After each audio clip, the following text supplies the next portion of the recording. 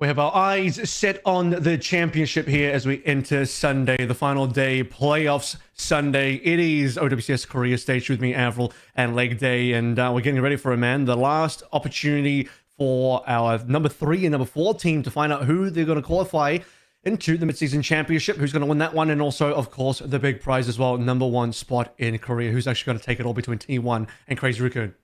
Yeah, it's a rare privilege for us as casters that we get a third place game with actual stakes to it. Usually these games are a little bit of a nothing burger. It's mostly for prize pool, but it's hard to get it hyped up. But with an actual spot at mid-season championship on the line for 2 teams that desperately want to be there, who have always been in this position of being the bridesmaid rather than being the bride, being the hangers-on to the glories of Korea. For AGG and Zeta Division, today is going to be a more important day than any other in their season so far.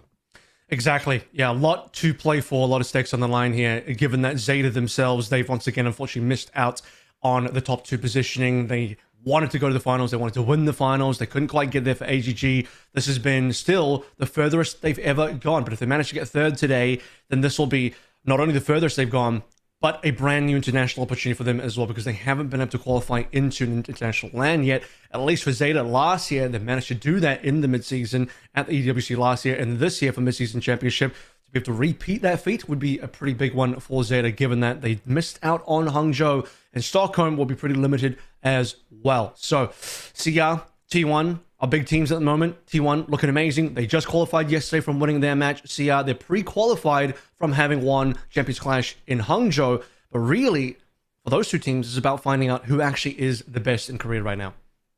Yeah, all about the pride of the home region. For these teams, like, being the best in Korea means a lot. There's a lot of rivalries going on between these squads at the top of Korea because, well, it has been for most of Overwatch's history. If you're the best team in Korea, then you're the best team in the world. And many a time, it has been an exchange between Team Falcons and Crazy Raccoon that has been at the top of this region. But an early crash out from Team Falcons has put them in a situation where they're likely going to have to go to the last chance qualifiers in Riyadh for mid-season championship to try and make it in that way. Global LCQ for Team Falcons, and possibly even for the losing team of our third place match tonight as well between AGG and Zeta Division. Some opportunity in the global LCQ for them to make the mid-season championship if that is the pathway that they want to take. Our games so far in the Korea playoffs for Stage 2 have been rather one-sided for the most part. A lot of 4-0s. Zeta onside was a 4-0. T1 Zeta was a 4-0. AGG Crazy Raccoon was a 4-0. The only non-4-0 was the Crazy Raccoon Falcons game, being a 4-2. And looking back at the game, kind of thinking, okay, maybe a little messy even for a 4-2. However, that still ended up being really competitive scoreline-wise. So, no Falcons in a grand final, no Falcons even in a semi-final. T1 Crazy Raccoon, Zeta, AGG, hoping that these deliver, because the history does say in the seeding decider matches, AGG and Zeta went to 5. 3-2 victory for AGG between T1 and Crazy Raccoon. That was a 3-1 in the seeding decider in favor of T1. Yeah, T1 walked away from that one. Feeling very good coming out of that seeding decider in general. T1 kind of swept and cleaned up over in our seeding matches. Whereas for Crazy Raccoon, it was a little bit of a crash out. It was not a fantastic performance from Crazy Raccoon in our seeding matches. But when the chips are down, Crazy Raccoon have some crazy plot armor, man. Like, these guys definitely have protagonist status in Korea. When the stakes start to climb higher, Crazy Raccoon start to get progressively better and better. Yeah, it doesn't. You just really cannot stop this freight train. It seems Crazy Raccoon always find themselves into a grand finals. In fact, I have to look at the history, but I'm sure that Crazy Raccoon at this stage have basically managed to get into every single grand finals, international as well. I think Falcons have missed out on a couple of them. Crazy Raccoon, though, to my knowledge, they've been there every single time. We've either had one of Falcons or Crazy Raccoon in the final at least. So, yeah, recent memory says it's minimum 2nd place for Crazy Raccoon. And today, that rings true again. But of course, I said this yesterday, leg day, they are the final boss of Korea. T1, they're going to have to bring out everything to be able to beat this team. Yeah, T1 really are. I know I said that Crazy Raccoon had, like, the plot armor, but when it comes to the protagonists of this, it's probably T1. Crazy Raccoon, they're the team in the American sports film that has all the funding, they have the best uniforms, they have the best players, they're all like 6'7" tall, you know? They've all got the Jordans on. T1, while we do have a lot of backing behind them with a prestige esports organization, T1's results up to this season have been lacking. They didn't even make it to OWCS Asia, but they have been able to pop off recently. But let's drop into our third place match here with All Gamers Global. The recently picked up most of Way squad, who have they've really found their stride even after losing Who Are You. We had a lot of close score lines in that 0-4. I mean, this sounds like a bit of a meme, but there are such things as close 0-3s and close 0-4s, and that was one of them. They got a point on every single map.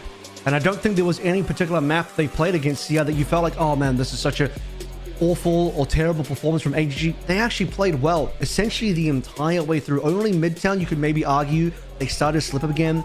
That was the fourth and final map, and even then, they still capped, they still scored. Not a single map did they leave with a donut on there with a 0. So a very competitive team, a team that honestly showed the capability. They beat 3-0 CR before, now they'll take on Zeta Division. Yeah, Zeta Division, a lot of prestige names on this roster. Bernard has been having himself a season. The power level of Orisa has spiked, and Bernard's prestige alongside it. Flora's really been capturing some imaginations on the Cassidy as well. But it seems like when it comes to the Freya, they have been a little bit outperformed by some of the other teams in the bracket. The Zeta Division, they're kind of recovering at the moment from a loss of Violet, putting Alpha Yi into that spot and forcing them to move over to that main support role. Bit more of a slightly less competitive experience for Zeta versus T1, but it could also state that maybe transitive property T1 might be the better of the teams in our top 4 currently between everybody, T1, Zeta, AGG, and Crazy Raccoon. A couple of maps in there for Zeta in their match versus T1 that just didn't show enough. So are they going to bring it to the table today? AGG starting out with Jasmine. Once again, Milgaro didn't get to play a single of the 4 maps versus Crazy Raccoon yesterday. Jasmine starts once again. Now we are in more of an off-tank aligned type of meta. It also does say to me like that map number 1 probably not Ilios. Yeah, I believe last time it was actually Nepal we went to, and we saw Jasmine roll out on the Junker Queen.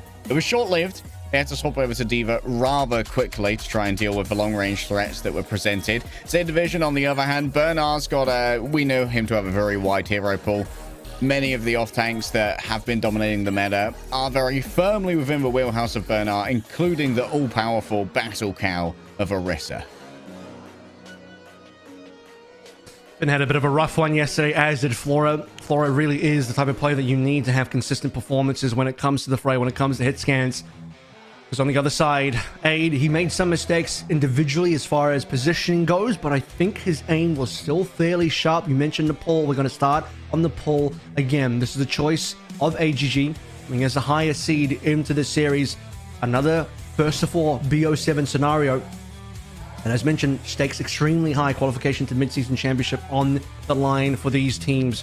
Player I'm still going to be mostly looking out for on the AGG side, Sonjin. On the side of Zeta, Bernard. Yeah, Sonjin has been that explosive player, but on Nepal yesterday, the player that really stood out to me was Aid on the Cassidy.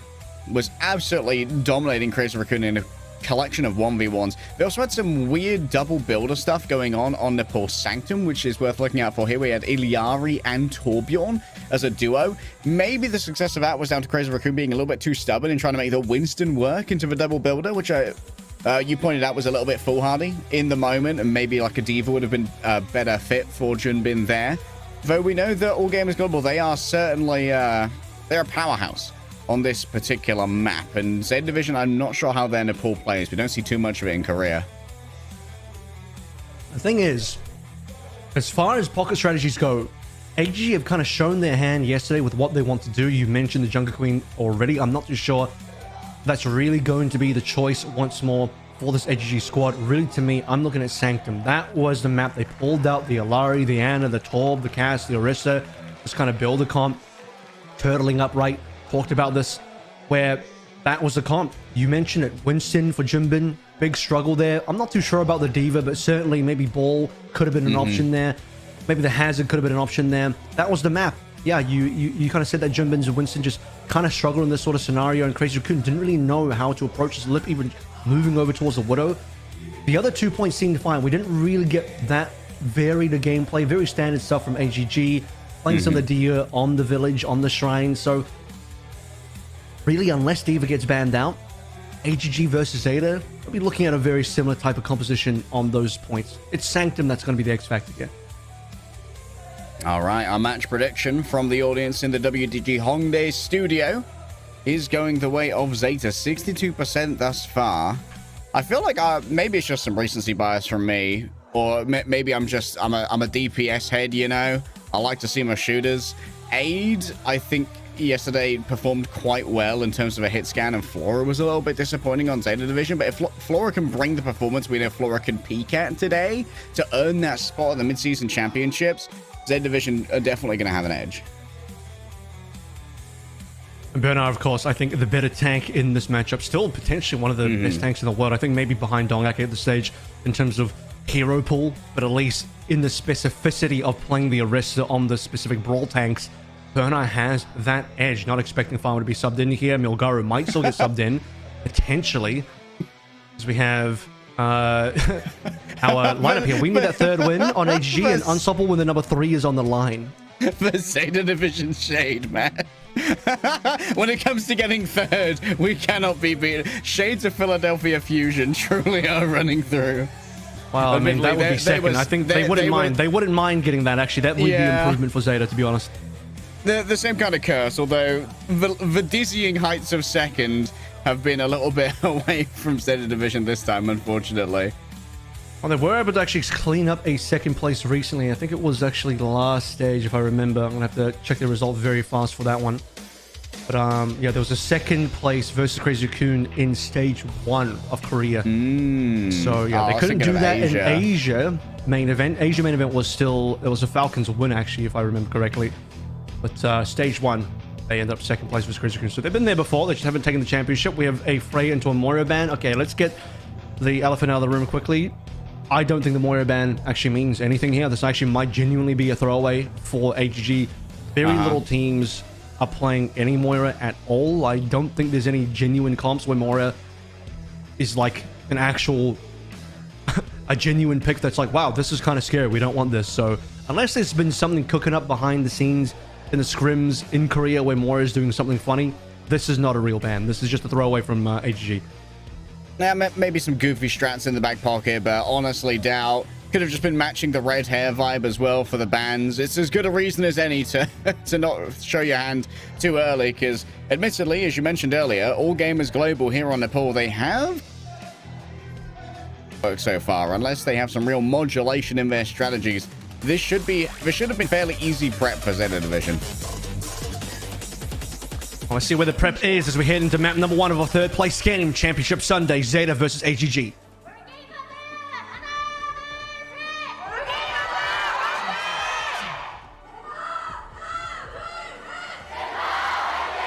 If I remember correctly, Jasmine didn't bring out the Arista till a little bit later in the series. Last time we saw All Gamers Global play yesterday, so rolling out on it here might allow for some earlier first point dominance from All Gamers Global, where they did struggle to win some of their first fights up against Crazy Raccoon.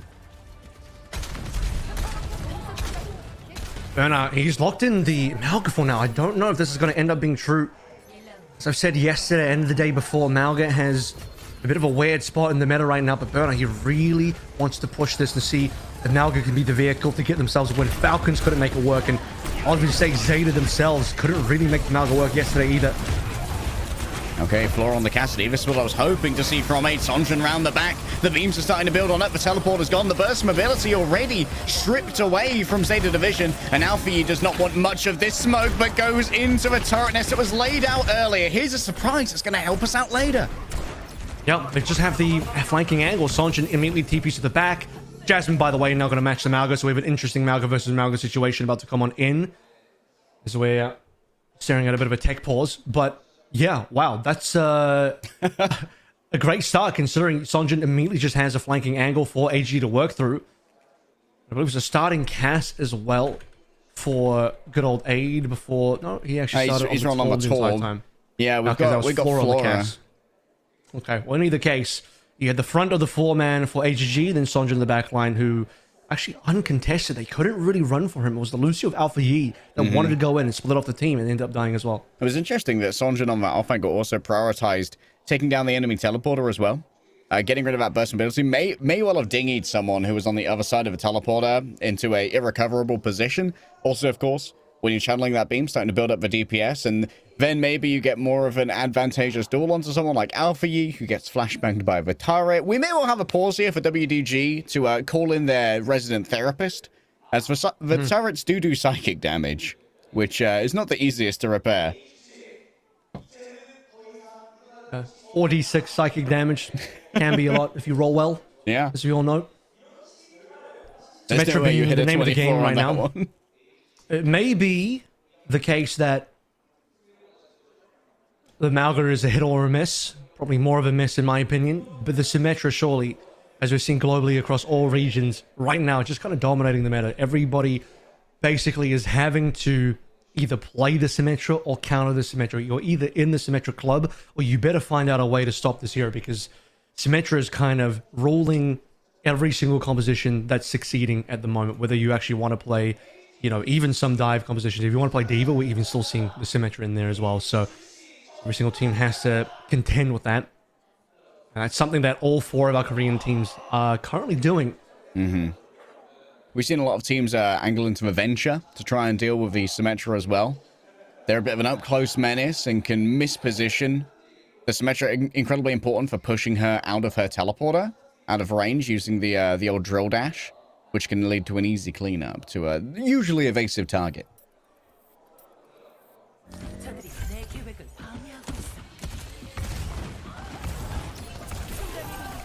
As we on pause, as mentioned, Jasmine coming back on his own Malga, so we're going to get into a Malga off. Well, at least if both teams are playing it, then commentary says Malga's going to end up winning of some degree. Jasmine is just going to clean the floor of those. Flora is just, yeah, he's going to try and Deadeye for the final shot.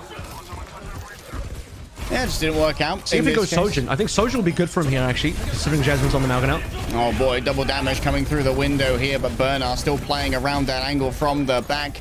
In favor, once again, of All Gamers Global. They get the cap off of the space bought by the amplification matrix. Flora hasn't gone over to the Sojin. Actually, she's going to use the TP on the Cassie to disengage as soon as possible. Taking down the teleporter and now moving on in with the photon barrier erected by the Symmetra. There's still this back pocket sound barrier if needed by Lee Soo-min, but a big stomp in from Jasmine has done plenty of damage, and the Molten Core underfoot is even more to worry about. Getting hot under the collar for Zeta Division right now, as they're still brawling out, but with no control gained. Pelican gets himself 2. Big plays off the beam. 3 players remain. They're engaging in guerrilla warfare back here as Pelican, but a fully charged photon beam just burns them straight to the retinas.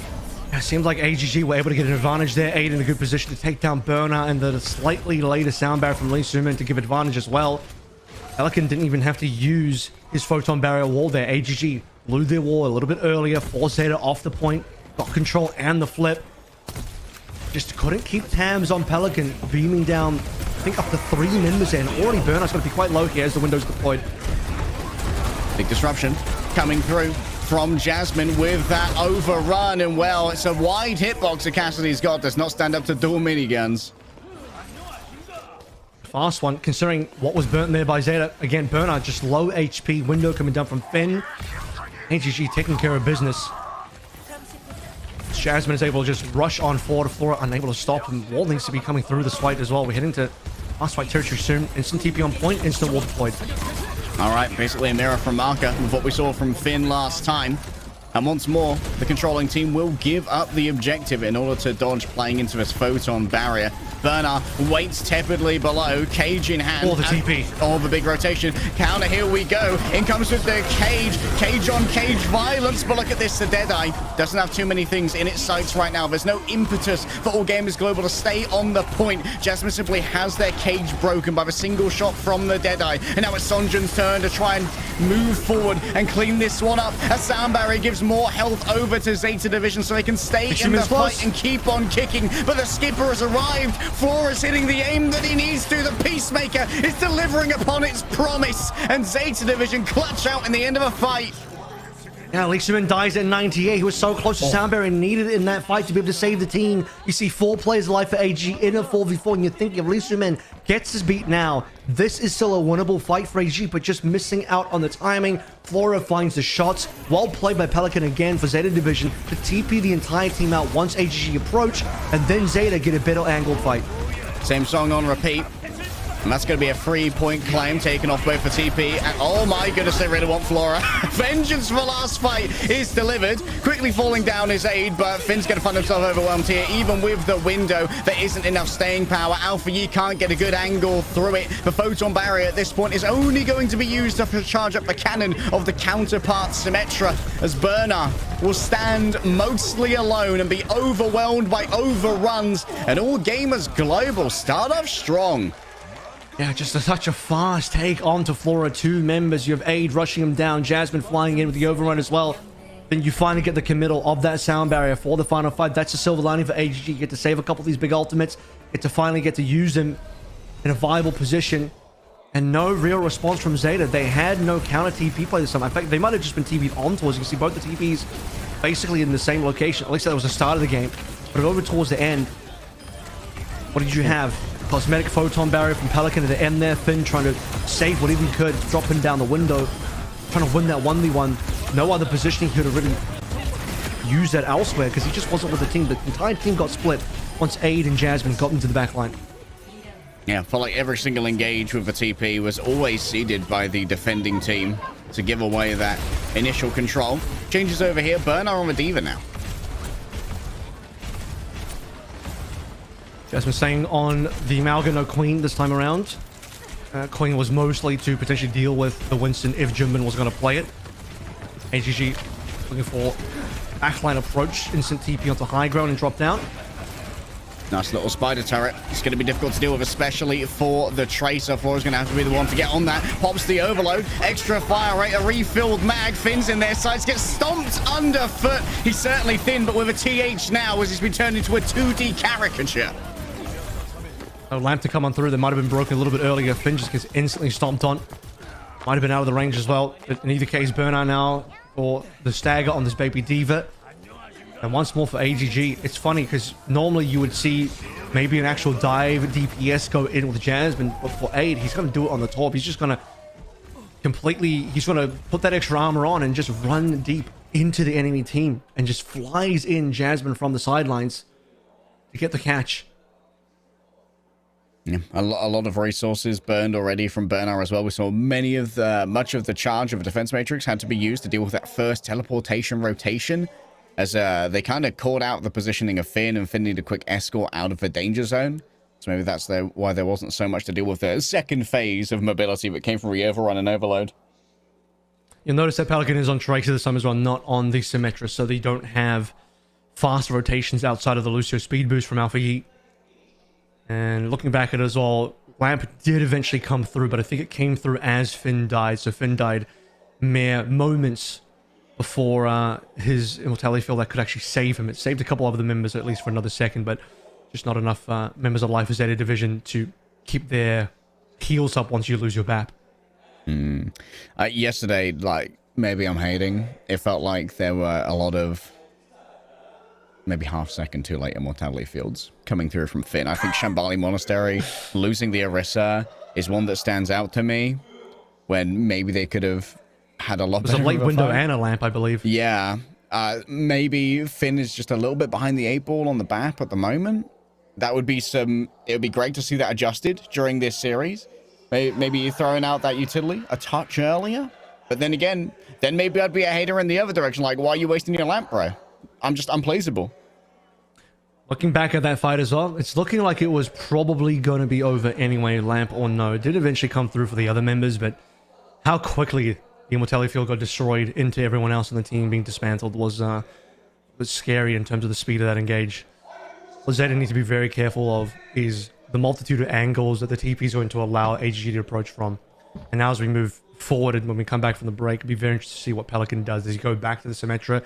Does he stay on the Tracer? Because I do think, at least on a map like this, maybe in future maps, you look at a little bit more linear maps, TPs back and forth can I know, sounds pretty attractive. On a heavy flanking map, Tracer, you'd imagine, would still be pretty strong here. His option is actually going to end up being the Echo. To be fair, there's nothing to really stop him. I also think a potential Flyer could have been nice here as well, but Echo's going to be the choice. All right, I don't mind the Echo. Oh, this could be a big engage right here. They're all on top of Alfie. Already has to burn the amp it up just to skate away. And now that's not going to be available in the midst of a fight. So the healing is going to mostly be relying on Finn. And zoning coming through from Flora, but instantly just gets overrun by All Gamers Global. They move as a unit, and the punishment is real. Finn brings up the window, and it makes the damage too much for Aid to bear as they get caught out of position by the singular burst that Finn decided to bring forth on the Baptiste. Yeah, but it's the marker window as well that's preventing Zeta Division from touching points. So scoreline still ever increasing for AGG, and now they're going to bolster that one up a little bit more with the photon barrier. Zeta don't know if they want to stay into this one. Just going to disengage for now. Wait for the wall to drop before they can actually attack, and they have sound barrier. In fact, they're not going to wait at all. Jasmine just says go. Jasmine dies for it though. Yeah, Immerfield was finally brought up at just the right time. And remember, Jasmine was overcommitted with the rest of the team, not quite as committed to the plan as they were. Teleporter at the moment just... Sunjin, not like this. Gravity wins every time. Do not mess with Newton.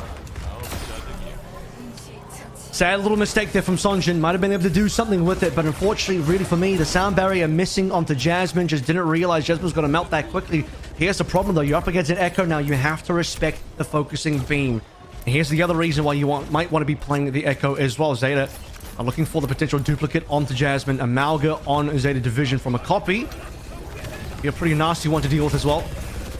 Yeah, the quick generation of that cage could be a lot to try and deal with. Maybe you could use something like the Tourbillon ultimate to try and burn through that one real quickly. For now, Jasmine looking for an opening here. Teleports towards the back. Counter rotation from Zeta seems to be good thus far. And Bernard's doing a good job of frontlining through here.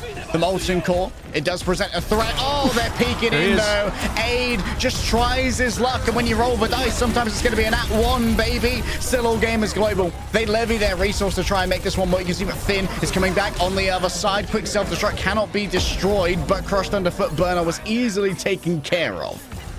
While Aid is gone, the rest of the team for AGG in position to still win that fight. Pelican, no duplicate to come on through. A savior of the team is going to have to come in this fight, though. 90% plus Aid coming back on the cast. Where's the copy? There it is. Now over onto the points. I'm just going to walk on. That's fine, too. Yep, just walking on. No need to use the overrun yet, I suppose. Here it is into the back. Not too much ult charge gained. Unable to get the cage before having to move on forward. Leads to him in now. Reinforces the remainder of the team. They need to match the beat, but Alfie is still 10% away and falling down to half HP. No! 5% away! They get taken down to the lands of Tartarus for a long, cushy ride on the River Styx. Burner will be the last remaining bastion. And while Pelican is going to be returning, they just do not have the time to make it work. All Gamers Global showing why they picked Nepal. 2-0 here as well. They managed to achieve what they could not versus Crazy Raccoon yesterday. And you know what? We didn't even get to see Sanctum, the round that I would have thought would have been the real ace in the hole for AG. That was the one they showed their prowess on versus CR yesterday. They lost the other two. The two rounds that they lost versus CR are the two that they won today versus Zeta Dong. So you can see Happy in the background there. Map 1 in the books, their map choice. They get to win it. Next map is going to come through from Zeta, but it's just so important that if you're AGG, you want to first pick map that the Nepal. You did it yesterday, it didn't work out. You've done it today. Finally, your first map choice is actually a win. Yeah, really making the most of the initiative they were gained. Now, All Gamers Global, just got to keep it going. Zeta Division, they'll see what they can do after this break.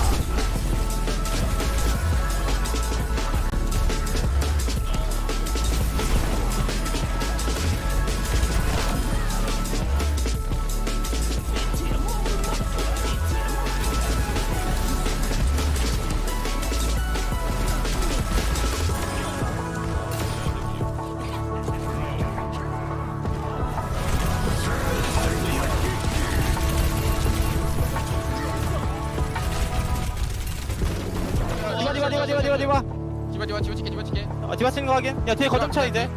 야 뉴스 볼게 수민아. 서디 뒤에 있다. 서디 볼게 메인에. 자 에코도 야 서디 코동. 아 디바 쳐. 에코 못해 에코 내가 칠게. 에코 와봐. 이렇고.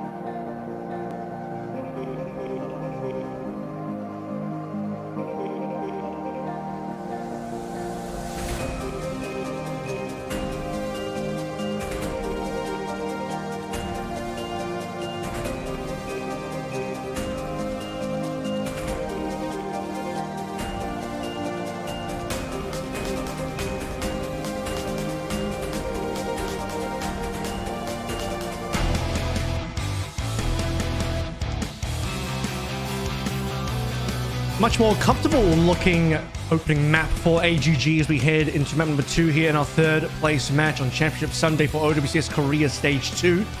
Zeta Division huddling around, trying to figure out where they want to take us to for map number 2. I got, again, a lot to play for here, Harry, as we have mid-season championship qualification on the line. Yeah, so much stake for these teams. If they don't win here, maybe there's a chance you try and go for the global LCQ, but that's a long way to travel. Takes some resources, and you got to possibly win out against a team like Falcons there as well. Here's a quick look at the maps that are available and the respective win rates for the teams. It feels like often in Korea, we've been going to New Junk City as our second map. Well, certainly if you're Zeta Division, when you look at their match history, yesterday, immediate map 1 loss, they take us to New Junk City. Previous to that, they played up against Onsite Gaming where they won everything, so that doesn't count, I guess. But then versus T1 previously, again in the seeding matches, first loss, instant New Junk City choice. So, in fact, that's even tripled up. They did that against AG. So, history would say we're going to New Junk City.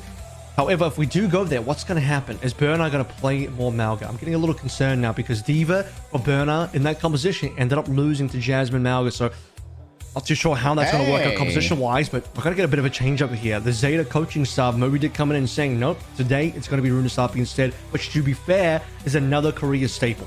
We've had a lot of teams also go for the Runasappi straight away. They love the new Cope City. They love Runasappi. And just to swap up to the order here. And I too share the concern of the Bernard tank choice at the moment. I'd love to see that Orisa come out. We did see Bernard essentially solo carry at least 2 fights on Orisa on Runasappi yesterday, which was no mean feat. A lot of D.Va being played by Bernard as well. He eventually went from Orisa to the D.Va. We also have the sub in from Ilgaru for this map, which says to me the potential for Ball, the potential for Hazard. Now, balls are going to be a real problem because if you remember, Dongak on ball yesterday dominated Zeta Division, and Milgaru has a pretty mean ball on him as well. Issue is, Zeta get first ban, and I think if you're smart, you ban the ball straight away. Milgaru being delivered the booster seat when he arrives. A little bit BM. But the ball That's certainly when was... when you can adjust your seat all the way, but just a cushion to keep comfortable. Hey, maybe he just wants to be comfortable. I'll give him that. Maybe just a cozy guy. Just a cozy lad getting it done. yesterday the Donghak ball was certainly doing bits against Zeta. And yep, there it is there to see Milgaru coming over like, never again, we're banning the ball. And you know what? It's kind of a smart ban because Milgaru has been conspicuously absent, at least from yesterday's games. And he's one of the few ball specialists. I mean, that's the weakness, I think, of Zeta compared to everyone else. Korea top 4 is interesting where everyone can play Symmetra. Everyone can play the normal comps. You can play the Aristas, you can play the Tracers, you can play the Genjis, whatever. But only 3 teams play ball. Zeta is the only team in the top 4 that does not ball. Bro does not know ball, unfortunately. That's fine, because Burner can still be the best Arista in the world. However, you want to make sure that if you do lose to a ball as you did yesterday, get that out of the way. Don't risk it again. You get a Milgaru sub in, make sure that ball, his signature, doesn't get played. He's going to be forced onto the Hazard, potentially the Arista. And if he does play the Arista, then it's a situation where it's like, well, we know how to handle this. Really, if it was going to be Arista, they should have just kept Jasmine in, right? So it's a really good force out. The Texas hard high Avast. My goodness. Where's the high everyone leg day, huh? Where's the Texas hard? Where's the what are we? Where's the burn blue at? Get this guy out here. Where's the burn blue at? Where's Sparkle at? No, he's been eliminated. Never mind. Falcon's got eliminated. I was going to say, where's Sparkle at? Get him in here. Get him in here burning blue. Sparkle's busy planning a trip, you know. Bro's booking some airline tickets right now. You actually do have a decent core of ex-Outlaws players here between Pelican and Burner. True. And previous to that, you had Violet. Source. You had Violet as well prior to that last stage, so you had a decent, like a reasonable core of Outlaws players on this one team. Yeah. And honestly, like Burner was like a late addition, if I remember correctly, to a 2023. Yep. He literally came in for only playoffs. Squad. Yeah, and kind of carried them to second, not gonna lie. Like, it was a good Outlaw squad. Love up to Fearless, but Bernard coming in, it almost felt like when Decay Giga carried. Literally is the same situation. Just did one of those, like, cheekies. Like, you know what? This Albert guy Mayhem picked up Who Are You last minute. I'm gonna pick up Bernard. And then we didn't get a Genji meta, but we did get a Sigma meta out of nowhere. Out of completely nowhere, it ended up being a Sigma meta. And then Bernard's like, great. My time. So that just worked out unbelievably well for Outlaws. One of the greatest mercenary moves I've ever seen. Really has been able to build on that recently as well. I assume with the ban towards the Milgaru ball here, we're likely gonna see a Hazard. What Hazard? It's gonna be his default. His default is gonna be Hazard if ball is banned for sure. You're not gonna see Winston here. That would be a mistake. He could go Orisa, but then that would feel like, you know, he's run out of options if he's playing Orisa. And in that case as well, like I said, you're basically in a situation where Jasmine probably should have stayed in. The only sort of cope here is like, we are playing a potential long series where this is an easy way to draw the ball ban out early and then potentially bring it out later. For example, if we get into a long series where map pool reset comes in, Ilios becomes available, HG pick an Ilios, the ball becomes available again. So there is the long play here from Dongsu and the rest of the coaching staff on AG to say, you know what, get a Milgaru game in there, draw out a couple of bans, we'll see how the rest of the series goes. The long Dong plan. I enjoy the idea as we head in to Runasappi for map number 2. It's Zeta Division's pick. Let's see if they can deliver.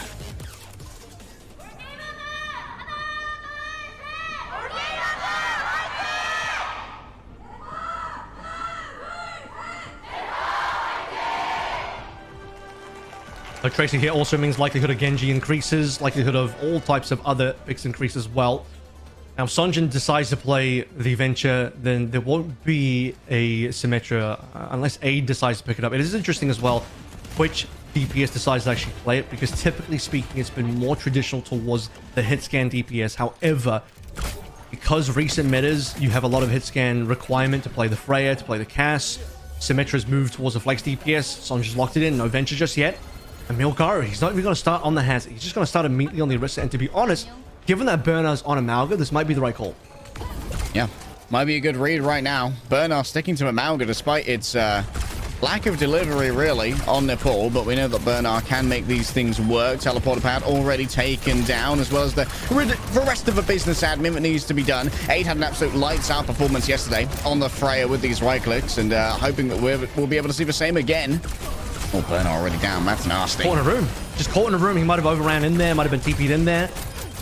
Probably not, actually, as we can see the TP's been used by Pelican to maybe exit instead. But in either case, Bernard caught in the side room, taken down.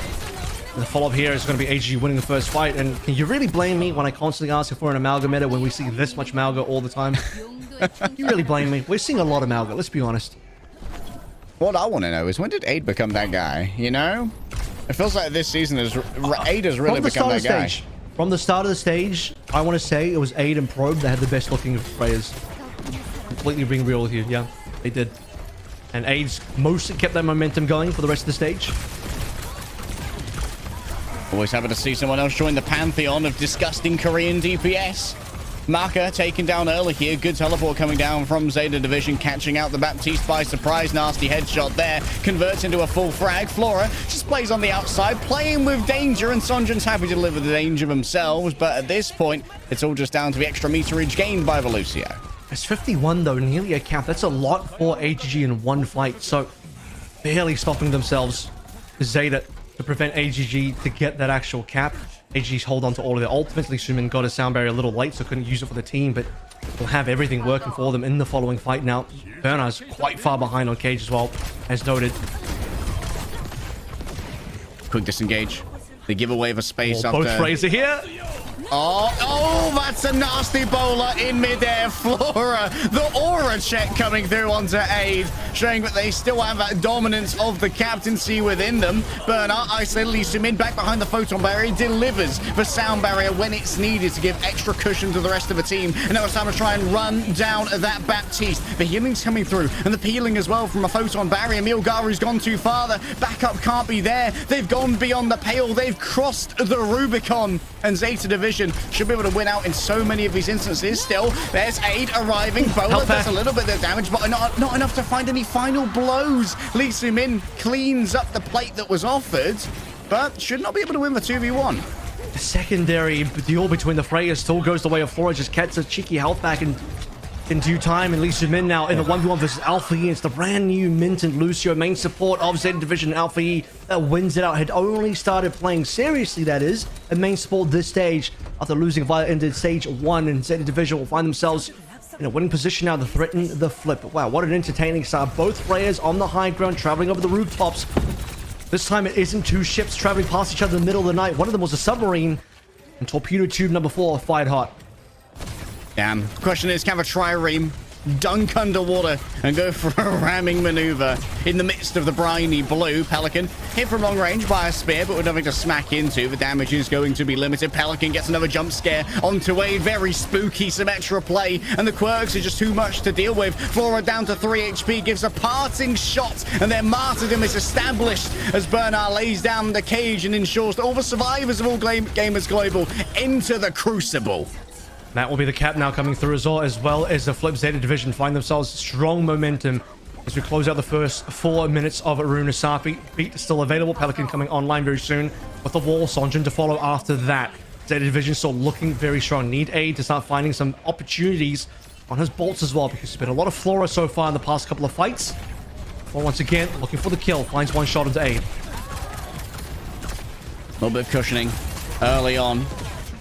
And the teleport is available for that burst mobility if it's needed. Out comes the bowler. It's wide from Flora. Aid's able to escape that, but placed in the corner, Alpha E's more than happy to clean up the distressed Freya when she's at her most vulnerable. Poor Aid with the bolt, though, and allows Alpha E to go in for the cleanup. And Zeta Division, once again, are extending their lead. AGG need to win this next fight, or the spot is going to get away from them. You're going to see 100 meters from Zeta. If AGG don't slow it down now. This is an extremely important fight now. It won't be a losing position just yet. Aid finally gets something done. There it is. That's what we're looking for from Aid. A double to really toe the line as well. Bowler mostly avoided. Bernard just playing their life in the corner, using it for cover. But it's going to be a cooled reset here, and Aid. Oh, okay. Aura re-stolen. Cheeky little 4K. 5 more, and he become the head coach of Falcons. Hey. All Gamers Global now. Speaking of 4s, 4 ultimates. This 87 to 51 is very recoverable for this HG squad. Fast rotations. They really want Aid.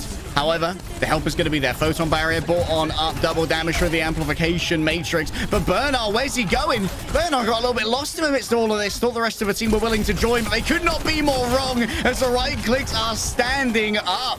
And Aid looking nasty once more. Needed to heat up the engines a little bit here for Aid. He was losing other duels earlier, but now he's incredibly fired up. Should be a cap to come on in soon as well. Just a double ultimate being expended by AGG here, very cheaply played through. Zeta still have nothing to work through at this stage. So AGG not just getting a cap, but threatening a flip if they can find a good value here. Sound barrier, notably, going to be very important. Hanging out above, imperiously staring down upon all of these subjects. Only some of them can be filled with explosive bolts. Obviously, in full Lucia. There's the bowler. They TP away. He took the ball with him.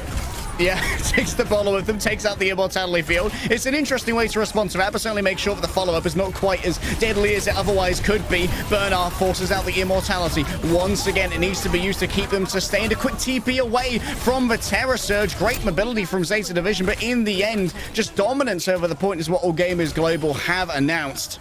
And we'll now talk about the 100-meter mark. AG find it first. They have the superior ultimates here. Pelican dies early as well. Bernard desperate to try and get something done. Dives to the backline as Malgo now swapping over towards the Orisa, forcing this Orisa mirror probably more along the lines of where Zeta's comfort zone should be.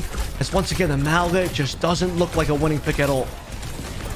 Yeah, the Malga continually having suspect moments. Oh, Finn is instantly decimated. The bowler goes to touch wide, unable to connect onto the Lucio, and I've just got to try and flee away from the Orisa. Boy, is she scary. Milgaru is already taken on down, but it seems like Ada's managed to get out with just a sliver of HP. The pocket's going to come on through. Yeah, the fortifiers popped. That's a bloody scary window that you got to try and roll away from. Immortality field brought out as well to just try and keep Bernard sustained on this corner. Keep the bot from moving any further forward. But guess what? Aid's still getting heals in mid-air. To talk about Finn's mortality fields, that one was priceless. It was impeccably perfect for him as Bernard hides behind the corner, immortality field behind him, and no angle to delete the lamp. Alpha E holding on to beat, in position now to play at a tempo. Aid finally getting taken down. Flora gets his revenge, and Alpha E pulls trigger. Yeah, Alpha E sees the opening. And while it might not be the fight winner by itself, it is at least going to secure it here for Zeta Division. At this point, they just need stability and a chance to start building momentum. And they can get it as well. 87 to 125. Still very recoverable within 2 meters. You're setting up now for where the bot's going to be in the OT. Extremely important. The Zeta Division needs to have this bot at least in no man's land, in middle or in enemy territory, to threaten an instant push for meterage once the OT hits. They cannot afford to start their bot all the way into their own territory. It's too long of a run back otherwise. A TP around, a new angle, a photon barrier brought on up. It's going to be matched here by Sonjun as well. The pixel vomit on my screens. It's certainly going to happen at some point. They're going to roll on forward. Down go the photon barriers. The floodgates have been open. Lee Sumin rolls on in the Terror Surge. Sonjun is booped into it, but has the HP to hold up for just a second longer. Pelican comes around the back and does it manually. The old technology of a fist to the head, in this case, will win out over Vishkar's proudest. And Bernard now on the chase. 2 versus 3 to end things out. Milgaru, Lee Sumin, despite having the Terror Surge, not going to be wanting to take a bite out of that. Zeta Division still have to wait for respawners. Note that AGG have a closer respawn now as bot goes into their territory. But the late sound barrier from Lee Sumin not saving Marcus life, not giving AGG full membership to try and get that fight underway and maybe give Marcus the opportunity to play a window in that fight as well. Still, less than a minute now. Zeta have at least maintained bot control. They haven't lost it yet. They need to continue this. Once the OT hits, to give themselves a chance to close the 40-meter gap. And they're playing so long on this lane as well. It's going to make getting a good teleporter cast off very difficult. 2 right clicks might open it up, though. Aid going to be forced to hide away for a moment for fear of a third going for an impact. And the teleporter now ready to go. An explosive movement forward. Milgaru for now. They are just taking their duty of keeping the bot in place for the moment. Bernard playing with fire around this corner. New teleporter about to drop, but Aid's got a bowler. Could manage to find a squishy in the back. And now you can see, looking for an audacious angle. Aid knows that it's time to try and make a play. Looking for the opposing Freya. Everyone's dragged on into the Terror Surge, but countered out by the sound barrier. It's perfect timing from Alpha Yi here to keep the remainder of the team alive. But now it's down to the DPS to deliver the damage. And you better believe Pelican and Flora, they've heard the call. The beacons were lit. And yeah, while Alpha Yi called for raid, Zeta Division are happy to answer. Sonjun from a distance with a fully charged beam. All Gamers Global are taking it away right now. The bot's making its moves. Milgaru's in the corner. 67 HP. It needs to be dealt with, and Flora gets it done. The bounty has been hunted. Overtime is starting to tick away. Flora's just doing their best here, tapping in one moment at a time. It's all down to Aid, and Aid delivers. No help, unfortunately, for Flora. The final member alive. He wins the 1v1 versus Milgaru. But as you said, the beacons have been lit and Gondor has arrived. Just a singular soldier, but that's all you need. It's Aragorn, otherwise known as Aid, coming in with the Freya for the final shot to end Zeta Division. Not enough left in the tank there from Zeta, but they made it close. A very competitive Runasappi. It's been 0-2 so far. We expected a bit more on the pull out of Zeta Division. We got more out of Zeta Division on Runasappi, but they will still need to bring a little more to come in the following maps if they want to start winning something, because they're not in the hole just yet, but one more for AGG, and it's a reverse sweep only scenario for Zeta. This series, Avril, I think it's got some legs in it right now. Zeta Division are slowly waking up. All Gamers Global credit. They managed to make it work with the Milgaru Orisa. We thought that if they're going to play Orisa, it might as well be Jasmine in. But Milgaru did manage to put up an impressive performance. We'll have to see if the substitutions keep on rolling as we head to map 3 after this break.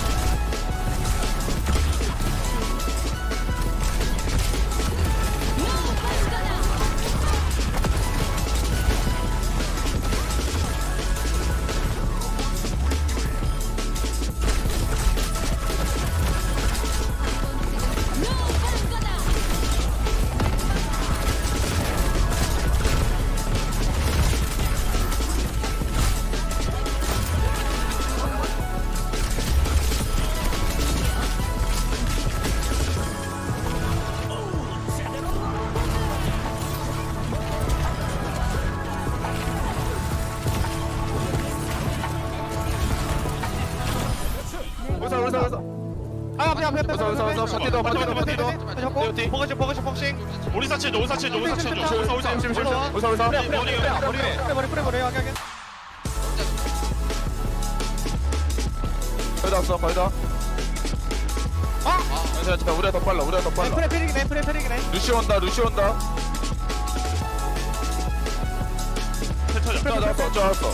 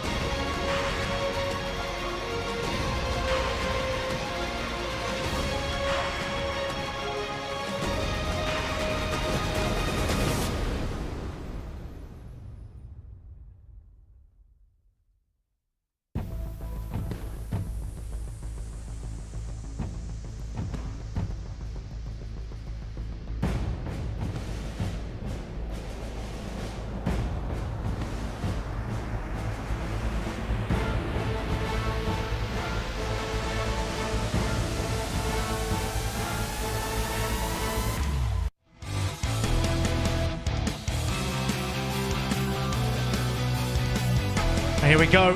Map 3 coming in hot for AGG versus Zeta Division. Not quite backs against the wall, but certainly the temperature has risen. A huddle up for both teams there. Zeta now talking about where to take us next. As a reminder, typically they've gone to New Junk City. This time they chose Runasappi. I'll tell you what though, I think it's time to break out the New Junk City once more for Zeta Division. It's their normal go-to after a map loss. Yesterday, they lost it versus T1, and they lost it, as you noted, on a Malga. Is that going to be the case again today? They need to.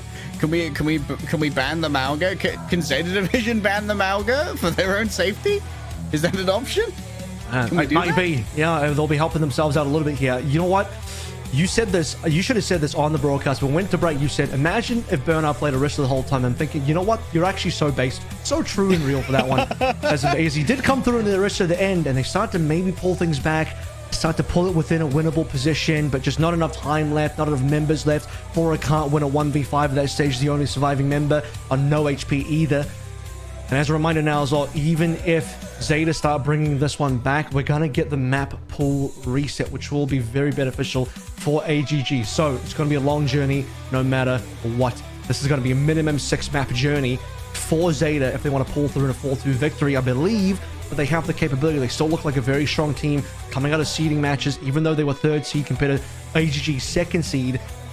They lost to AGG there, but it was in a 2-3, and AGG had to reverse sweep that one as well. So AGG had to pull out all the stops for it. This time, AGG start with a 2-map lead.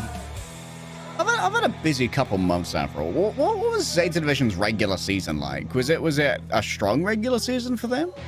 4th place, so only one below where their expectation is. You know, I know the graph had kind of memed on them, but it's kind of true. You know, they're typically like a 3rd place type of team so far. They're trying to break that and be more consistently, at least Philadelphia 2nd, or, you know, maybe a 1st place as well. Nice cheeky little Shanghai or a Shock or a Dallas Fuel 1st type of deal. Crazy Raccoon and AGG were number 1, number 2. T1 3, Zeta 4, Falcons 5. Oh, the seedings of the top 5. That's after regular season, of course. Yeah. Okay. Because I was wondering how they might have been adapting to the loss of Violet, who did seem like a very impactful piece for this team. Not as bad as you'd think. They've actually done well. I think Alpha E's fit in reasonably well. Opening Venture Band says to me they want to enable the Symmetra again, but they don't want to deal with the Sonjin Venture. Although I will say if Sonjin plays Venture, then they're not going to have their own Symmetra, because I doubt Aid is going to bring it through. Aid wants to stick onto Cast, stick onto Soj, stick onto the Freya. You'll be really seeing that if Aid rolls out a Soj, they're expecting the Burner Malga again. But I think safety-wise, Freya is just the best default for him currently. We saw what he can do on the Freya once he gets fired up a little. 2nd half, or maybe even breaking it down to 3rds. 2nd, 3rd of our Runasappi. Absolutely dominant display coming through from Aid. That retake coming up from spawn when he gets a 4K. Beautiful stuff. Lifeweaver ban. Bit of a throwaway. Not going to see Lifeweaver here. I think Korean teams are unlikely to play Lifeweaver unless it's Ru Jae-hong from Old Ocean. So this one's just another throwaway. Moira was a throwaway map 1. Our 2nd throwaway ban for AGG now on map 3. Fans may be thinking, should they be doing a throwaway ban? Shouldn't they just be doing a real proper ban here? You could argue that, but the question then becomes, what do you really want to target here? Who do you want to target? Because you have a lot of players in your team that have the same hero pools as the enemy team. And I think AGG, they're happy to play into Merge. They're happy to play into the same thing. So let's find out what that thing is.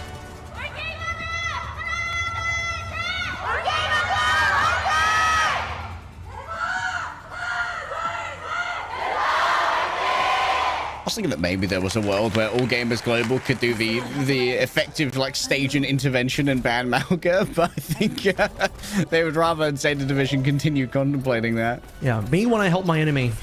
Let's just say Zeta should have banned out there on Malga, but I think Zeta's ban is very respectable here. Removing one of the threats early. And to no one's surprise, it ends up we're going to be playing Symmetra the entire way through. Both teams on the Freya as well. It's a complete mirror, no Malga, which is probably a good news for Zeta. And don't they know it? All All right, here we go again. Oh, with the classico. Flora starting off strong this time around, refusing to let Aid keep that momentum coming out of Runasappi. Oh yeah, Maka down as well. Now you've got only Lucio heals, and this modified premium can only do so much, brother. Lee Soo-min takes taken down by their counterpart, and Zeta Division start off strong. Yeah. Listening to music does heal me, but it heals me probably over the space of a week and not within seconds, and actually probably placebo because that's just my own body working as I sleep. Let's see how the body of Zeta works through this one now. 80% for Flora as he picked up a couple of nice openings, but despite that, Aid still manages to catch up, and double bowlers will be online as our opening 2 ultimates. Going through his tight chokes into the bowlers. Can be a little bit dangerous. Here it goes. Are you going to head on through the teleporter? Seems like not going to be the case. Trying to drag in the counterpart. Flora falling down there as Age strikes second. Strikes better. Finish just ejected. The absolute bouncer effect there from Jasmine. No shirt, no shoes, no service. And Aid's going to kick out the rest of the rabble here. Getting his revenge once again on Flora. It really has been a lot of Aid versus Flora in these 1v1s. Constantly hunting each other down, constantly using bowlers on each other as well. Specifically in the case of Aid, dropping bowler just for Flora. Want to get that guy down. We talked about this in the pre-show. Flora's performance was a little lackluster yesterday. Needs to be a play to look out for and really put their carry on for today's performances against AGG. We saw a bit of that on Runasappi. Delivered that in the first fight as well. Now Finn window ready. Lee Soo-min still lagging behind slightly on the sound barrier. Alfie's got it. Question is, do they know their advantages? Have they identified them? Here we go. Yet another door between the Freyers. Somehow Finn's got... what's Finn doing over here? It's going to... Mark just doesn't know. All right, well, if Finn doesn't know where he is, how are the enemy going to know where he is? Zeta Division just went out on some wacky positioning and win their 1v1s. Well, you have to be prepared to play for some TPs as well. And... yeah. Zeta Division... for that first early cap now. Might even be able to get it. Finn, by the way, just barely had a side angle through his own window to clean up Maka, who's got a struggle so far. Overlaid Otom barriers. Oh, Maka doesn't get it. It's going to have to stay on 1 HP. Unhelpful. Aid also unhelpful to a preservation of Alpha U there. Just hitting 2 right clicks, and while Finn and Bernard are going to be a force to be dealt with in the back. A lot of sustainability and brutal damage. They are going to have to commute to the point here, which is not going to be easy for this fairly immobile duo. 95 and counting. Zeta touch enabled Burnout first on point, but now he's stuck in the hole and he's healing. He doesn't have any help. He's gonna die for it. Lucio, the off angle, nasty there, making sure that the spear spin cannot affect both of the assailants. The TP comes on up. It's an instant assassination onto Aid with help of Flora. But however, the rest of Zeta Division will need to start coming on to this point, going up against the Symmetra. She's bloody scary. It's a wide spear, yes, but the quick melee gets it done, and All Gamers Global just about walk away. Yeah, Zeta, maybe a little heartbreaking there for them because they got it so close to hit their own 99. And for Burner, he had to be the first one to touch Team just too far away. Needed Alpha E to probably go for it. This is the problem when you don't have a Tracer either. We're in such a Symmetra heavy meta now that Tracer's no longer in play. There's a lot of pressure on the Lucio's in the tank. You'll have a slow tank to go for these touches. Point number 2 now for first up on ultimate. Nothing else to be found. Aid with a couple of nice shots, chunking down Flora once more. Just absolutely torturing them on the approach. The damage is real. There's the bowler even behind the window. They are not safe. Staring at them from beyond the pale of darkness, and darkness strikes back at them. Zeta Division should be thoroughly slain here. Aid just going to hang out in the air, daring Velucio to go for some aerial interceptions. Yeah, speaking of dark here for Zeta Division, you can see the clouds just moving in ever so slowly. You know the rain and the downpour is approaching, and I ain't talking about Hazard. I'm talking about the fact that Zeta Division, they're not going to win this map. They're going to be down 0-3, and they're already 1 point down. First cap going to the way of AGG. Zeta looking for entry here. Bowler's still on board for Flora. No Terra Surge to combo it with. Sound barriers both sides, but can be countered by Lee Soo-min if Alpha E decides to go for tempo play. Even more worrying for Zeta Division. They've already used a lot of their favorite plays here. Out comes the bowler onto Wade. Where's the finish? Oh, what a fumble from Zeta Division. They were so close. And now Alpha U just has to try and rescue Finn amidst all of this, using that sound barrier. Oh, the Terror Surge is going to be brutal. But damage narrowly avoided by Alpha U. And Sonjin's been found on the off angle here by Bernard. An all-out battle for the point potentially. Does Pelican want to bring up the photon barrier? Aid. A little bit of an age jacks there, unfortunately. Unable to launch the bowler. Well, Thankfully, he'll be able to get that one pretty quick via the passive. Bullet probably not going to be that impactful in that later stage of the fight, but consider this. They being HG, start the fight 4v5. They got Finn earlier via Sonjin, but Bernard trades instantly. And then beyond that, it's Zeta Division getting to play through the rest of their members alive. Pelican didn't even have to use Photon Barrier, which is very impressive in that scenario. Sonjin might be looking for it. Here it is. Pelican response. All right, walls on walls on walls. Everyone playing in a relatively safe position right now. Teleporter for some burst mobility, scaring them away. The rotation's massive, though, from All Gamers Global. They've got Bernard fairly low. Might force out the Terror Surge here for all about fortification. And it is used by Bernard just to force everyone to back on off. You can't stay in front of that window for too long, though. Even with Sonjin being down, lots of damage coming forth from All Gamers Global. Aid, they look down magnanimously upon the kingdom that they've earned, untouched on the off angle. But still, the remainder of their team, they're absorbing all of this aggression. Zeta Division are still in control. They're 4% away from being able to claim this one. And there is a touch on point coming through from Lee Soo-min. They should shortly be overwhelmed. The healing, the help coming through from Sonjin. It's just going to be a shortly lived off angle. I think this one might be cooked. HG are here, though. They have the TP to get onto point. Marker coming back from spawn as a Juno just for the extra speed. Or at least just putting down the speed for the spawn tech. And, well, the point is over, so not wrong there. Unfortunately, AGG didn't have all 5. Marcus still too far away. Have to prep themselves now. Point number 3 is Zeta bounce back. An important bounce back. They needed that one. They got close on our opening arena. Here comes Aid on the angle. Just gets a bowler in there. Respected is going to be Finn dropping a lamp. And a punish to Lee Soo-min as well. All right, Bernard under siege, and Jasmine doing exactly the same, forcing out the sand barrier here, dragged in by the Terror Surge, slamming down onto the ground a little bit too late on the teleporter. Sonjin actually bounced on back through it the second after, and I think body blocked a spear when they had no HP to do so. Tried to be a do-si-do little trickster, but unfortunately the only goofy thing here is their life. Zeta Division now holding on to 3 ults as they clean that one up. Pelican doing the most towards the end. Sound barrier from Alpha E does end up saving the team. Jasmine will get naught with that Terror Surge. A good start for Zeta Division on an attempt to bring this series back. A second point here, giving them momentum. Lee Soo-min coming up next on the sound barrier, but that's all they're going to have. Zeta have farmed up so much in such a short amount of time, winning a couple of these important fights in a row, getting large cleanups on All Games Global. Big potential for damage here. Those explosions do start to rack up against tightly packed teams behind the window, though. Flora often having to give up that angle and also just try and find what they can with the jump. A quick TP away. A little bit of momentary heart palpitation there. Out comes a bunch of ultimate ability here. Lots of staying power for All Gamers Global. Zeta Division, they're already 70% towards the camp. Sonjin on the off angle, dragged back in away from the teleporter by the Terror Surge. Bernard instantly pops it and then just makes a beeline, crusading towards the Baptiste. Overwhelmed by Pelican, who has a fully charged beam and all their friends behind him. Flora really carried that one at the beginning of the fight. Gets Lee Soo-min down, prevents the sound barrier from coming on in, which Lee Soo-min had before Alpha Yi.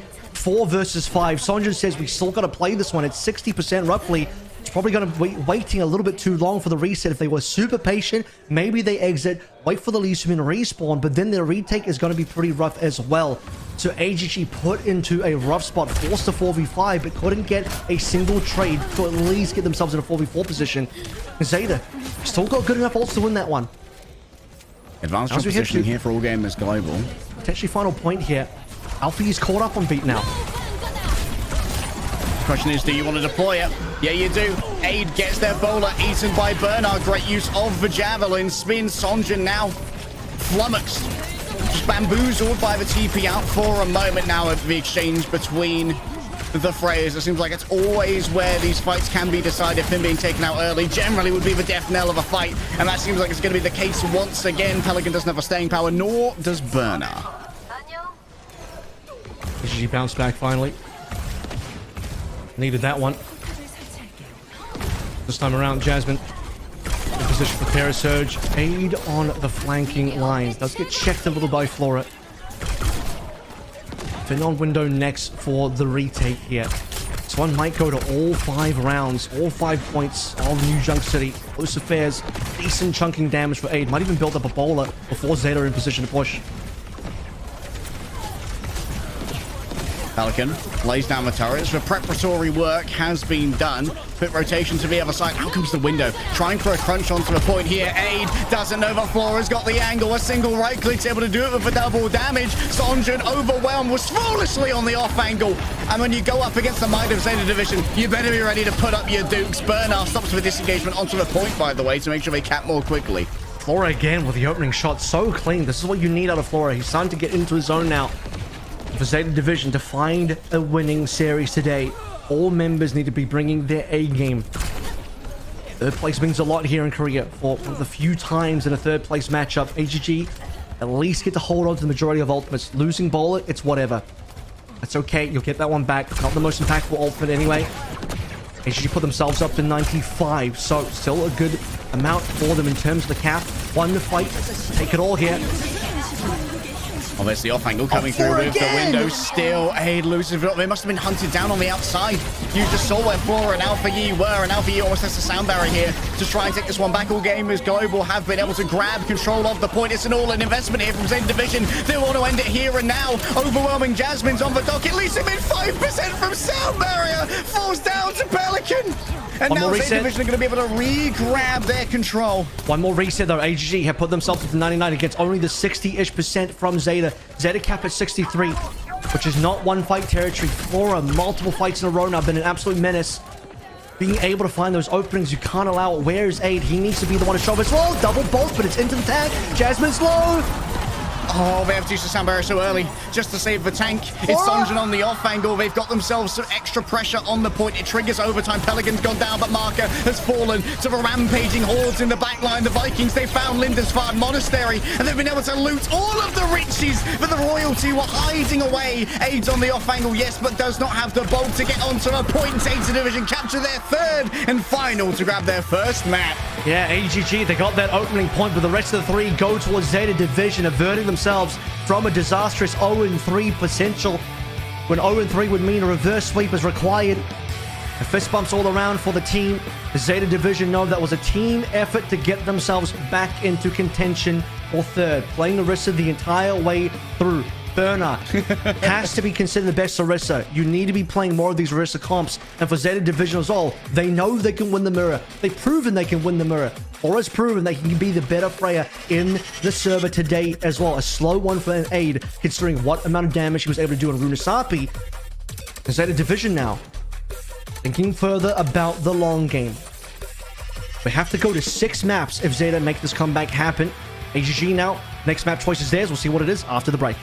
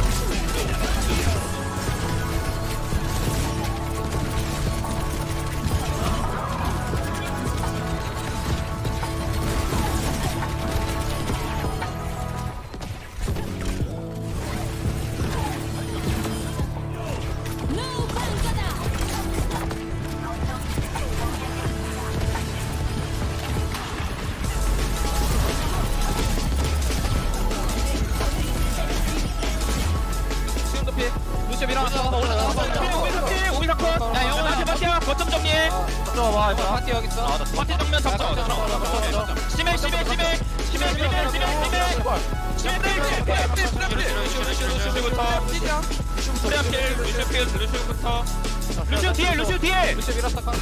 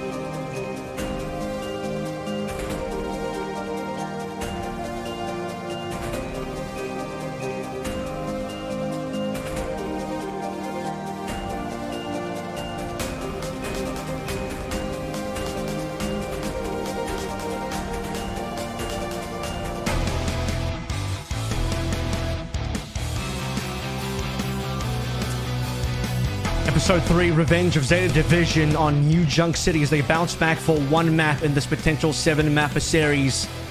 It is fighting for third place here in the OWCS Korea Stage 2 playoffs, where qualification into this stage's major, the big international event, mid-season championship is on the line for the winning team. You win, you go, you lose, you are out and forced to potentially participate into the global LCQ if you choose to do so. Remember, it's not a thing where everyone goes. It's if you want to go, you get to go and find your own way over there to play into it. And the amount of maps remaining here, Zeta have bought themselves a potential now to tie up the series. It is AGG's map choice, and take us to Circuit Royale, a map that they chose versus Crazy Raccoon yesterday.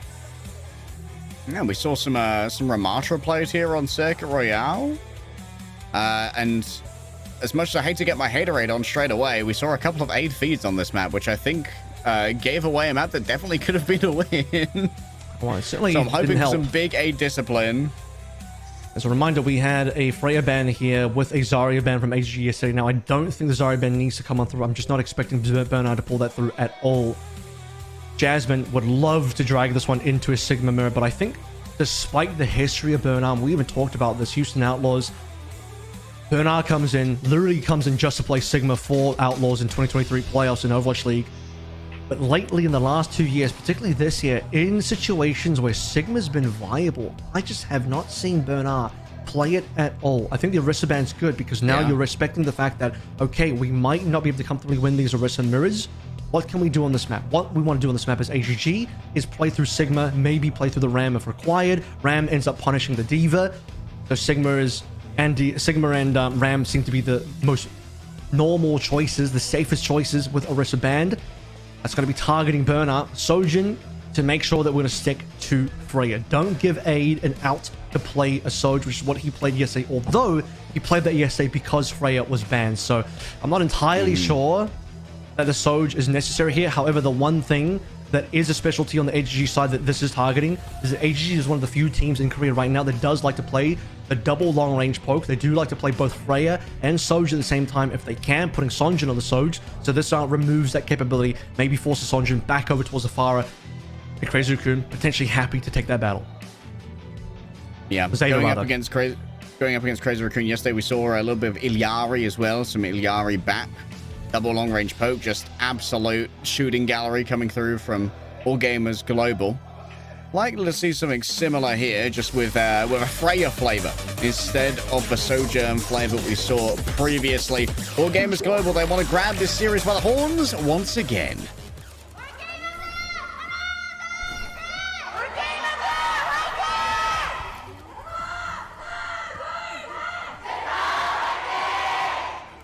Other option here is obviously the May, which Pelican's already hovered over. Note that Heesang did play that yesterday. And for Sonjin, I think I just respect the Symmetra early on. We know we're in a Symmetra meta. We also know a situation where, as the Finn drops a beat for us real quick. Usually gives Pirates of the Caribbean, but I don't think it is this time. Jasmine, no surprises, straight away on towards the Sigma. Burner, no Orisa, means he's going to go for Ram. No Sigma, as I mentioned, Burner avoiding Sigma currently. So honestly, against the heavy pressure of the Ram, having the bailout of the TP for Jasmine is going to be quite important. Yeah, no bailout this time. That was Crazy Raccoon who tried out previously. Flora just takes two for Skies, and well, Aid's not going to be willing to match just yet. As there's no TPs available for Zeta, they're going to have to be waiting for Pelican's May approaches. One of the best Mays that we've seen historically. One Rookie of the Year in 2021 off the back of this May on Atlanta Reign. Bit of a history lesson there. Early push on's been quite immense as well. AGG has given up a lot of space. Usually, where these turrets are placed on the bridge is where you would want to hold. And AGG have given up a decent amount of this ground, as they're now going to have to play through that side room into the store. Yeah, trying to play this wider road maybe gives better disengagement angles coming through. Actually looking for the bowler to open it on up. The Immortality field used in response. And now Finn, they've actually managed to claim all of this space away despite the investment of All Gamers Global. Mark is still 40% away. Yeah, that's the thing, because there's a lot more spam coming through from AGG. If it doesn't land in a kill, as I said yesterday versus CR, it means that Zeta now just get to farm up ultimates, they get double support ultimates, just straight away diving on in, using everything as tempo. And you're not going to be able to match those. Jasmine's just fluxing. Like, I think he's swapping. He's got to be swapping, because this is not a good look from Jasmine otherwise. Yeah, the overwhelming speed is brutal. Just getting advantage on every single initiative roll. Lisumin does have a captive sun to play with, but not sure if it's really going to translate into that much viable damage. There it is. The Ram coming on through. Understanding that it's just going to be difficult, especially after losing A. I think the Sigma falls off. Want to start moving over towards something like the Ram for the last 2 points here. Ultimate's finally coming online for AGG. They just need to be able to secure actual kills off their damage, because they're doing good damage. If you don't get kills, you're feeding Finn and Alpha. Finn has got to be lapping Marcus soon if Marcus is not careful about this one. Oh, Aid. Rotated on there. The rest of the team went away using Sonjin's teleporter, so Aid was left alone with no friends. And Flora happy to try and take the bullying play right there. Attempting... Oh, what happened to the Immortality? It must have been thrown elsewhere. Maybe to try and save Mark. Maybe to try and save Jasmine. That means Mark gets nothing off this. Nasty shots from Flora. Yeah, he's been absolutely on fire in the last 2 maps, and exactly when Zeta need him as well. One of the big win conditions, or at least removing a loss condition from your team. A Flora underperformance would certainly send you into 4th, but 3rd place is looking a lot tastier now for Zeta Division, as B. Kappa's potentially going to be there. The captive Sun, but needs to get a conversion. No ability for Lucimin to shoot the play that he caught. I think it was Flora. Flora's gone. Yeah, Finn falls low. Nurse is still, though, does not use the Immortality field. And Aid just has to do their best to try and peel through here, trying to overwhelm the Symmetra. And, well, he's thoroughly whelmed at the moment by the Ramatra moving forward. The wraparound from the back seems to have served well for All Gamers Global. But now it's time for Bernard to serve up his own brand of pain. The Annihilation's ready to go. In essentially a 2 versus 4, though. Not sure if it's going to be the most... If he burns it here, they're just going to lose. So, yeah, just have to kind of reset. The problem is Zeta caught themselves on the wrong side of the map. 2 players in towards AGG spawn, split off from the rest of the respawners and the rest of the team. Beyond that as well, Lee Sumin repositions the pylon over towards their side, the open side of B, which means you just can't even win that poke battle. Sonjin now going to come back on a Venture. No more Symmetra. To be honest, I think the Symmetra could still be good here, but he wants to play the Venture. Has to find targets, though. I don't think he's got great targets to play into, but the good news is there's no big counters against him either. No cast in here. There's no real CC. That's true. Bowler's good to go as well of Zeta Division. If they group on up, they are indeed grabbed in by the bowler, but that's going to be the big speed boost coming through from Alpha E, the extra damage and the extra healing coming through. Oh, beautiful play off the back of a Sandbar. Zeta Division just exploded. Another late out from Jasmine. Oh, yeah, Jasmine just did not get the memo that the fight was done, so is this another swap? Surely not. He might be going back to Sigma here. I think Sigma is viable again on C, but the issue is you're just constantly swapping if you're doing that. If not, he literally has wasted his Annihilation, which is such a huge ultimate for Ram. It's one of the biggest ultimates that actually Zeta need to be considerate of. This actually bails out Alpha E, who's been really keen to play tempo beat. Now, he's won 2 fights tempo beat in a row, but he's also had not a lot to counter. Annihilation is one of the ultimates you actually want to say beat for, but if Jasmine's going to throw it out, then Alpha E's okay with that, because now he's like, you know what? We won, and you wasted your Annihilation. Mutually assured feeding. That's what I love to see. Massive Ravenous Vortex, by the way, catching Jasmine in place right there. Kant continues to move on through. Sonjin wondering how much they need to try and commit to this. A captive Sun, mostly into the back, onto Finn.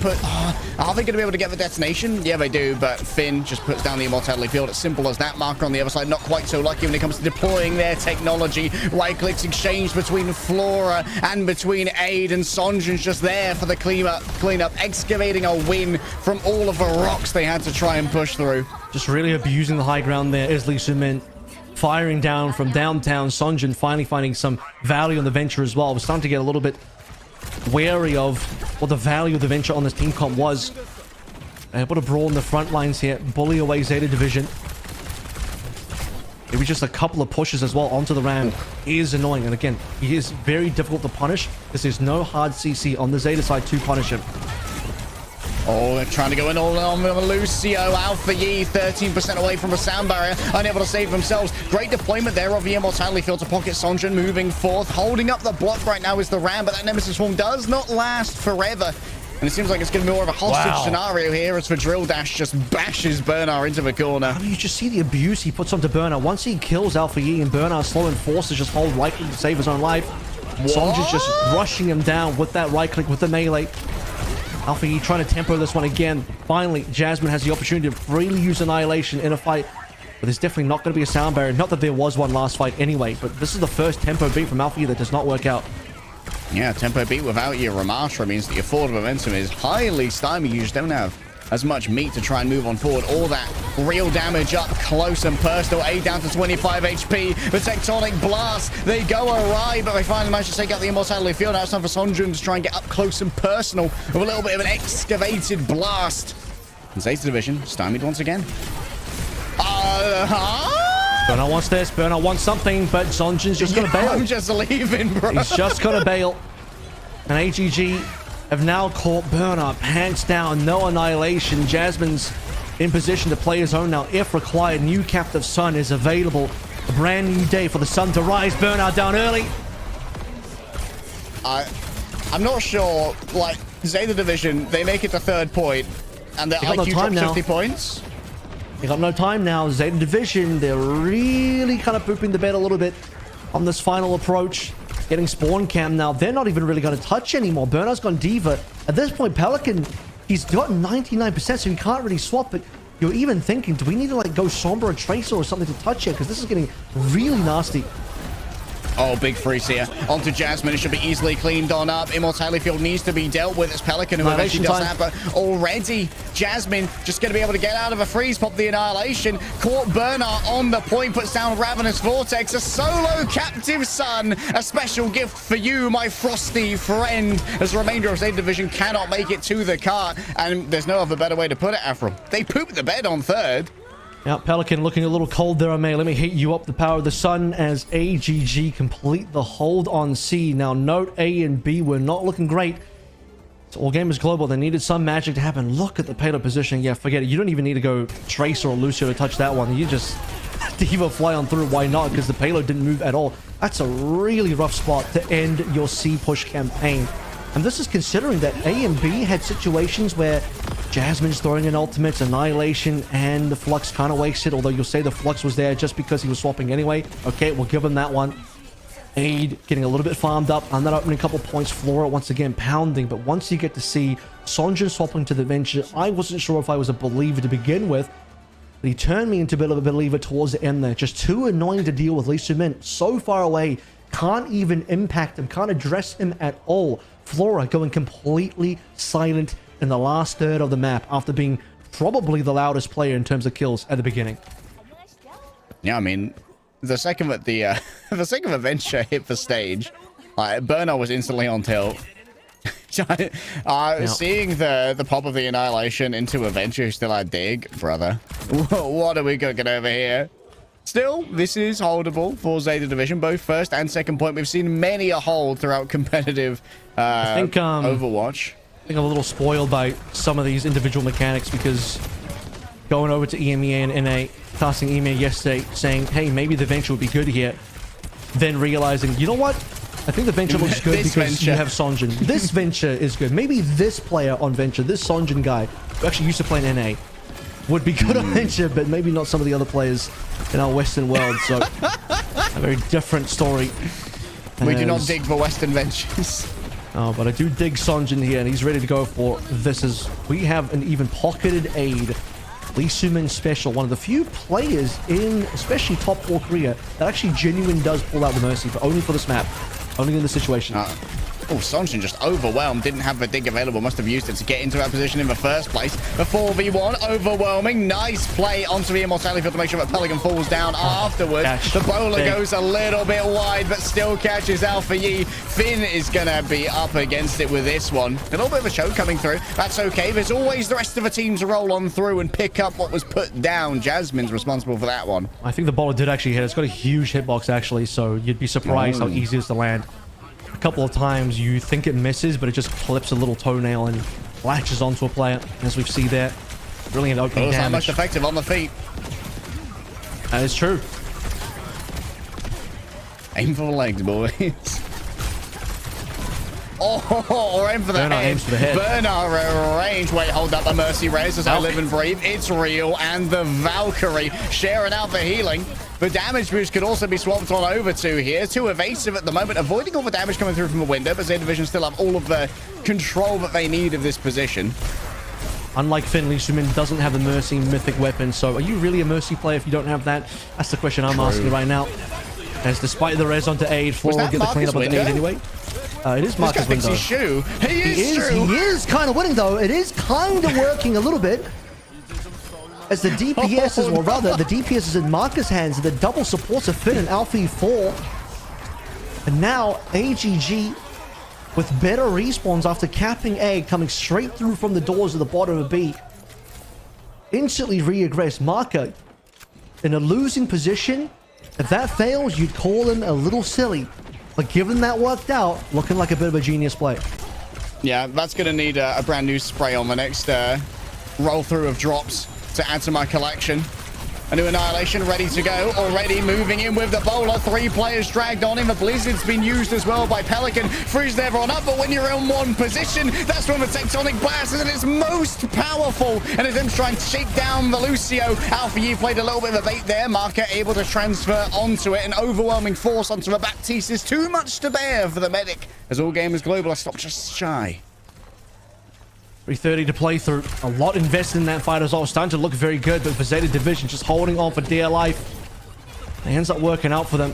Ultimates needing to be expended there as well.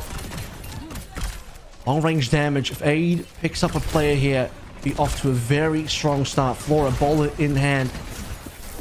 And it's Lee Sumin getting run down by Bernard of all people, floating with assistance from Alpha Yi. Yeah, just slowed on down. Caught when they were most Jasmine, no vulnerable. help. Jasmine, no help. No help, no heals.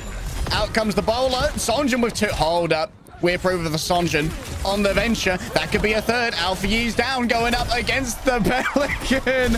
And you know what? He's an anti-bird guy. Out comes the big excavation. Blast burner off. Out of the contention of the 4K. car. What is this? San Francisco shock might have only lasted from 2016 to 2023, but for this shock, the tectonic one, it's about to come online for Sonjin. This venture's been absolutely deadly. And here it comes the now, damage. ripping through the backline. Alpha Yi falls. Holy POV, you live in California. Unreal. Z Division just get rocked. My goodness, Sonjin really proving his worth on this pick. AGG moments away from securing potential map 3 on the scoreline. Zeta desperate to come back in. Close to sound barrier, which might be required for entry. Annihilation at the minimum here. Marker will be looking for an angle. Sonjin already on the flank. Finds a stray Pelican. New bowler ready to go. An early headshot puts Flora on notice. They want to finish him on off. Force out the Immortality field. It's an easy tap thereafter, and even another right click getting over into the Lucio. Overwhelming force once again from Marker. Brings out the window. He's on the shoe angle, and he's got the shoe energy. Puts down the Immortality field. Refuses to care about Finn behind. Not my problem, brother. Not my scene. And overwhelming. You cannot stand up to that if you're Pelican. All gamers global take their map pick, and they're back in control. Man, Zeta Division, it was really on to see. They just couldn't push far enough, and they couldn't defend enough. AGG with the Pocket Sonjin venture on Circuit Royale of all maps, showing immense value, and you start to see why this was banned on New Junk City. Zeta Division now back to the drawing board. It is match point now, found for AGG. Still though, not a reverse sweep required for Zeta, but nearly there. They have to win 3 maps in a row now. At least they have the buffer of the New Junk City win, which did come through with a little bit of difficulty. AGG looking in strong position because even if they lose a map now, they get to pick every map here on out, including when the map pool resets after map 6. We'll see where we go to right after this break.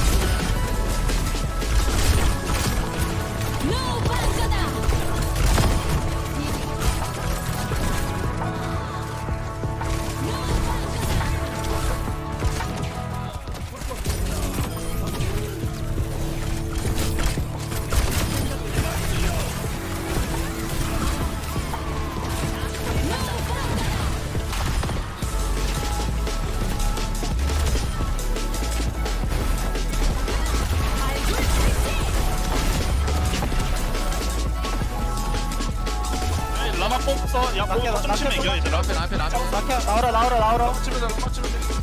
라켓 좀만. 이겨놨어. 되게 봐. 라켓.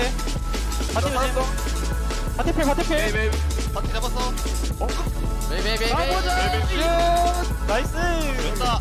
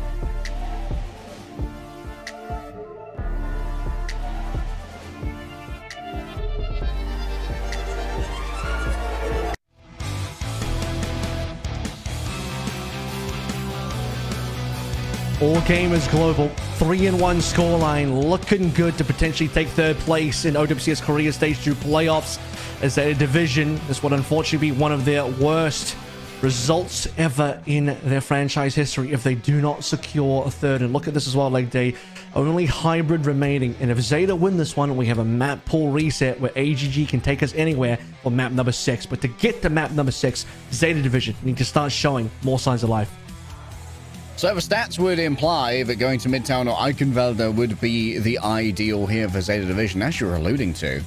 For Zeta Division, this would be, if they lose, one of their worst performances in their run of just existing. But also, this would be the first major attended, as far as I'm aware, by this WEI core that became All Gamers Global. That would be such a hallmark for them. Hollywood now. Venture. We'll see if that ends up being picked for Sonjin again. But really, I'm looking over towards Bernard. A lot of Orisa can be played here. Diva, possible as well. But really, you're onto Orisa Gaming for all 3 points. We've seen how nasty he can be on that B point. You get maintaining the high ground control, bullying plays off, preventing them from reaching you at all. With a combination of spear spins and javelin throws.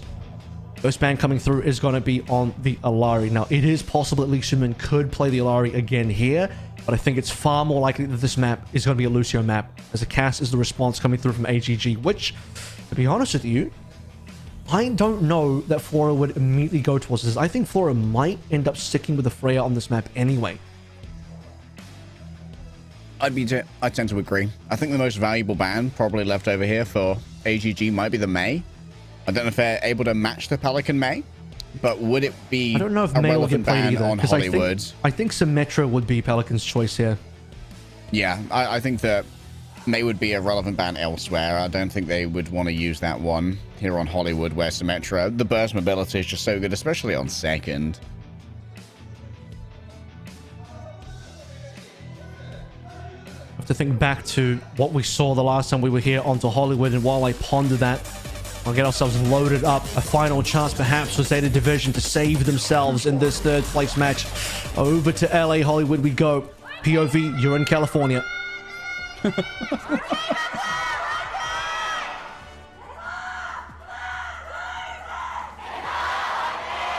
Okay, I'll admit, you got me.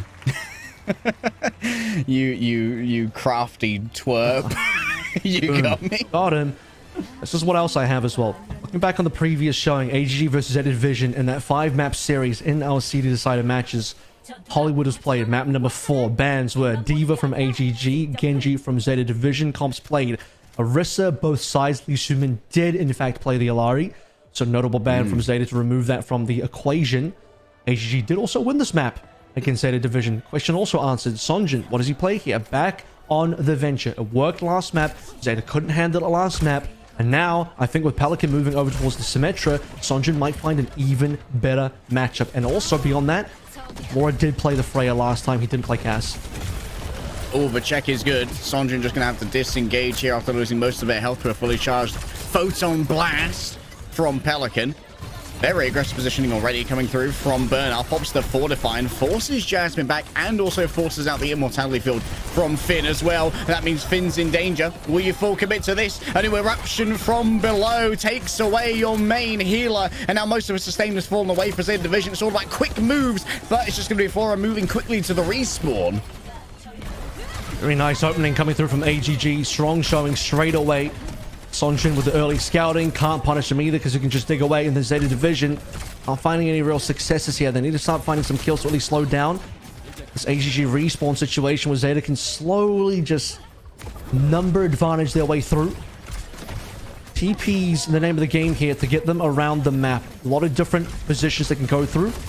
Tagging over here into Lee Sumin's position. Might just want to TP onto the high ground already, but eating themselves a boulder. No, Bernard eats it up instead.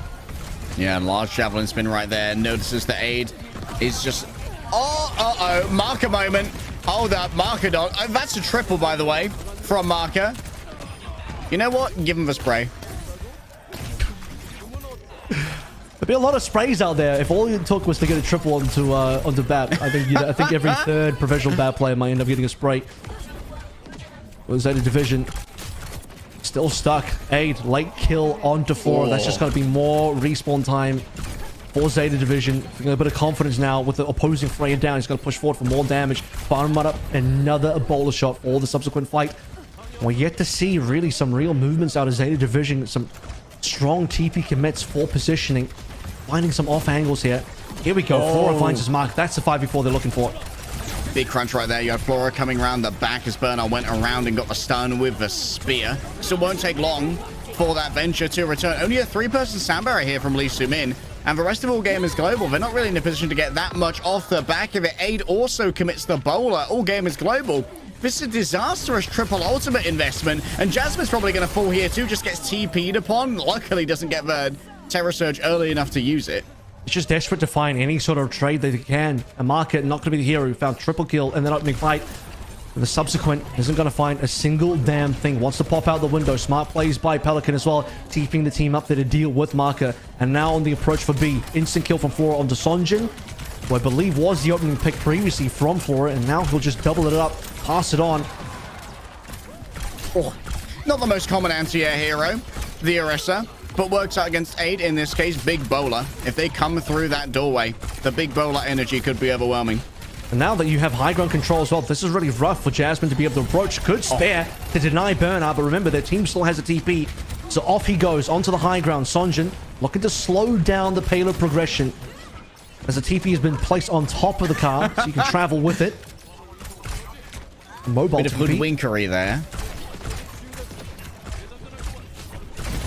Oh, the tectonic shocks are ready to go, heading down range, but it seems like most of Zeta Division have already evacuated the area. They got the Amber Alert, and well, they well and truly listen. Oh, big tectonic shock. They try to extend the cast of the dig coming through. Flora Now again. Flora is doing all the damage. Jasmine gets a little bit of damage reduction, popping into Fortify, utilizing that Terror Surge, and it saves them for a moment longer, even though it doesn't deliver that hard on the damage. Oh, HGG made it out with plenty of members alive, including Sonja, who just instantly nails down Alpha Yi. Allows the follow-up to happen on towards Aid as well. Despite the bolt landing on Sonjin mid-dive, he will make it in with the burrow before the damage can land. And Zeta Division still cannot find themselves in strong control of payload. Bernard on the ground in a 1v1 against Sonjin. Not the best tectonic shock, but Sonjin not punished either. Lee Soo-min gets surprised, isn't able to wall ride away the bowler. A touch wide there, doesn't deliver too much in the way of damage. Marcus already used their Immortality Field as well. Sonjin pops back up, looking for blood, manages to find it, extracts it from Finn in this case. And Aid still in the mix, looking to try and deliver some damage where it's desperately needed the most. Bernard used their Fortify here, gives them a little bit of additional staying power. And guess what? The Symmetra is just going to leave. Yeah, but saving Private Bernard was not quite on the menu, so Pelican just leaves. Zeta just can't set themselves up to use these double support ultimates. You need to get Finn and Angle for this window. And their advantage is the TP, but it's not looking like they're able to get much done with that one in terms of forcing high ground. We've seen a couple times, actually, that you did have the TP, instantly catching Lee Soo-min. So it's like they can find a 5v4. But how are they in a position now to try and convert a 5v4 into an actual fight win, especially one where they can find favorable trades and start to actually get a cap? Pelican just gets destroyed by Sonjin. He's hiding like a Sombra, but he doesn't even have an invis. Oh, and you saw that boop in there onto Bernard as well. The control on the Orisa goes crazy at the moment. And you can see just how tilting playing against Adventure is. It feels like instantly you could just get womboed out of nowhere. The bowler's ready to go if only they're brave enough to use it. But for now, A's just going to hold it on the backside. And Jasmine's just going to get healed up. Alpha's had this sound barrier for so long. In fact, both Alpha and Finn. Pelican's had enough. He's going to bring out his own venture. And this is where Korea is just developing and developing. Symmetra out of the picture. Both teams are saying, you know what? Maybe it's venture time. And I ain't talking the TV show. Some adventure all over them. A right click connects there, but extra HP is all that you need, courtesy of a sound barrier. And now Finn's managed to take out Aid. Once again, we see Zeta Division getting that 4v5. They're converting it now into a 3v5. Bernard may well survive this. Immortality Field given on over. Pushed out of it by the Javelin. It's been great play coming through from Jasmine. But only Sonjin remains, and finally Zeta Division have got what they needed. First roll movement in a long time, as the 5-second mark is now going to disappear in OT hits. AGG still in a strong spot for the retake. You'll notice that Zeta haven't been able to take any strong high ground positions. Just Flora flying around. He now has to be careful because window is there. A Sombra in the midst of all of this as well. gives up instantly on the Venture Mirror and instead wants to have this in. Oh my goodness, wait, the mugging coming through. Goodbye to the Immortality. Say goodbye to Flora as well. Sonja managed to wrap around behind. The full assassin play from the Sombra when you expected it least. When she was not banned like in your ranked game, she came from the void and she delivered death and destruction. Bernard's come back desperately on the Diva, trying to have a little bit of additional staying power on the point, but you can't stand up to all gamers. They've gone global. I don't think there's enough here from Zeta Division at all. AGG have locked in this defense so overwhelmingly. On A point, they slowed things down quite a decent amount. On B, it's been a mostly no-show from Zeta. They got a couple of nice opening picks, opening up B after capping A. And then beyond that, essentially one significantly good fight on B to get major payload movement. It's just not been enough from Zeta. They're going to have to get a better hold now. Not quite a fuller hold, because we're not just talking A, but on B, I don't think the distance is going to be enough to make this competitive. Now, we've seen other teams like Crazy Raccoon holding these types of situations. Zeta are going to have to prove their clutch factor now if they want to take us further in the series. I'm not going to lie, seeing All Gamers Global be on the precipice of attending their first major, I'm eating good today. Like a crass Roman Emperor, I'm just sat here eating chilled grapes while you're analyzing. Damn. It's been a real treat watching All Gamers Global continue to change their strategy up. It really is an evolution of the team. And you know, many fans would have looked at Way as a roster last stage thinking this is such a great up-and-coming team, a new top 4 entrant into OWCS Korea, where the top end of Korea is so competitive and so locked out, hard to break into the Elite Four. And then AGG end up losing Who Are You? They lose Pepe, they gain Sonjin, they gain Jasmine. Question marks on this team. Is this team going to be as good as they were? And now AGG looking to reach new heights. One more attacking phase, 2 points to be able to do this one. Zeta so desperate to try and hold on to this series any way they can. Pelican starting out onto the venture this time. No Symmetra. Both of our Flex DPS players just going to mirror each other from the get-go. Zeta ain't dead, but they are limping. And it's time to either find the healthcare or turn off for life support. Sonjin erupts from below. Pelican just gets out-ventured. There's no other way to put it. They got Venged on in the midst of all of this. And it seems like vengeance is going to be on the menu here for Zeta Division, having to come back from behind in a 4 versus 5, but aids over the top as he gazes down callously upon these unsuspecting players. Finn's already had to use their mortality field, by the way, and now the chase down's coming, especially from the Venture. Erupts from the earth, and you better believe that he's weak to ground damage. He's electric to the core, but electric gameplay's not enough up against these rocks. Give him player of the match at this stage. This is disgusting. Sonjin now into the 1v1. Gets a little bit of help from the team, but he's a superior player here. Pelican just going to be the sole player alive for Zeta to try and defend. And look at the time bank. 5:18 walking on B. Zeta Division waiting for all 5. Window a little bit early from Marker. Not enough team available to help them make this one work out. But as I say that, Jasmine's forced Bernard off, and actually AGG have won the top fight. Yeah, and without Bernard's metallic might on the high ground, you can't hold it as a group of squishies, so now it's going to have to be a fully fledged rotation up to here. They don't have a TP for it. Bernard, whoa, grabbing Lucimin. Mark had no idea that the Venture was coming either, and Aid, while thinking that there was an opportunity to get some value out of a bowler, didn't realize that so many of their roster had already been atomized. And really nicely played there by Bernard. Just gets Lee Sumin on the rotation. Zeta now, moment of respite as they get to find some peace on B. Set themselves up. This is Bernard's strength. This is where Zeta can set up a fortress on this high ground, prevent AGG from climbing the elevator and fighting it at all. Remember, there's no TPs here. No one's playing Symmetra anymore. AGG got to do this the hard way. Sonjin might have to be the playmaker, boop a couple of players off, force positioning. Many teams have tried and failed to break high ground against Zeta Division. 1 minute down, Avril. 4 to go. Zeta Division need a near perfect hold here, but they've got 2 rooftops to try and play from. Isolation here onto Pelican. Out comes the Immortality field. It's a good trade to get rid of Sonjin. Now you can be a lot more secure in your positions. Lee Sumin soon to join them. And AGG, I think this one's already chalked. I don't know if Marker used Lamp there. Finn certainly did to keep Pelican alive. Note the 5 ultimates. If there's a good look for Zeta to try and keep this one in there, it certainly is this. Winning a follow-up fight extremely cleanly. No ultimates used. Huge bank in deployment now. Can't get stronger than this. if you're Zeta Division. You're in the best position on the map itself and in the best position in terms of economy. A commanding position to be in. Sonjin may commute up to the high ground here. Has the tectonic shocks available. Trying to excavate a win away from them. Bernard might be a little bit surprised by the... Oh, do not pop your head up there. It's too dangerous. Finn and Alfie managed to avoid that one. And Bernard stops himself being knocked off the side just by channeling their fortified Terror Surge. And at the moment, Sonjin is an enemy agent in the backline. It needs Flora's to be out of position. Alfie gets it done. Flora caught aid confirming off the back of this one. Jasmine versus Bernard. They just stand together on the elevator, ascending to new heights, yes, but it may well be a new low for Zeta Division as the cart's still moving. Bernard's going to be staggered.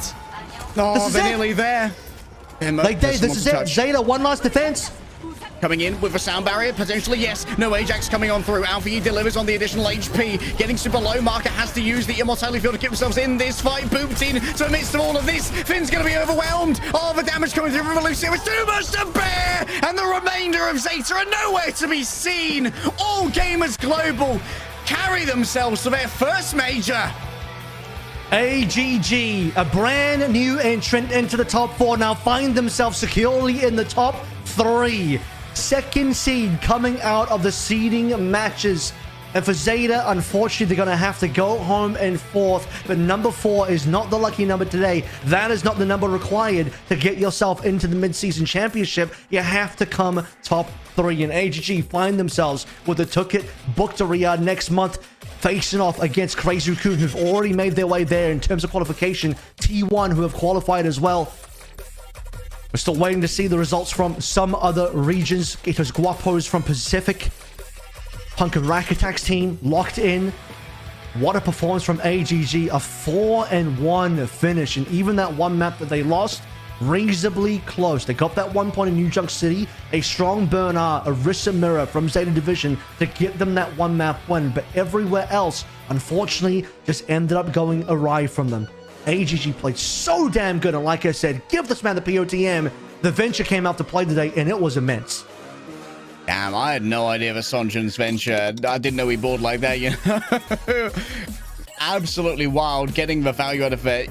The displacement, the ambushes, the muggings. Sonjin was just lights out when it came to the venture. I mostly knew them as a Tracer player from their brief stint on the Seoul Dynasty. They did a little bit of tourism over in, NA or EU for a while. Don't know if they delivered too hard on that. But here on AGG, as a replacement for Who Are You, a legendary player, Sonjin is delivering. Yeah, I joke that this guy might be one of the best tier 2 NA players of all time. When you look at his Wikipedia, it's like he's been on Wisp and Susano and Timeless and all these teams, and back in Korea, his native country, now finding himself on a potential top 3 team, maybe even in the world. I mean, what an ascendancy from Sonjin. This guy has always had potential. I think the first time, obviously, Seoul Dynasty was when most players would have known of him. You see this guy, Sonjin, you think, who's this guy? This dude is coming in to replace Prophet for them. This is when Prophet took a break for a month, and Sonjin was signed on a 1-month contract to basically fill Prophet's shoes. At that time, Prophet, one of the best players in the world, heavy burden and large shoes to fill. Sonjin struggled a little bit in that position, but it was a struggle year for Seoul Dynasty in general. Had to really run through the trenches of NA Tier 2, proving himself once again before he finds himself in a position to start winning, get noticed, get on TSM, starts looking pretty good in 2024, stages 1 and 2. And then this year, finding himself back in Korea, ascending to top 3 in Korea, and looking like damn near one of the best flex DPSs while he's doing it.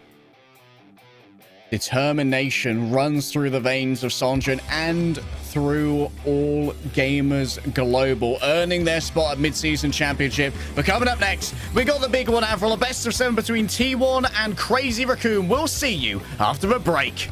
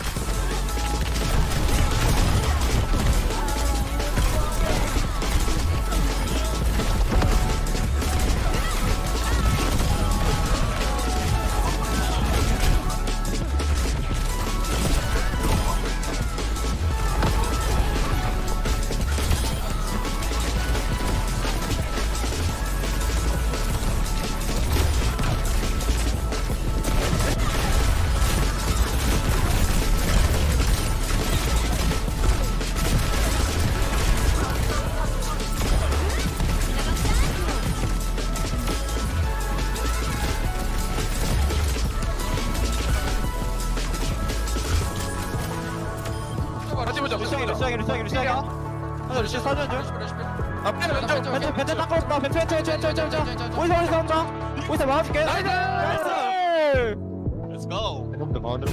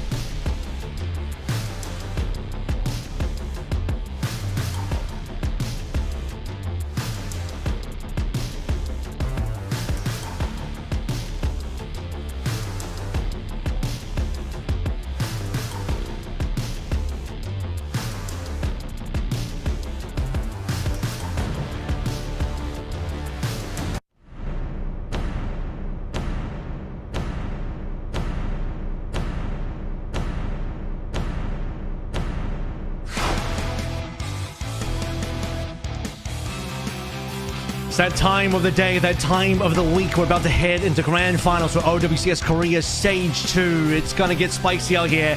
T1 up against Crazy Raccoon. I'm bringing you all the action, Apple, with a leg day once again. Wouldn't want to be anywhere else, Harry. These two teams looking extremely good right now.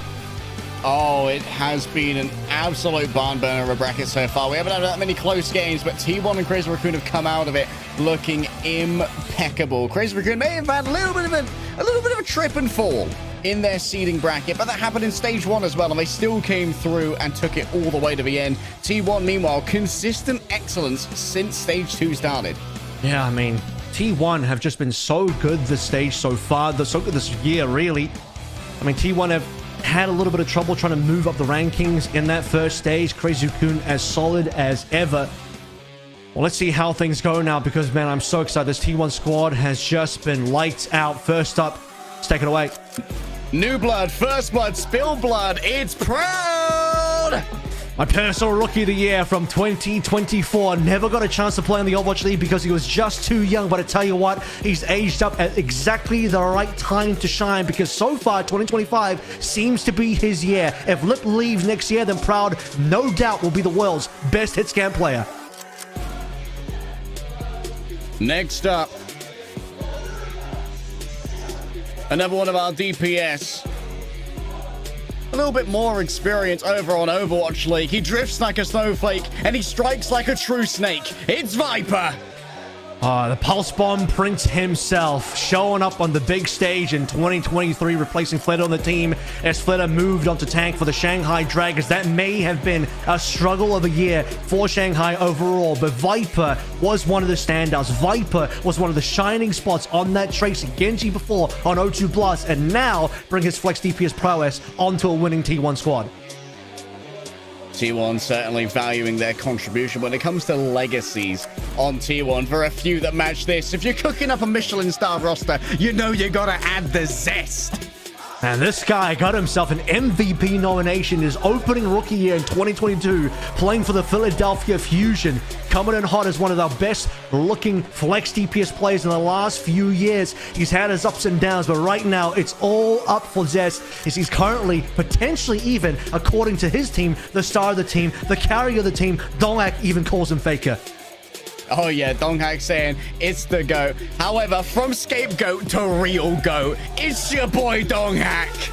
Telling Chio it ain't personal, as Falcons are out of the tournament and T1 are on top. Your 2023 Rookie of the Year, Tank of the Year as well, especially in 2025. I think this guy has reached a height that few others have seen. He might just be better than Jumbin today, and he'll prove if in fact that is real. Dongak has come to play one of the most flexible tanks and one of the best there's ever been. Unbelievable heights heading up next. You don't need to be Dutch to see he's on the angle. You better believe he's skewed. Chu calls him the best brig in the world. It's skewed, and then there's everybody else. This guy won a lot coming through. Big time of the LA Gladiators. A little bit of time of Soul Infernal is now, and rounding up the squad on T1 on that support line, making even a little bit of swap as well, expanding his hero pool from flex over to main support.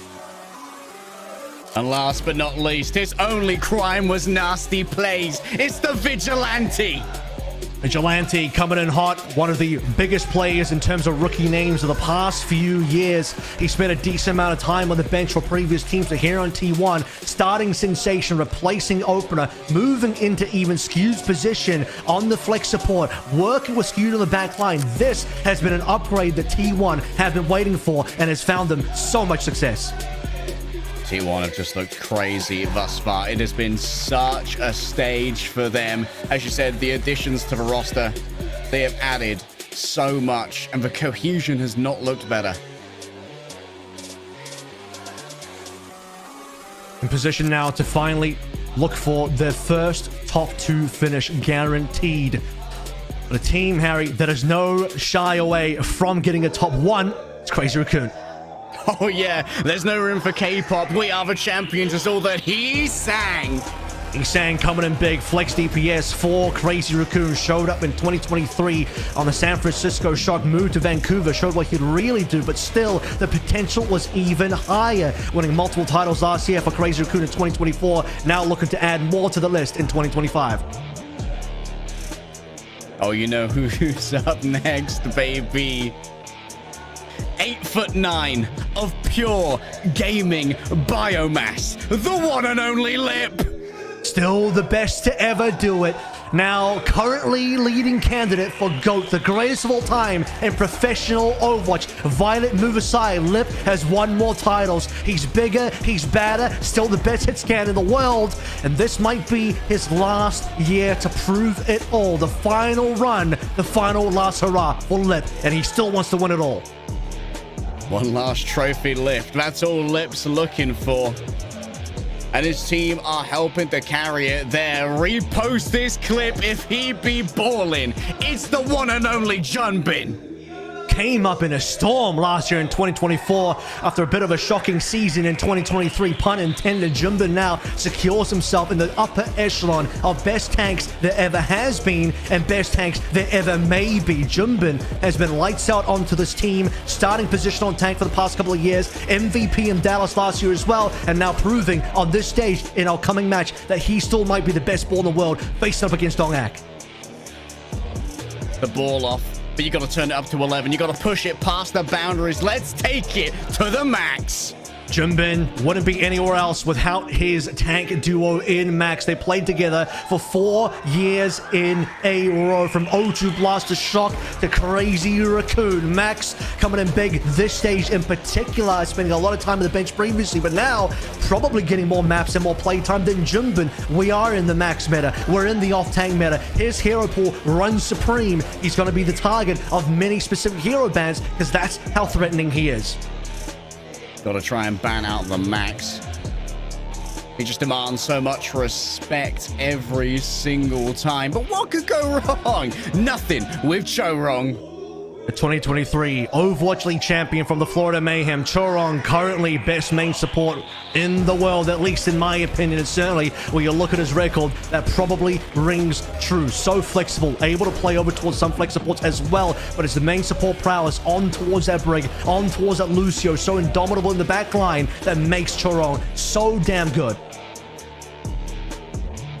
And you better believe, I'd say the shoe's on the other foot, but he's still got his noob stompers on from 2017, man. It's Shoe.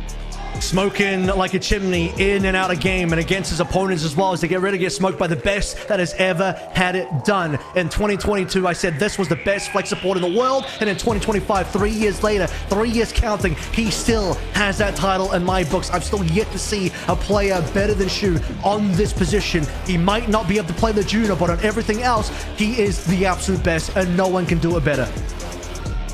And that's Crazy Raccoon in their entirety. One of the best rosters that Overwatch's competitive scene has ever seen in 9 years of competition. Oh boy. Many grand finals that Crazy Raccoon have been at. A first grand final for T1, a much younger squad, a hungry squad, looking for wins, looking to prove themselves that they can be the best in probably the largest org in Korea as well, the most storied org in Korea. T1 are expecting results, and now this T1 squad are ready to deliver. Yeah, T1 are an org of so much prestige across just esports as a genre of composition in general, not just Overwatch.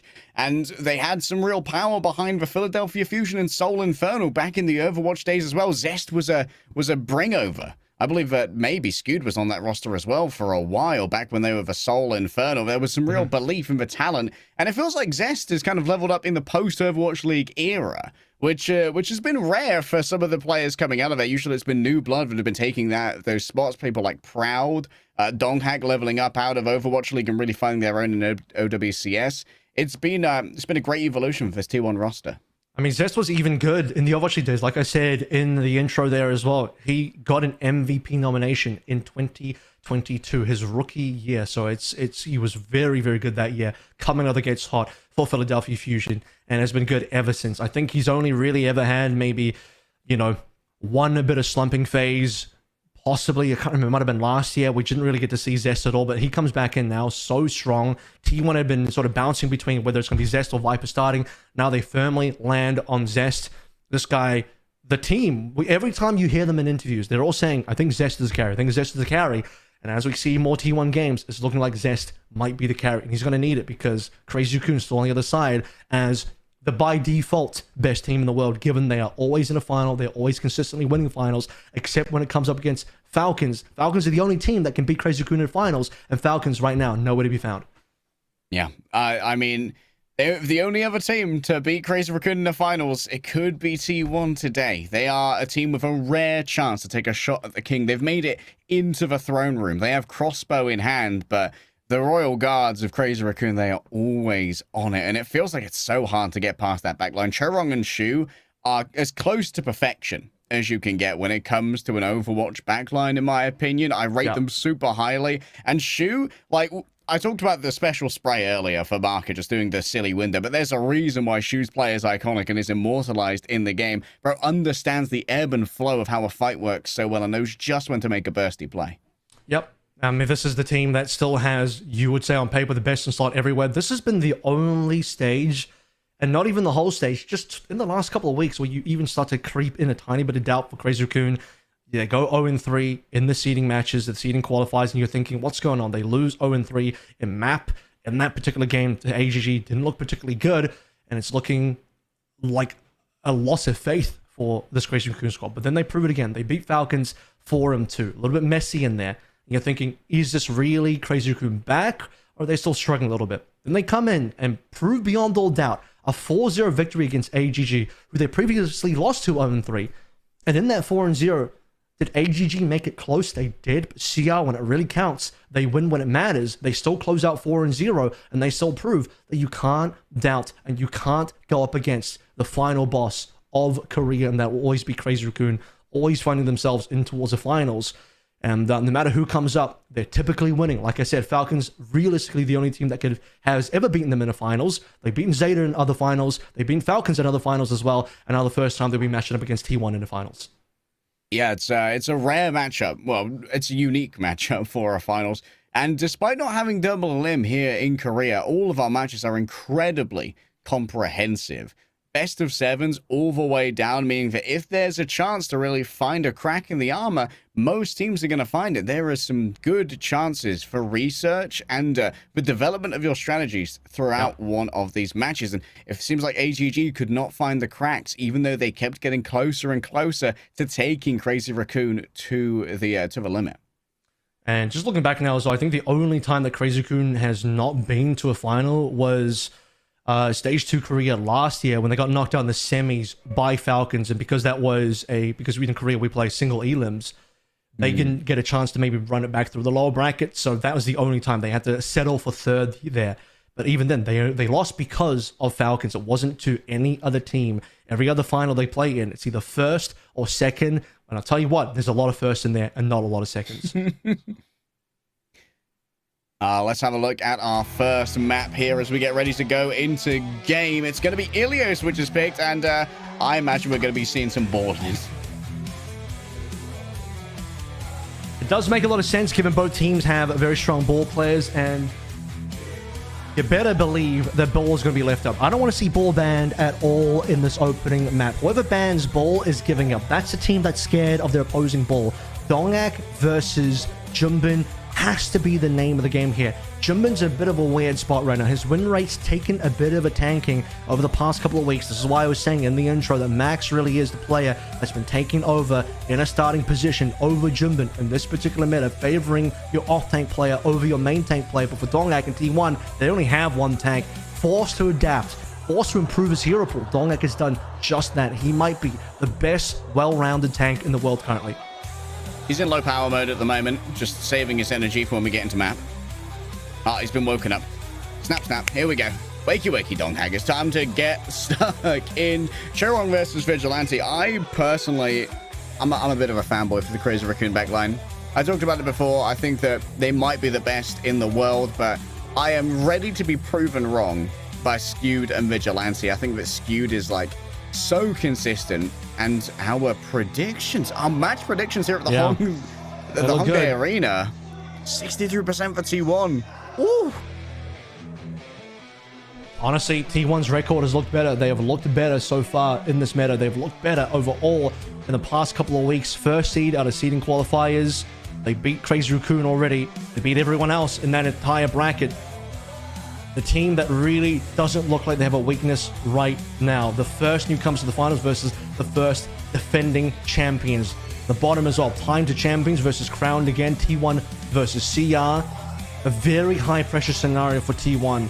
I think that's got to be the biggest difference here, because while CR rather has the consistency of consistently being in finals, winning the most of them as well, T1 haven't been to a finals before. Is that pressure going to get to them, or are they going to be ice cold today, ready to take down the Kings? Yeah, very high pressure scenario. Donghack, I believe, won mid-season in Overwatch League in 2023, and then unfortunately Atlanta Reign crashed out unceremoniously during the final grand playoffs. There's going to be the ban coming through onto Sombra here, which also acts as a protect on all the other DPS. Thinking here that any DPS in particular would have been banned anyway. Of course, there's not going to be a ball ban. Both players want to play. I think both players are going to play. The Sombra ban, even, by the way, is to prevent any counters to the ball. T1 want to make sure, and just as another tidbit, they are higher seed. They chose this map knowing that Crazy Raccoon would likely also choose this map. Both teams come on in equal footing in the sense that they all want to play Ilios, they all want to play ball, and T1 want to make sure there's no shenanigans from Lip, because Lip is that Sombra guy. Get rid of the Sombra, make sure it's going to be an honest ball versus ball matchup here. And we'll see what we round out with. Probably going to be plenty of Freyas inbound. Traces as well will be on board as well for Zest. And he's saying no symmetry yet, not for map 1. But speaking of map 1, this is grand finals time, baby. Leg day. Korea Stage 2, T1 CL. Let's get into it.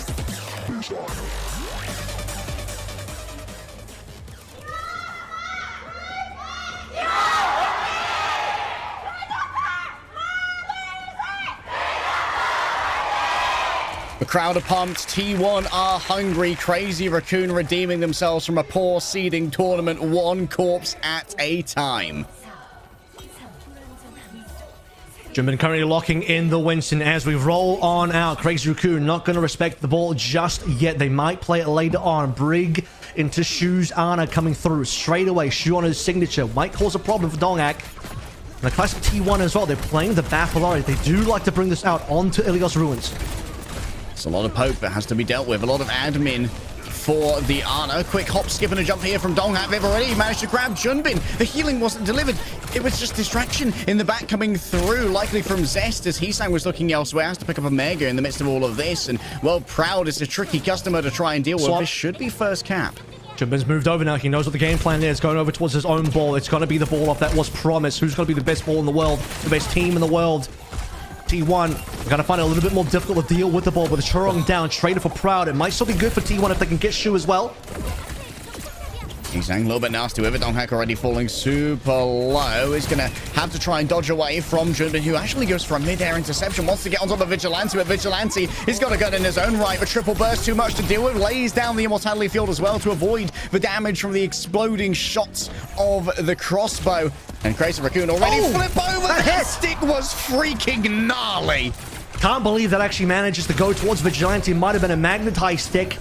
But Donghack and Junbin both went down, by the way. Zest winning the Tracer duel in the 1v1. And now Crazy Raccoon finally overtaking in terms of the cap percentage point, but only ever just. Ultimate time to come online. Bowler first.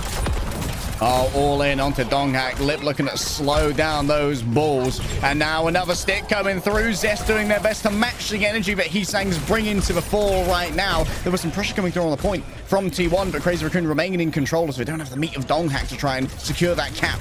Shu needs nano here as well. The bad news for Shu is no good nano targets. Most likely going over towards Lip. Unless Junbin's super low HP. Proud now on the hunt. Bowler in hand. Lip in sight, and Lip doesn't get taken down. 1 HP. Oh, a miss from a captive Sun. Great movement there from Junbin, staying away from Skewed on this Ilyari. However, it's going to be T1 flipping this one over already. So back and forth when it comes to this control. Just anchoring on the point can be so difficult when you've only got this Wrecking Ball. You're going to be relying heavily on your Traces. I mean, how do you even engage this one? Are you going to nano ball into a slam? That will have to be very specific for Shu. Like I said, Lip is the more clear target. Slip dying. Still good though. Looking for Mega Pack to get away. And back to terrorizing the back line already. Skewed is down. Heesang's going to be responsible for that. Lip's been given a nano boost. But for now, everyone's hiding away, refusing to give away the free angles. Heesang down to 75 HP. A roll forward onto Vigilante. Skew's fallen on down. Choron still has the sound barrier, though, if need be. That last moment bit of emergency padding, if needed. Seems like for now, though, just hanging out on the edge. Heesang watches Zest fall down to a pile driver. Just fell in the midst of all of that. Multiple mines crushed underfoot by the pile driver. But T1 remain in control. Donghak just be living. This truly is the no man's land. I mean, look at this. Mines everywhere. Both balls dropped it on there, but Donghak put his mines down first. That prevents Crazy Raccoon from getting an early flip. That's why, despite losing the fight, Crazy Raccoon only got the flip recently. And they're looking for the overtake now, 62 apiece. Vigilante also on towards the Ana now. We're going to reach parity in the backline. Skewed onto the Lucio. They're going to be a little late on the ultimates, and Choron knows he's got advantage. Bolo goes a little bit wide, unable to connect onto the Lucio. Still Proud falls down to Heesang, who ducks in to get themselves a little bit of healing from that mega pack. Lip and Proud exchanged for now, but it seems like Crazy Raccoon still have more numbers when it comes to overwhelming force. Lip went for Zest went for a stick. Doesn't seem to have connected. Has sent Shu low. Is going to be slowly healed up by Choron. Grabs a mega in the midst of all of this, and Scoot's fallen down. A lot of focus on the ball players, but really to me, the traces have been active. Both Zest and particularly Heesang finding these opening kills. They're responsible for so much in the series. Vigilante, double duo from Choron and Jimba to secure that kill. And now Crazy Raccoon looking to take the first round. So close to it. It's going to be a stick coming through from Donghang. Just put their feet on the point, keep this one contested. Quick pile driver there. Zest is now the next one to move on in. Heesang has a pulse bomb in the back pocket, desperately wants this. Lucio, Skewed is about 10% away from the Samba. If they could get it, it might change the fortunes here of T1, but they're slowly running out of players. They've almost got player support. Skewed just can't get it down. Does not wish to Ajax, and no one's on the point. Crazy Raccoon, hard fought, but one. It's really Heesang for me. Gets Skewed at the end as well, but over the course of the entire round, so much impactful gameplay, early picks from Heesang, winning duels all over the map, chasing down Dying. One of the key ways to shut down the ball is via the tracer. There's no Sombra here in this particular matchup. You got to get a decent amount of these Heesang clips in this replay package here, in the highlights. The other problem here, maybe for T1, is the fact that they ended up swapping to the Lucio Ana maybe slightly late. They want to start on the Bapalari, but once you get into a heavy ball mirror, specifically into the Lucio and Ana combo of Choron and Shu, you need to start bringing your A game as well. Skewed and Vigilante swapped a little bit late. They're later on in terms of ultimates. Choron had that tempo beat, and the timing on that tempo beat at a pretty critical time, around the high 60% mark, really important for Crazy Raccoon to hit the 90s. Big credit to our OWCS career observing team, by the way, for making ball-on-ball chaos watchable. Not an easy feat.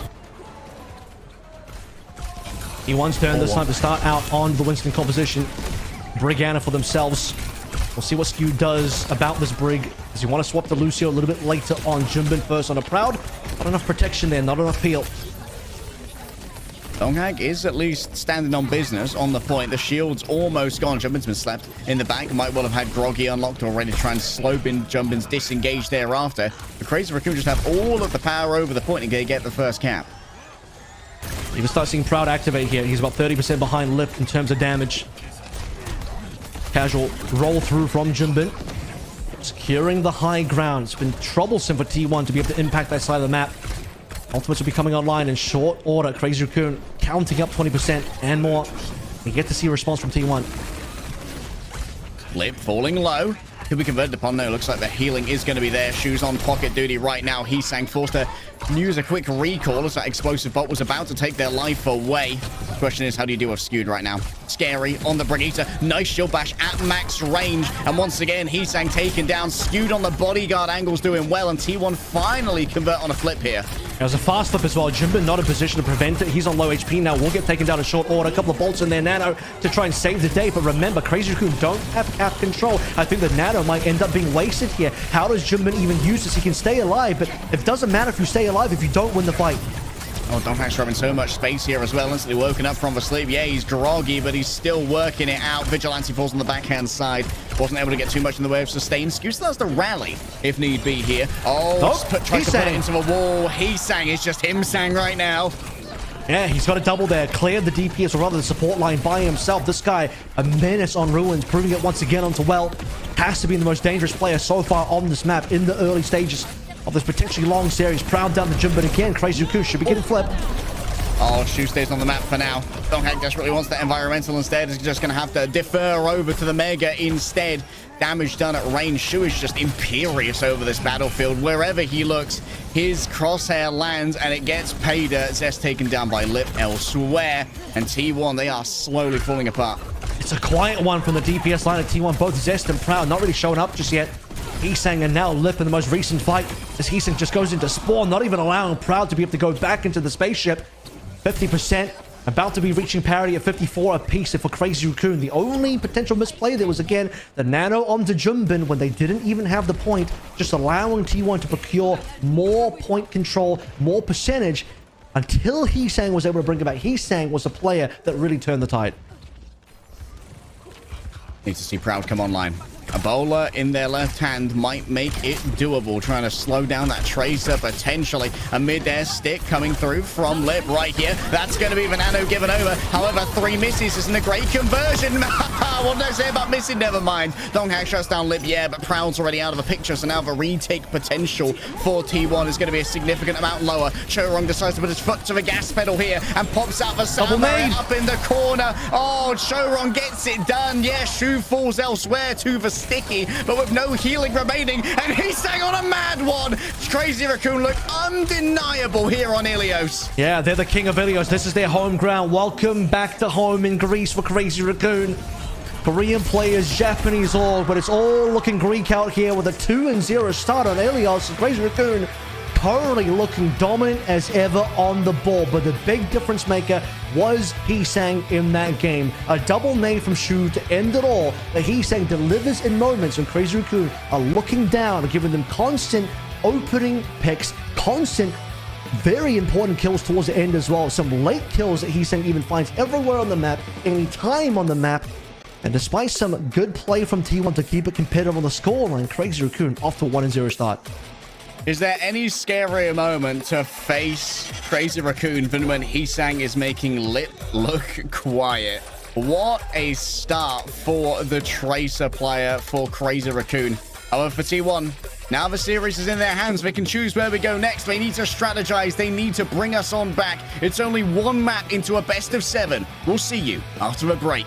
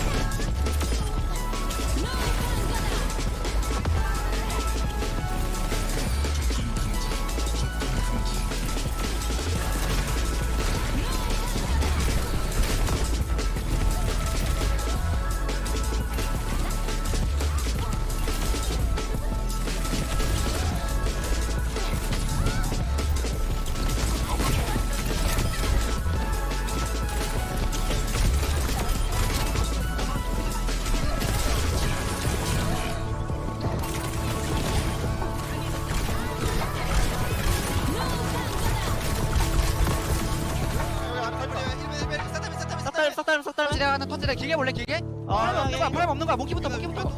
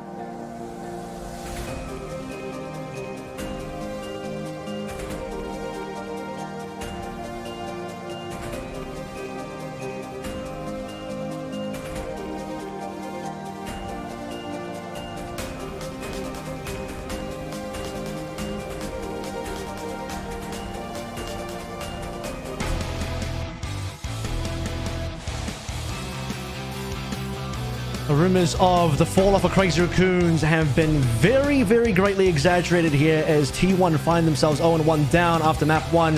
Home ground for Crazy Raccoon on Ilios, a map chosen by T1. A 0-2 result in the first great ball off that might still continue in this series. Harry, I'm smelling a potential for a Runasappi here. That has typically been a map 2 choice or just a map choice for T1 in general after they lose a map. We saw them absolutely dismantle Zeta yesterday in a ball comp on this particular map. Oh yeah, Zeta didn't know which way was right, which way was left when going up against T1's ball comp, but Crazy Raccoon are more than happy to match. Both these teams know ball, you know? And while Crazy Raccoon, there may have been rumors of their fall off, which were greatly exaggerated, but T1 fans are likely thinking, why can't you just die? Please, just one, brother, just one death. And T1, they still have a lot of leg room in this series to get one over on Crazy Raccoon. Crazy Raccoon have the heaviest plot armor in all of Overwatch professional history, I think. Oh, hello. Shambali Monastery is a map that we don't see very often. It was chosen by Zeta yesterday against T1. And they did not win that one, obviously. T1 had a great time holding B.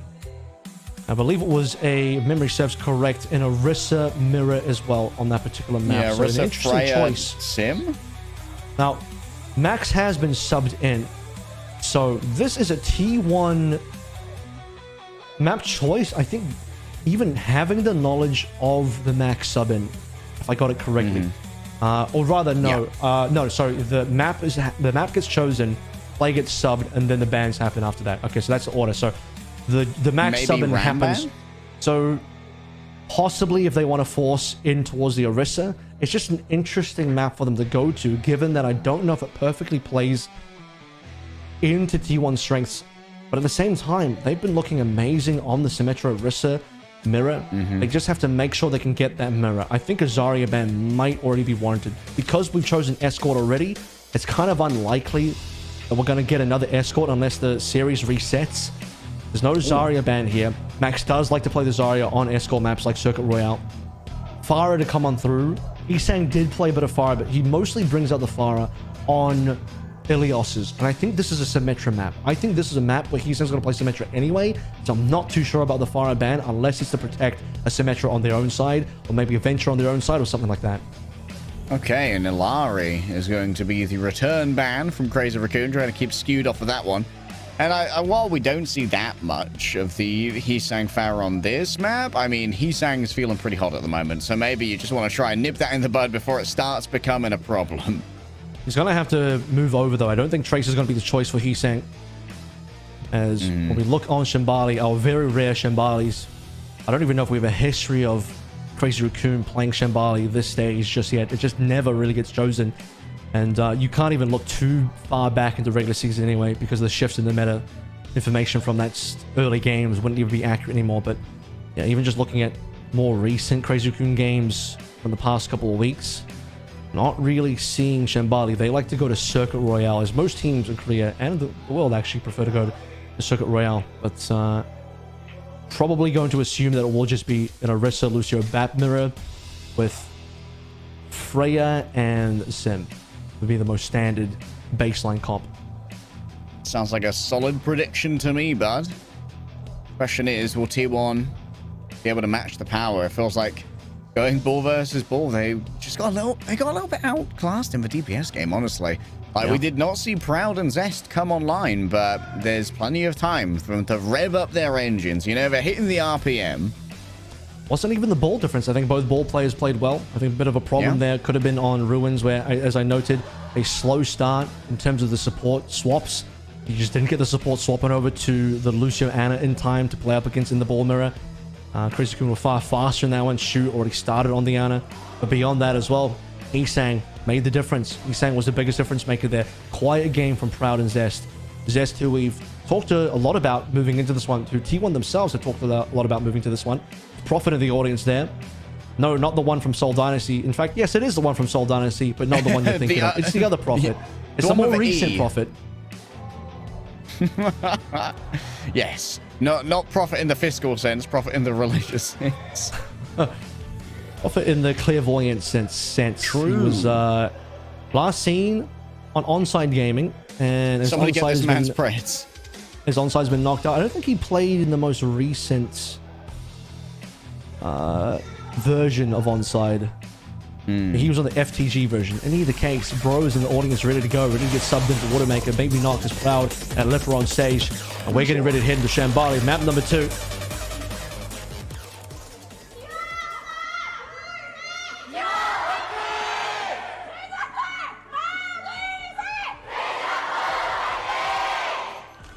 Just as predicted. However, Max might bring out something special. You've talked previously about how the Zarya often comes out on these escort maps. A little bit of a Max pocket thing. Not the most common thing. The double beam against Orisa certainly does present its issues to the mitigation options for Horse has.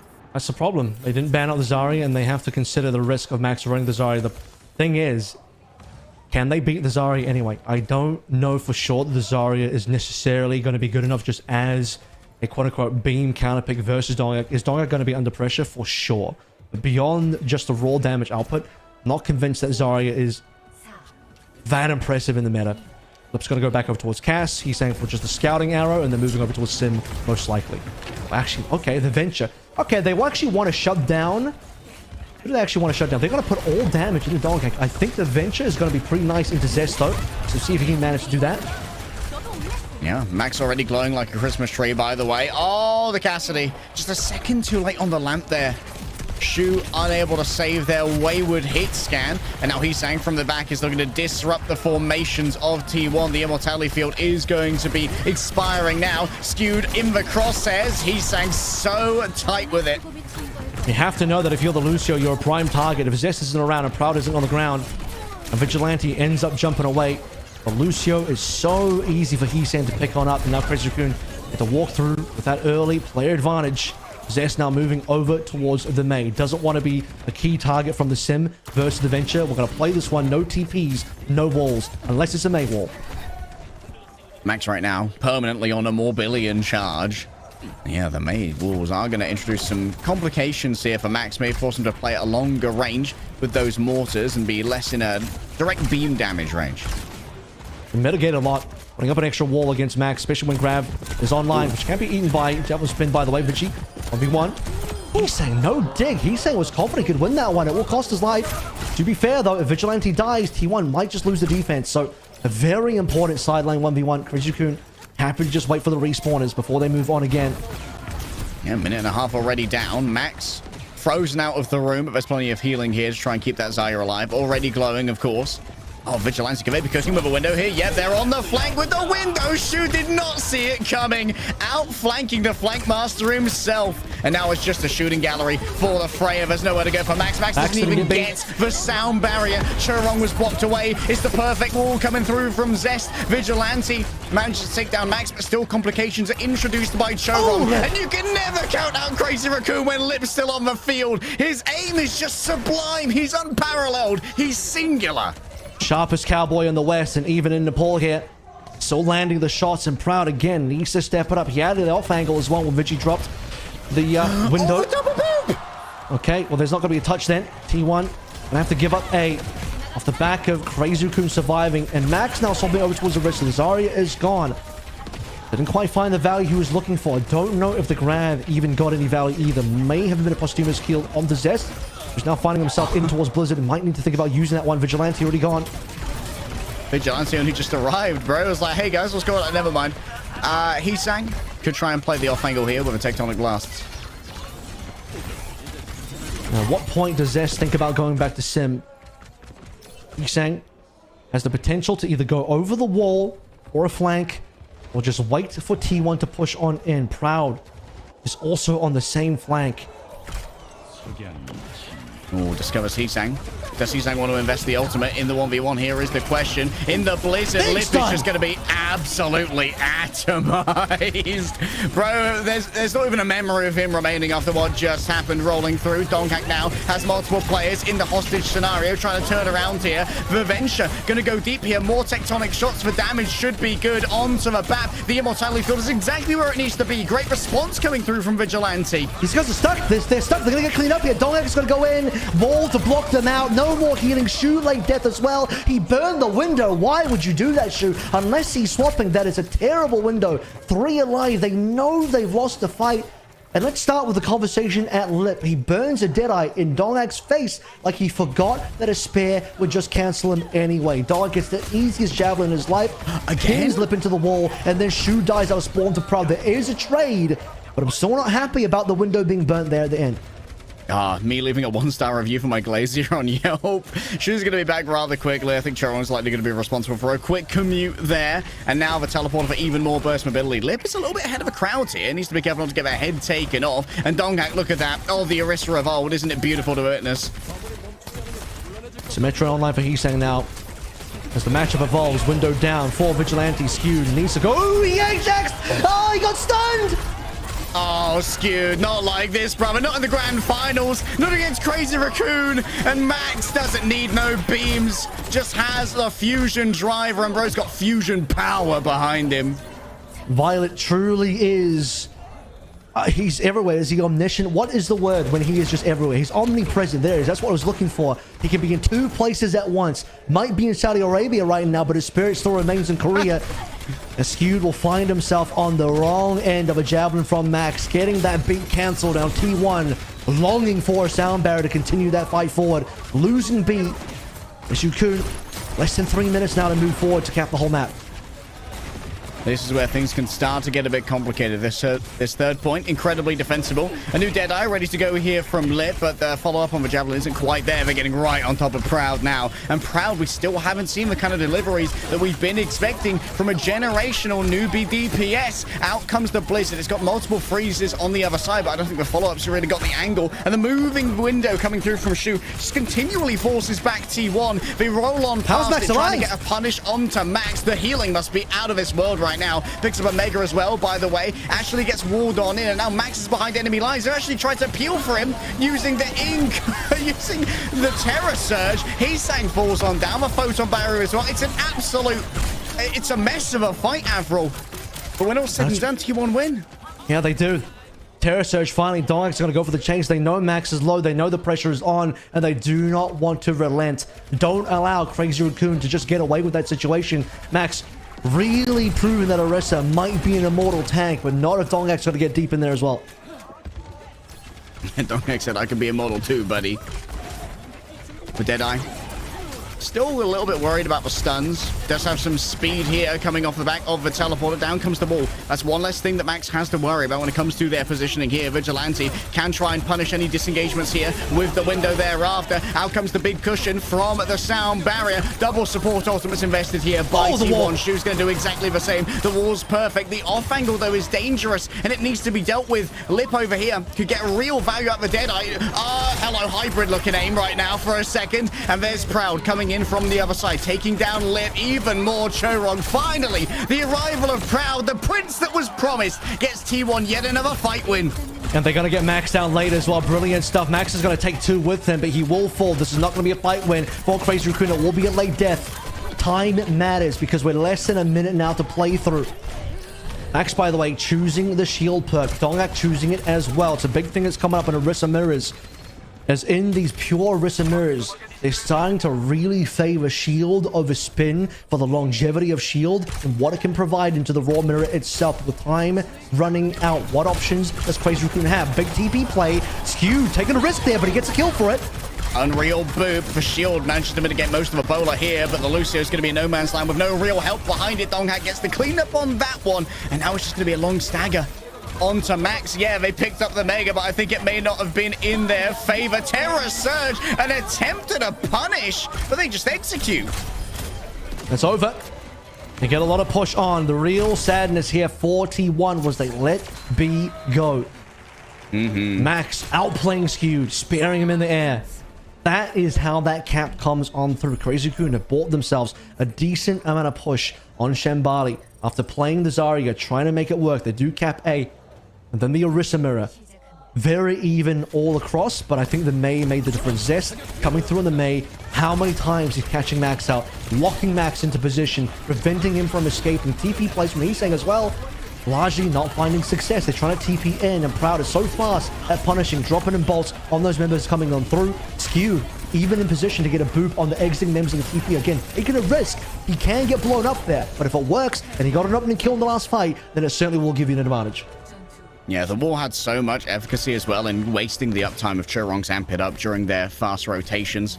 We saw some great boops come through from Skewed as you laid out. In particular, I loved how they went for a boop on Hisang's TP when Crazy Raccoon tried to move on to Proud to stop their disengagement when they started taking all that damage from the right clicks. Max not going to waste any time. Arista straight away. No Zarya shenanigans to begin with. You wouldn't want to do that on defense anyway. You'll be stuck in the hero for a little too long. Hisang straight away on the Sim. Zest, no Mei just yet. Might want to scout things out. To be honest, TPs are pretty important for A. Breaking that initial A high ground, TPs allows you to move across the map, find off angles.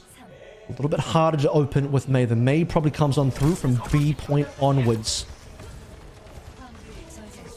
Previous rotation we saw from T1 with that TP was to the stairs to Lip's right now to try and get onto Baptiste and chase him down. Decent early momentum on the payload to start with. Measuring all angles. We're waiting for the first TP from Zest. Versatility can be everything. We've seen double pumps here as well. Some fake outs when it comes to the rotations. Here's the TP. Yep, here's the same TP that they wanted last time. Oh, they faked it. Oh, nice. And they attempt to get a disengagement TP as well. They get pushed off of it, and now Lip's been overwhelmed. Great faking, knowing that they've probably been checking the VODs. I mean, if I know it, you better believe that Crazy Raccoon's coaching staff do. Great fake. Yep, this is what we need to see. You need to start seeing TP plays where you don't necessarily always take it as well. Keep your opponents guessing. Force to 50-50s. Are you going to turn around to deal the TP? But if you do and we don't take it, you're facing the wrong direction. T1 managed to get a decent amount off the back of that one. Crazy Raccoon will take their TP. And they can quickly move everyone to the off angle as well, trying to get access to that high ground. They want a bowler onto the Lucio. Lip falling low. Will manage to grab themselves a little bit of additional health coming through from that Mega. And now the window is going to make moving up through this corridor incredibly dangerous. A quick disengagement. They have a long back behind. Vigilante is brought out the window, but Hisang's already grabbed two. They're going to have to make it work with only the damage coming through from the supports. And while Vigilante does have a good angle here, standing up to a fully charged and operational photon beam is too much. That's a really rough one from T1, considering that Proud got a very good start with the damage, but just couldn't quite take down members. Chorong dodges the boulder. Lip walks away limping on 1 HP. And for T1, a 4 versus 5, with them having the 5, would have been the advantage they needed. A late window from Vigilante is cause for concern there. Unfortunately, 2 members of T1 falling as Vigilante wants to make the play. And T1, he left bruised a little bit from having used 2 ultimates for a failed fight. Great boot there as well. Chorong responding to the incoming TP, just sending everyone back down to the low ground. Photon barrier is now erected as well. Lip's got a great angle for a bowler if only they want to choose it. But seeing that there's already a huge amount of space gathered, it's going to be Scoot managing to deliver on the sound barrier. Heads in towards the back. Lip's already been taken down. Vigilante is going to be able to heal everyone up. This is very dangerous from Shu, and it might well be an overinvestment here from Donghak. It's meaning that you can't really try and keep Max at bay. A Terror Surge drags in so many. A big boot means so much damage onto a Symmetra, and Skewed can't stand up to it. Crazy Raccoon, unreal potential clutches here, but now it's time for the new blood. The Proud Boys try and make it work. He's nasty with the crossbow bolts.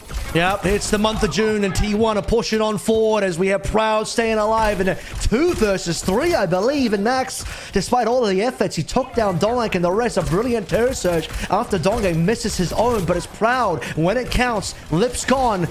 It's Proud's time to shine here. Wall being dropped by Zest. Instantly, T1 looking to cap this now. Bowler available TP for disengagement 2 here as well. This is so risky from Chorong. Punished by the explosive bolt. Down goes the immortality. Max has so little HP remaining. Shu needs to get on that right now. 5% away from the amplification matrix, and there's nothing to be done. T1 grab first. The problem here is the time. T1 finally get the first, but they were majorly slowed down. 3 minutes now to finish B, and then most of the way through C. It's incredibly doable. B's going to have to go well for them. Zest still holding onto Symmetra. Ability to place the Mei still on board. Maybe at a future date. Maybe he'll just stay on the Symmetra as well. Has been working for T1. Lip looking for the off angle. Finds Proud. They both want the same angle here. Competing for it. Exchanging the right clicks. slipping out, Slip getting the better of it. And this is quite an isolated angle here from Max. Could be punished here. However, it's an attempt to crunch in towards the window set up by Shu to begin this one. And now Crazy Raccoon, they're going to be able to leverage this high ground to really make approaches difficult. They want the stray stragglers here as well. They'll get as many kills as they can. TP on in. They'll have to make it out. Longak tried to sacrifice his own life for the sake of his team. Now, window from Shu. No responding kills from T1 to punish that. Longak not in position to push past the window. No Terror Surge online either to punish it. Allows Crazy Raccoon now a solid defense. Again, time is a huge problem here. Could be a TP point from the backside, because we have huge grouping of T1 now. And Lib got out essentially unscathed from that one. Looks like an off angle is being cooked for the moment. Photon Barrier is going to cut this team in half. A quick bisection. Vigilante under siege dodges away from the bolts for now. The medieval defense working out for a second. Terror Surge drags in many, forces out the responding sound barrier. But now standing at the top of the hill, Vigilante. Oh, the high ground. You didn't learn from Obi-Wan, Anakin. And now you're going to burn once again in the pits that the raccoons have dug. I can see the play they're trying to make there. They want to pull players into the line of sight of Vigilante's window, but just the sound barrier, Max is tanking this with the javelin's been too much for T1 to deal with, and no sound barrier from Skew to even the odds. And now time really is running us so quickly out for T1. Their chances of finishing the map dwindling quickly. Test turns around. Oh, the attempt of a hostage scenario. Shu's in danger. There goes the immortality field. You need to get rid of that Baptiste, and you're finally going to be able to do it with the explosive bolt. Now it's going to be an all-out brawl with Vigilante falling down as well. Still, the Lucio healing remains from the hands of Skewed. He's sang falling low. Proud is back, baby. This is what they needed. Finally, 43 seconds left to go. They're getting momentum, but they still have to push a while longer. Remember, the payload stood still on B for far too long, which means Crazy Raccoon get one more approach. They get one more fight. And Crazy Raccoon looking towards window. Skewed this time. The speed's going to have to go off, and it's going to have to be perfect. Cannot be interrupted. Cannot be Ajax. It's a big wall in the way of the window. And from the windows to the walls, the rest of T1 are going to roll on forwards. Balls to the wall. Lip taken down already. Shu super low has to use the immortality field. He sank on the business end of the photon barrier. Was that a necessary reload, maybe? I'm not sure what happened to Hisang. Proud's going to try and finish the job, but he started earlier. 1 minute, 1 meter away from being able to cap this. Ebola in the back pocket. Proud does not want to have to use it, but might be called upon to use everything. The Terror Surge, the ground type maneuver. Oh my goodness, T1, they only have to go 60 meters. The Terror Surge might have been a little bit too much for T1. I think they would have been able to finish up the fight regardless. But just desperate to cap B with no mistakes. Now a little bit of forward movement. They're already standing on the box of victory. Slowly moving up the payload with one member on the backside.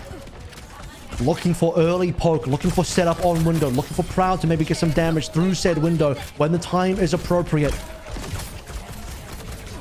He who controls the angles, controls the world. It's a nasty peek here. Proud leg loose the bowler, but didn't get too much off the back of it. Now the photon barrier from Hisang to try and turn this one around. Double damage through the window. Proud is overwhelmed. The immortality field comes out to try and keep that DPS exactly where they need to be. Airborne and raining down fire from above. 30 seconds remain, and none of Crazy Raccoon can stand up to it. T1 even the series. All 5 alive at the end there as well. A final attempt for Crazy Raccoon using what ultimates they had. Wall being placed by Hisang, but T1 are not to be deterred. Every single member kept alive there. Hisang trying to work the angle on the flank. Had a very conspicuous reload versus Proud that doesn't work out, and Chorong just didn't get the beat in time. He dies at 99%. Just moments away from potentially saving the team. Need a little bit more healing, a little bit more damage. Skewed might have Ajax a little bit early, which cost them the point. But unfortunately for Crazy Raccoon, just didn't have enough fuel and tank to finish off that final defense. A and B looked really good for them, but C ended up being a speed run for T1, exactly as they needed. Dark Forces of 4 Overwatch, I banish thee readily. 1-1 heading into map number 3. It's anybody's series. See who's going to win it right after this break.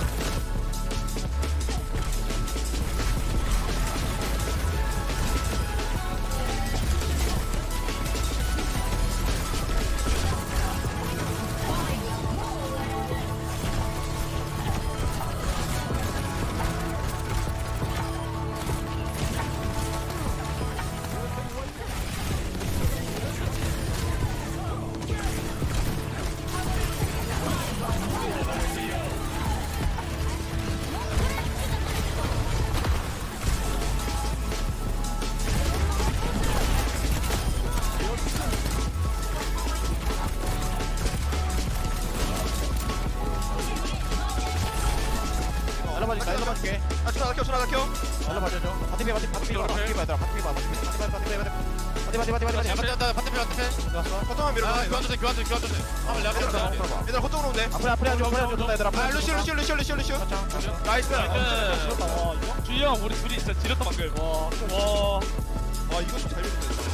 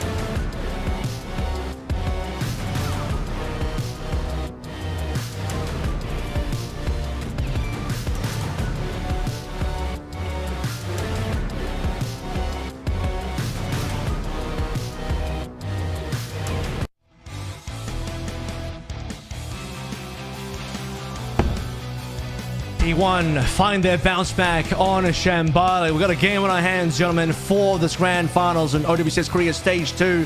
Crazy Raccoon looking good on their Orisa meta mirror, but T1 looking just that little bit sharper. Yeah, T1, when it comes to the TP window plays, oh my goodness. The burst mobility with the burst damage, T1, they just explode onto Crazy Raccoon, even with the extra mitigation options of having that Orisa shield. But now it's Crazy Raccoon who are able to choose where the series goes. Their hybrid win rate, by the way, oh my goodness. I just got hiccups looking at it. Whew. It has been very good for Crazy Raccoon. To be honest, the win rate across the board has been good. Kings Row has been another map that they do like to go to sometimes. I don't think we're going to see anything like that until we get through the flashpoints and the pushes. Korean teams very much like to play their Runasappis, play either New Junk City or the Survasas. It's even rare that we see a Shambhala. Oh, maybe wow. Circle Royale could have been the choice instead, and Survasa, as noted, for our flashpoint choices is going to come through. I think if you're Crazy Raccoon, you generally like Survasa more. That gives you the ability to sub in Junbin if you like to play a bit more ball. Junk City's a bit more max favored, a bit more off-tank favored. I don't know if we got a substitution. We do. So Junbin's coming on in with the knowledge that you're going to Survasa. Now we'll see where the bans come through. If either team is interested in banning ball, probably more likely going to be banned out from T1 than Crazy Raccoon, given that Crazy Raccoon just won the ball mirror on Ilios. The real question would be, is it going to happen or not? Because sometimes Crazy Raccoon, they don't mind it. You want to ban ball? It's almost a bit of a bait. We don't have to play ball in this map. You ban it away, you kind of waste your ban. We're happy to play something else. Now, let it never be said that having both Max and Junbin on a team is a disadvantage because they are both incredibly skilled players. But the one downside of it is that it can somewhat telegraph your intentions when you've got Max and Junbin subbing in at the beginning of a map. So maybe there's a world where you can try and get your bans in against the Junbin play, whereas Donghak being the sole tank and honestly having such a wide gamut of heroes that you can deliver on makes it a lot more difficult to ban against Donghak. Looking at what we've lost so far, Sombra Life Weaver gone, Farah Alari gone, probably neither too relevant here. Alari does see maybe a tiny bit of gameplay on Survasa.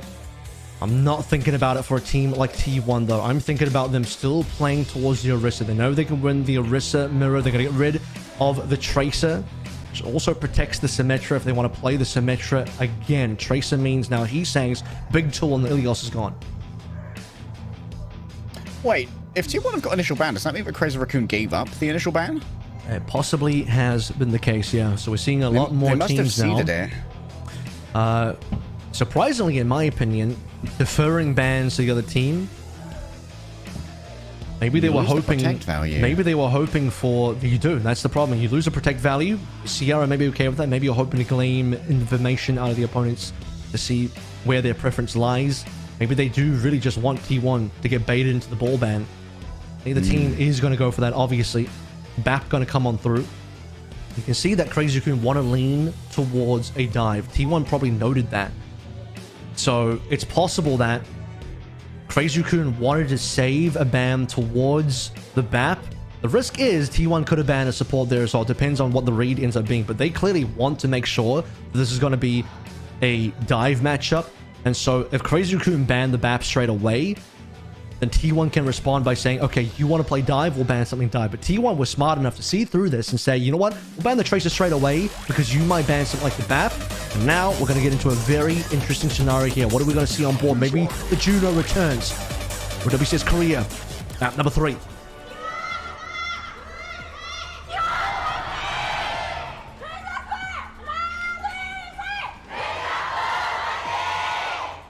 Championship on the line. It certainly would be nice to see a splash of gold on T1's Wikipedia page.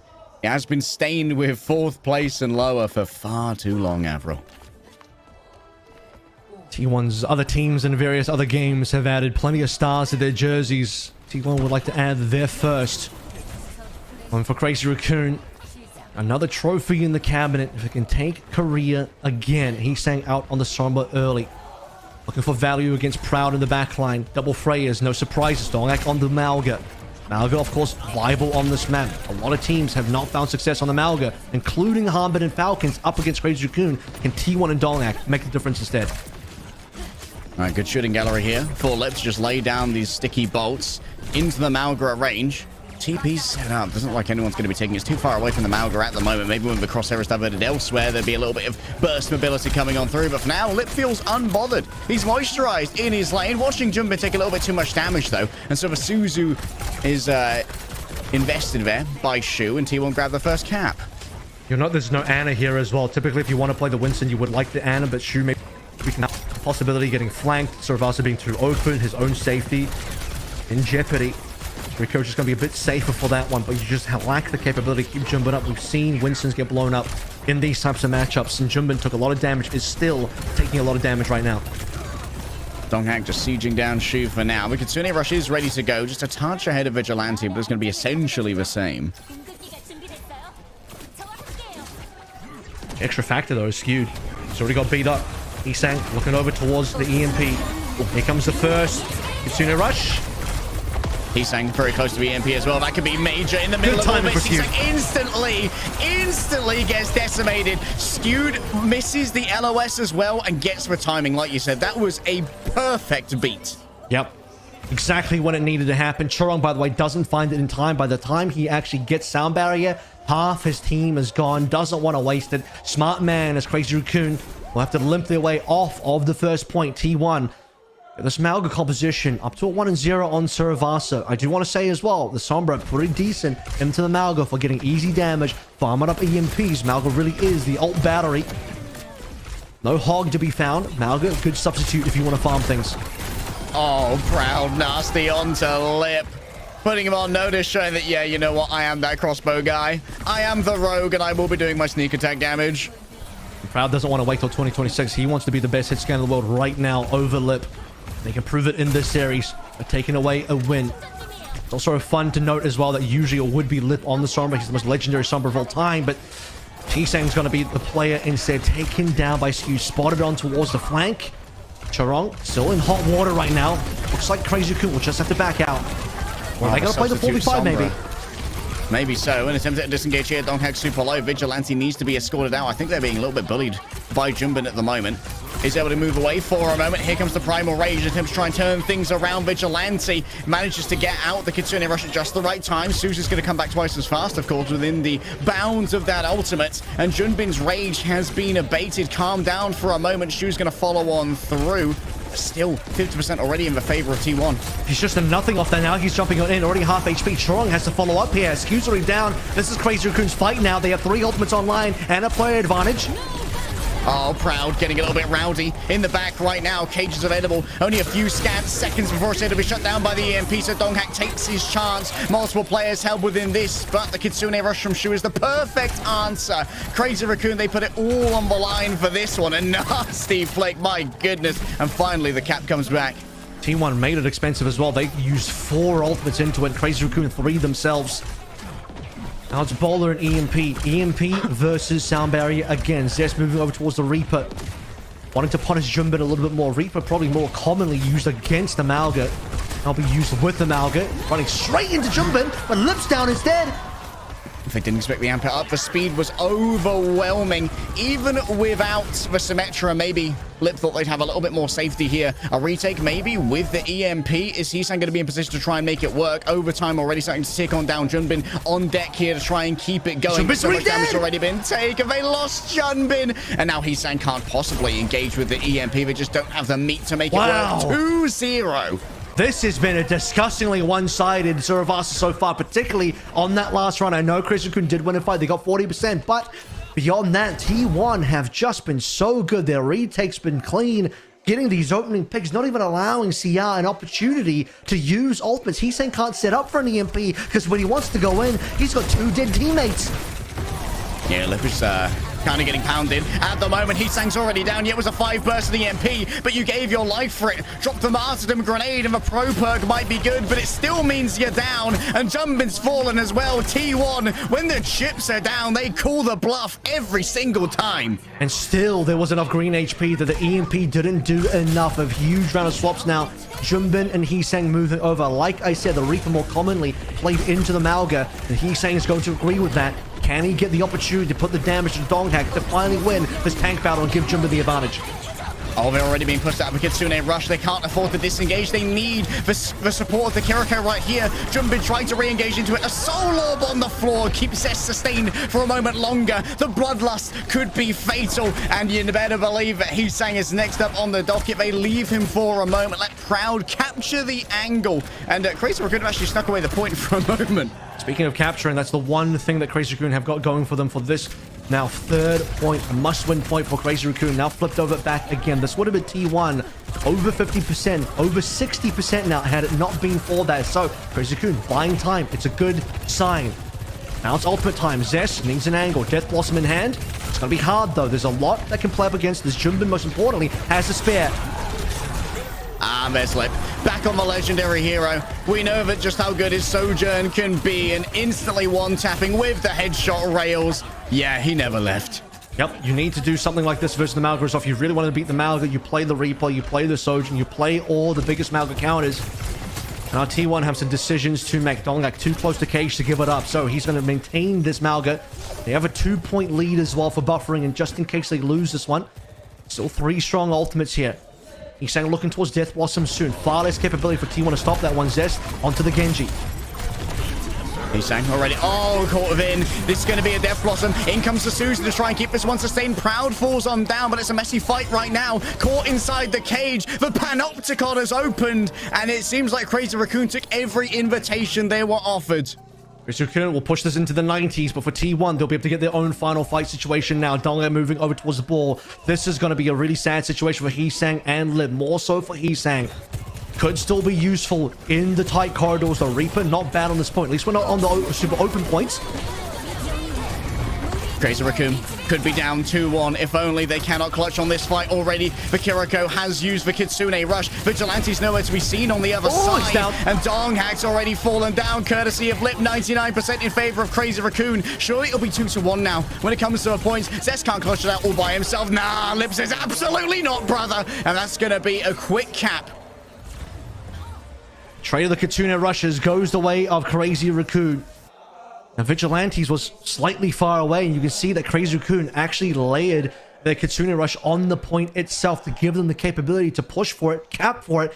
And T1, they have to contest. If Crazy Rune cap, they're forcing the actual round win. And now Dongak moving back over towards the Orisa. The ball, just to make it back to the point quickly. Lip in position to OC. Terror Surge from Junbin. Yeah, Terror Surge drags in Donghack, but not that much damage can be done to the Orisa in the midst of all of this. From range, Proud is just putting so many bolts down range. Wants to get rid of Lip, but Lip is just as keen to duel. Rolls on through with the right click. Yeah, you just bought a crossbow to a railgun fight. Rizuku now looking strong. Opening fight. They want to tie this one up 2-2. On Suravasa. Charang next for ult. Zest quiet on the Genji so far, but Blade is about to be unsheathed. He's got to go up against the sound barrier, which is a problem. How long does Zest really want to stay on this Genji in the matchup? Time will tell. As we really move through a couple of different looks compositionally, every single point for both these teams. Zest tries to strike first. It's going to be chasing after that Sojourn. Extra cushioning coming from the sound barrier. Vigilante's already fallen on down. Zest nowhere to be seen. Oh, he's giving him some lip now. It's a problem because Zest would probably like to play Tracy here. It is banned. He's going to stay on the Genji for now. Not a lot of other great options. Lip, by the way, double slide knows that when there's a Genji on board, you might just need that secondary slide to get out of dodge. Checking with his Terror Surge as well, which is now online for Dongak. Jumping low. Strong, what did come from the side for boot? Oh, the extra movement speed could be everything here for Heesang, just putting together so much damage. Terror Surge drags in players to get finished by the bowler, but now Donghack desperately needs to be healed up by Vigilante, who's fallen in their own right. Zest on the back cap here. Oh, nice refight, just allows for Proud to get set up. Charong really wanted to take that 1v1 there. He came through from the side angle, maybe looking for a boop and a few players. Kill skewed for his troubles, but pays the iron price for it with his own life. Death Blossom doesn't get a lot done. He's still staying on the Reaper. Now there's no Malga on the other side. Still wants to continue playing this one. And into the Orisa, maybe a little questionable from my POV. Slightly questionable. Kitsune Rush, good to go here. Maybe waiting for an earlier move here from Crazy Raccoon. The Lip already taken down. Maybe Proud on the off angle, hitting the explosive bolts. And he's saying, where do you disengage to here? You're so low on options. Velucio's thirsty for blood. And Zest is there to find the final blow at the end. This is tough. Lip going down that early is a rough one. Proud now has the range advantage. You don't have the same uptime with your railgun as you do for the bolts. Heesang now moving over towards Sombra. I think the Reaper definitely overstayed its welcome. We've roughly moved back to where we started on now. Heesang doing a full rotation through some DPS picks. Final fight now for sure. T1 in position for a nap, and Lip will open up a Vigi. It's the ideal pick. No Kitsune Rush. It's only two players who are hit by the beat right now. They're dragged in by the Terror Surge, slamming down the spear into the ground. But it's Lip who has stabbed into the ground thus far. They've drawn the sword from the stone. They put the rail to the head as Lip hits paydirt after paydirt. Zest can barely even exist. He's Schrodinger's Genji as Crazy Raccoon will claim this point. Another brilliant opening from Lip. Vigilante down is so critical.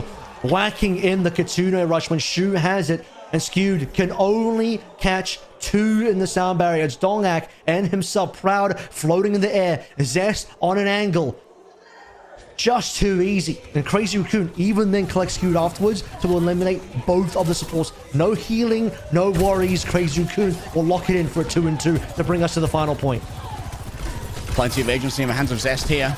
Has the blade ready to go, but disengagement already forced here from Lip. Doesn't have another slide for a while, but Zest is already super low. And T1 might be comfortable with the space they've got on the point already, forcing Crazy Raccoons to roll on forward into them. It's going to be Jumpin leading the way. Lip coming in afterwards there. That's going to be the blade coming forth from Zest. He wants to slay the Onis, but at the moment it's all oh no. Can't get onto Lip. The peeling is so strong. Junbin and Chorong, the bodyguards for the MVP. You might be 6'8", but where are you going to be with a little help from your friends? Zest has gone missing. MIA. I see his face on the milk carton. Where is this man?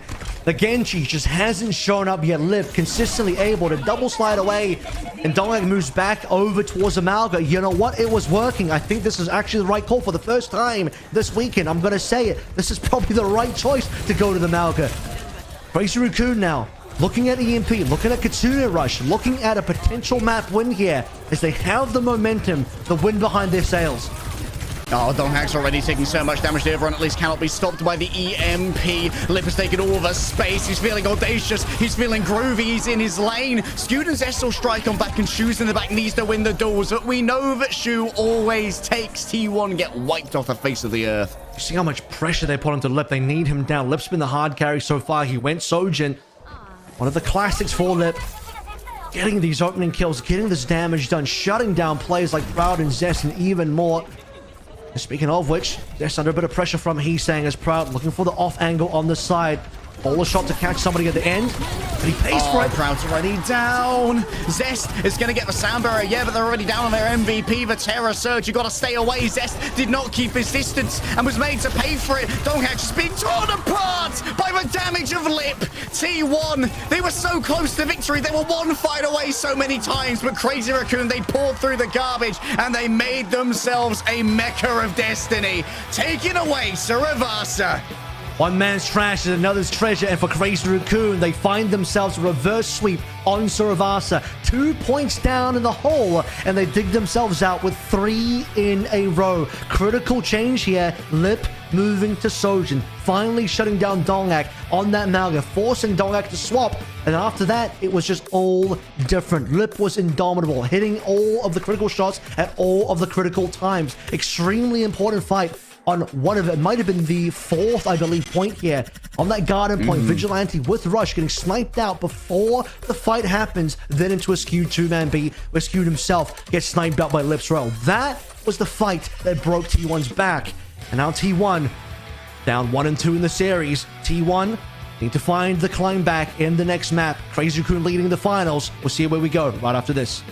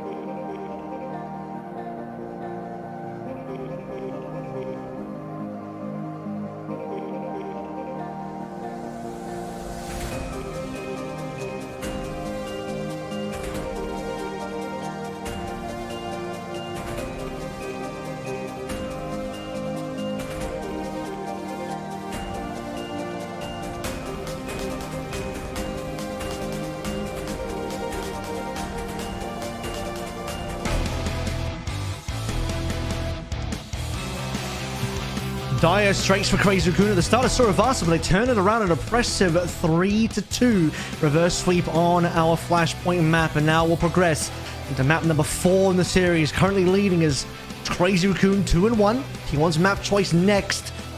This is getting quite competitive even within the maps themselves. Neither team really showing too many signs of weakness, and both teams punching as much as they can.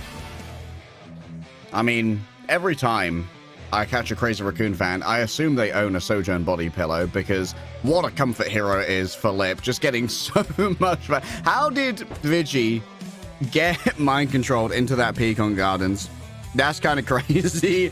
T1 now have to decide where to go. Runasappi generally tends to be the standard coat pick here for Korea, and indeed there it is. Runasappi, our push map on dock. Yeah, I think Crazy Raccoon would probably be the team more likely to pick into a hybrid.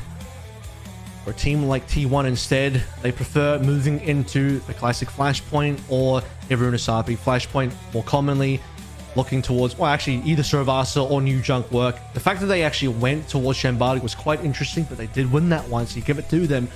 And now on to the push. Max comes in for Jumbin, which is very interesting because it's not always the case. Sometimes you do see Jumbin in for Max for this map as well. It really depends what they want to play. Ball's still viable here.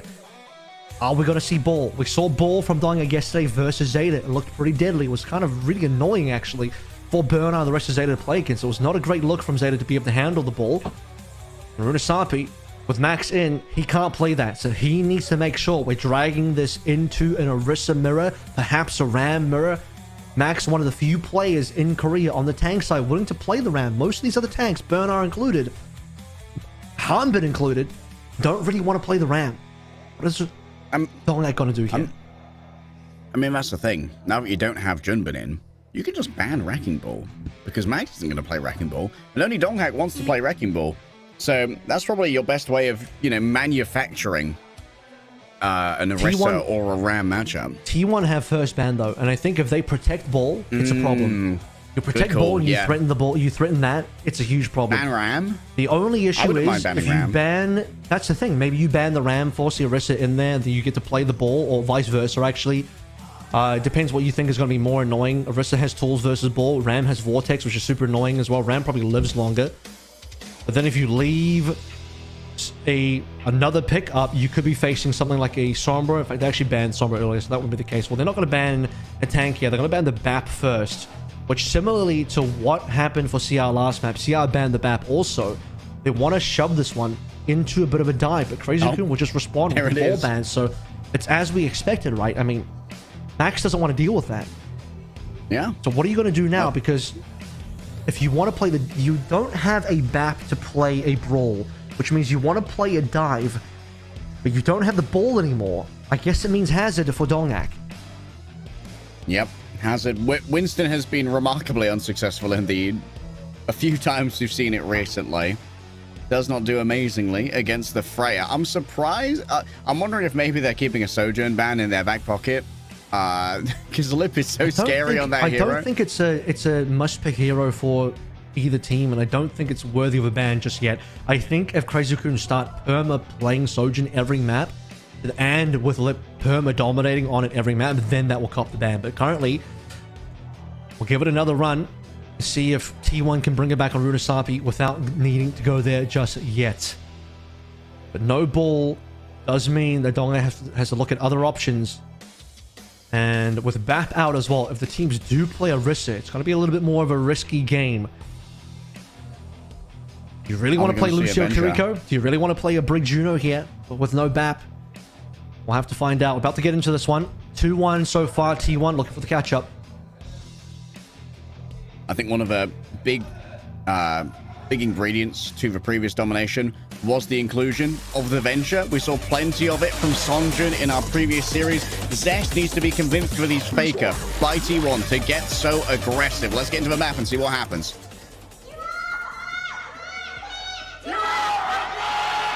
Ooh.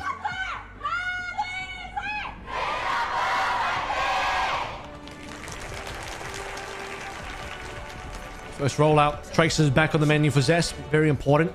One of the key things that I did believe happening on Suravasa that cost T1 their advantage. The Genji did not show up. was not really doing too much for Zest, and they banned that themselves as a reminder as well. So Tracer ban could still be on board for Crazy Raccoon later on. I don't believe Heesang's actually going to play this for real, so Crazy Raccoon, no, they're going to do it. And I think the reason why Heesang's playing the Torb is he's expecting the hazard, but there's not going to be hazard on the other side. It's just going to be Orisa, but it's Orisa with Lucio Kiriko, which doesn't feel good. No BAP. Max knows there's no BAP. That's why he's starting on the Diva. Feels bad, man. Max going to have some very fast access to the backline already. The discovery of a Torbjorn turret is going to be nice to try and deal with. Lip here, ready to aim. Proud has been at least keeping them at arm's length for a while. Charong's already gone. However, shoes have fallen low as well. Going to be relying on self-healing. If they can get cornered here, Crazy Raccoon might get absolutely scuppered before they've begun. Just goes to touch too deep. And now Lip in no man's land at the moment is going to likely have to wait for that self-healing. And the cart's moving. Shu not dying here. No, I lied. Dying finally finds. Was going to say Shu not dying was really pivotal for Crazy Raccoon. Having a single heal and now Lip being run down by Dongak and the squad. And finally the cleanup occurs. Crazy Raccoon will get the kills required. And I'm looking forward to maybe looking to see if Heesang goes for a swap. Max did not. I don't think the Torb's got a lot to use yet. That being said though, he does get the kill. Dongak maybe went a little deep there. Don't think T1 need to get that aggressive that early. That was a crazy body block from Max as well. Very heads-up play to make sure that Donghak could not get out of there. And here it is already. Zest rolling through. Is this a real Doom? It's a real Doom. The unironic Doom? And Max has got to just go Ram here. Okay, I have not seen Doom in a long time. Now, Donghak is one of the big Doom players in Korea. But I just don't think this hero is good right now. This is such a huge risk. He's saying, though, forces Zest. I mean, maybe the surprise will be everything. How often you scrimming against Doom over in Korea? Zest has gone a little bit too far. Gets into the 2 versus 1. Maxim going to run out of Nemesis form, and that's going to make an easy target without the blocking available. But guess what? Already a checkpoint grabbed here for T1. There's no big punish here outside of Lip on the Cassidy, so it might work out. There's no Ana for Shu. There's no Orisa on board either. So if Max swaps to Orisa, he actually will improve this matchup. Here comes Donghak now. Does he have an opportunity to get a good punch in there? Beautiful stuff. That was massive. Crazy. Unreal 5-finger death punch right now. Good and the full knuckle and a touch more. Donghak just going to be chasing down the trace of a time demon. Can't stand up. It's just like the anime, baby. 2/3 for Max to get this ult, and he says, forget about it. Let's just go straight over towards the Orisa. He loses 66% ult, but trades for 15%, but he finds the right matchup. You have to punish the Doom. You need something to make sure the Doom's not going to find value. Orisa is that pick. A charged up punch and a smile on his face. Donghak all the way to the back is going to get themselves a nice... Oh, they forced out the Suzu already. But one and done. Onto Lip. All in. They are going to force out the sound barrier. Try and keep the MVP alive. But here comes the second assault coming through from Donghak. Only 150 HP remaining. Turok with 3. Madness on the frog right here. The poison darts have arrived. Actually, perfect sound barrier. They just enable Lip to stay alive. And Donghak is now going to move away from the Doom. Lip really should have died, but Churong saves his life and gets the punish on top of that with the 3. T1. What else have we got on board here? Proud. Time for him to shine again. Early bolt forces Suzu. Suzu gone. Big expenditure on cooldown. Yeah, now the bowler can get even more done. Trying to chase down Heesang here, but the dodge away is good. And guess what? Halo's moving. Been rolling this entire time. The Venture's going to be responsible for holding it in its place for the moment, but Lip is very scary. Spooky Cassidy over here with this aim. There's still a stick available in the back. Heesang hoping that people look elsewhere to try and dodge the Deadeye and may put themselves in a nasty position to try and get stuck by the Pulse Bomb. For now, though, Lip keeping it safe, and Heesang just works the periphery, just edging away on these margins. Here comes Proud. Ball into the backline. Doesn't hit though. Kitsune Rush will give the advantage. Donghak finds Shu, and the rest of the dominoes start falling as Crazy Raccoon cannot hold up against this, despite Shu also dropping into Kitsune.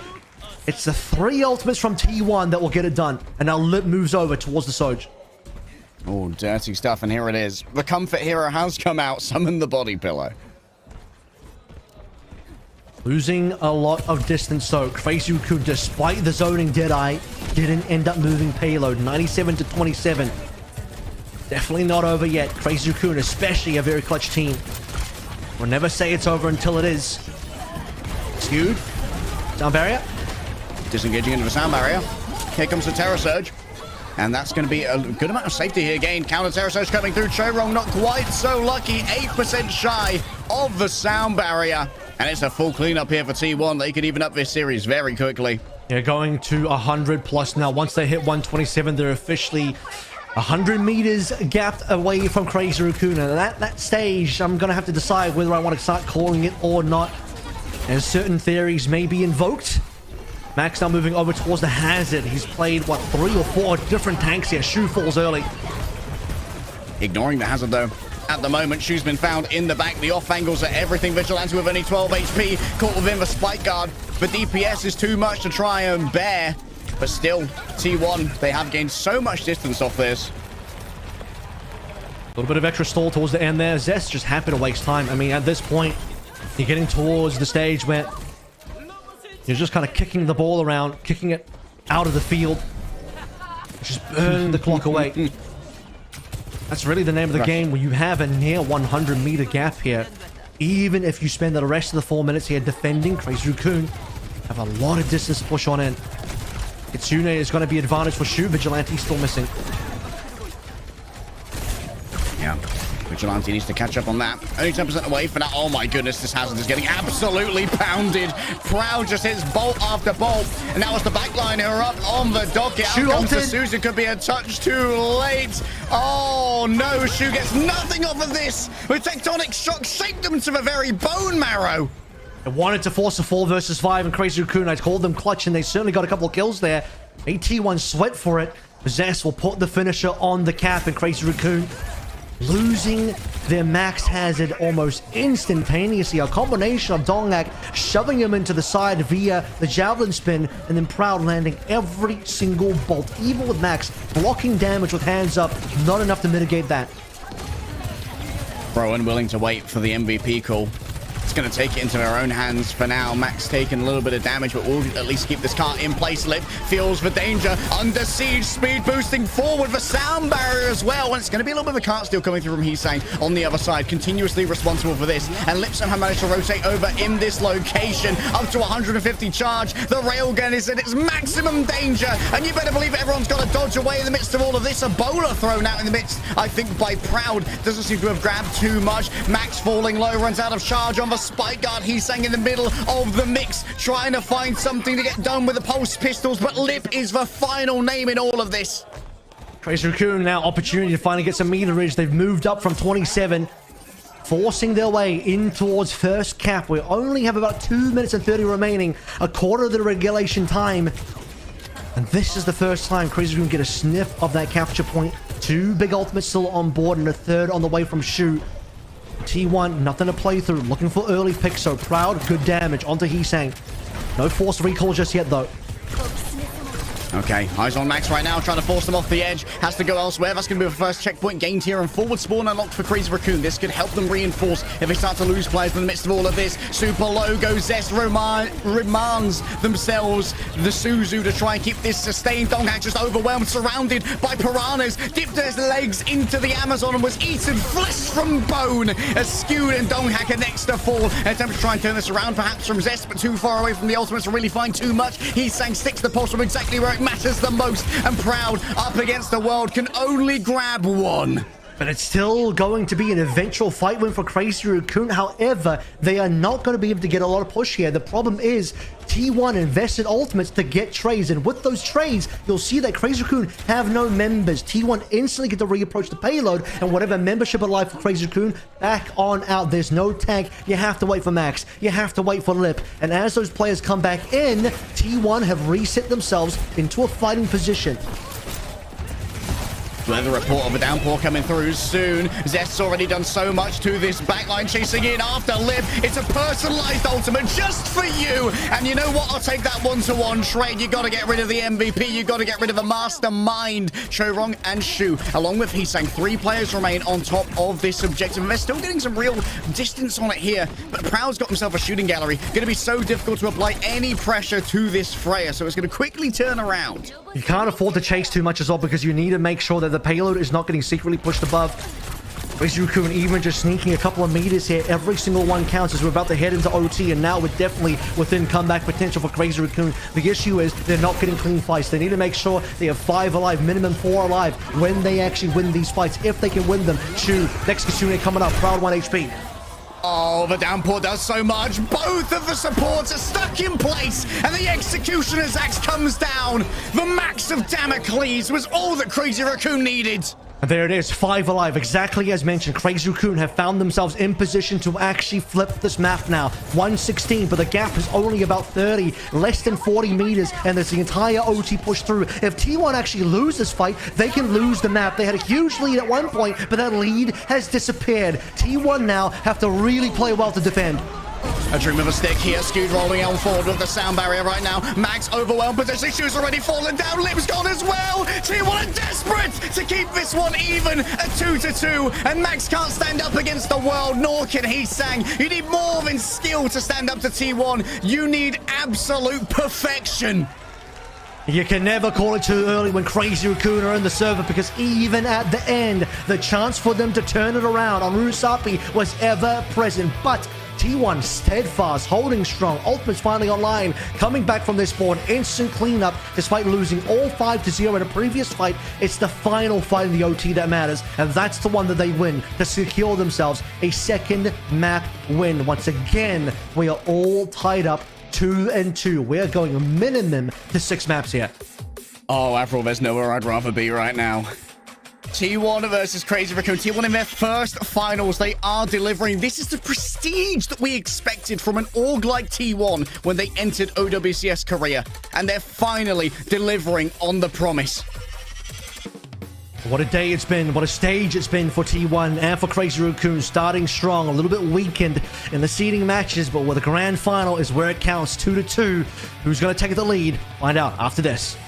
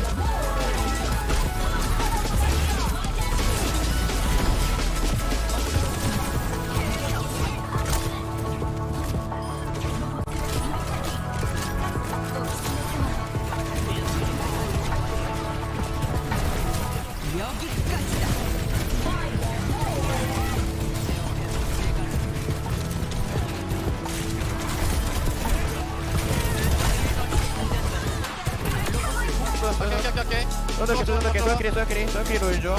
야, 또 끼리. 가잖아. 끼리 먼저. 가정. 버튼 먹으면 돼.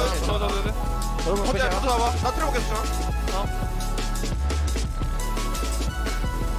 나이스. 하나 주먹. 가보자. 스스로. 집중을 좀만 잘하면.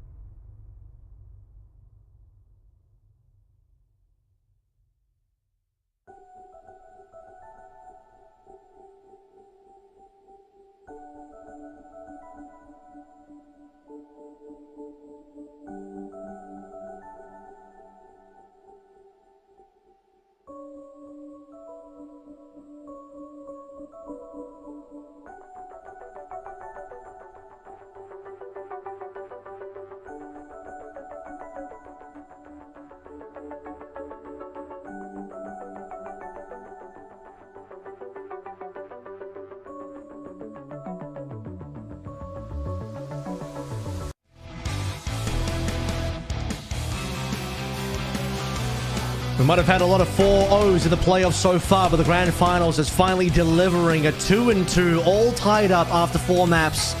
About to head into number 5, where it will be a hybrid. And if we go further than that, and we will, because this is minimum 6 maps now, it's going to be a map pool reset. Crazy Raccoon, you call this one out, Harry. It's a 100% win rate across the board so far on hybrid.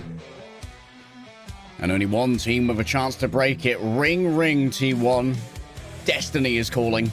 If only you're willing to pick up the phone. The 0% win rate on Midtown would give us a statistical anomaly here for Crazy Raccoon to potentially play into. Meanwhile, moment, I'm trying to remember when an Iconvolder ever got played. When did that happen for Crazy Raccoon? I feel like that map never got chosen. Maybe the one time. I just gave that to them. You know what? They got 3 100%. Lock in a single extra 100%. Midtown, was that played recently? I feel like that must have been played. Well, it's about to be played right now as well. Just looking back on T1's history, when did they play a Midtown? I'm not seeing it. It must have been a little bit further back. Certainly wasn't in the last 2 weeks, I'll tell you that much. But they're going to have to drill it in. What are we expecting here? Sigma viable. Max should still be in. Arista, name of the game still, in my opinion. Symmetra, very important. It would be really funny if Symmetra gets banned, actually, on this particular map. It's actually going to be Jumbin in. Okay, I mean, what are we doing? If Symmetra's on the docket, maybe there's a world where you ban Venture from Zest. He was a bit of a Venture enthusiast. Just try and get the preemptive protect on the Symmetra by banning Venture. We have seen a lot of Venture bans recently. We're starting to see more, but still curious if it's worth a direct targeted ban just yet. Question is, how much did Crazy Raccoon feel like that was the problem? Oh boy. Or did they feel like something else was the problem? Farah is targeted towards Zest, but I don't know that Zest would really have played it. I think I'm leaning to agree with you here. Banning the Venture protects the Sim if you want to play the Sim.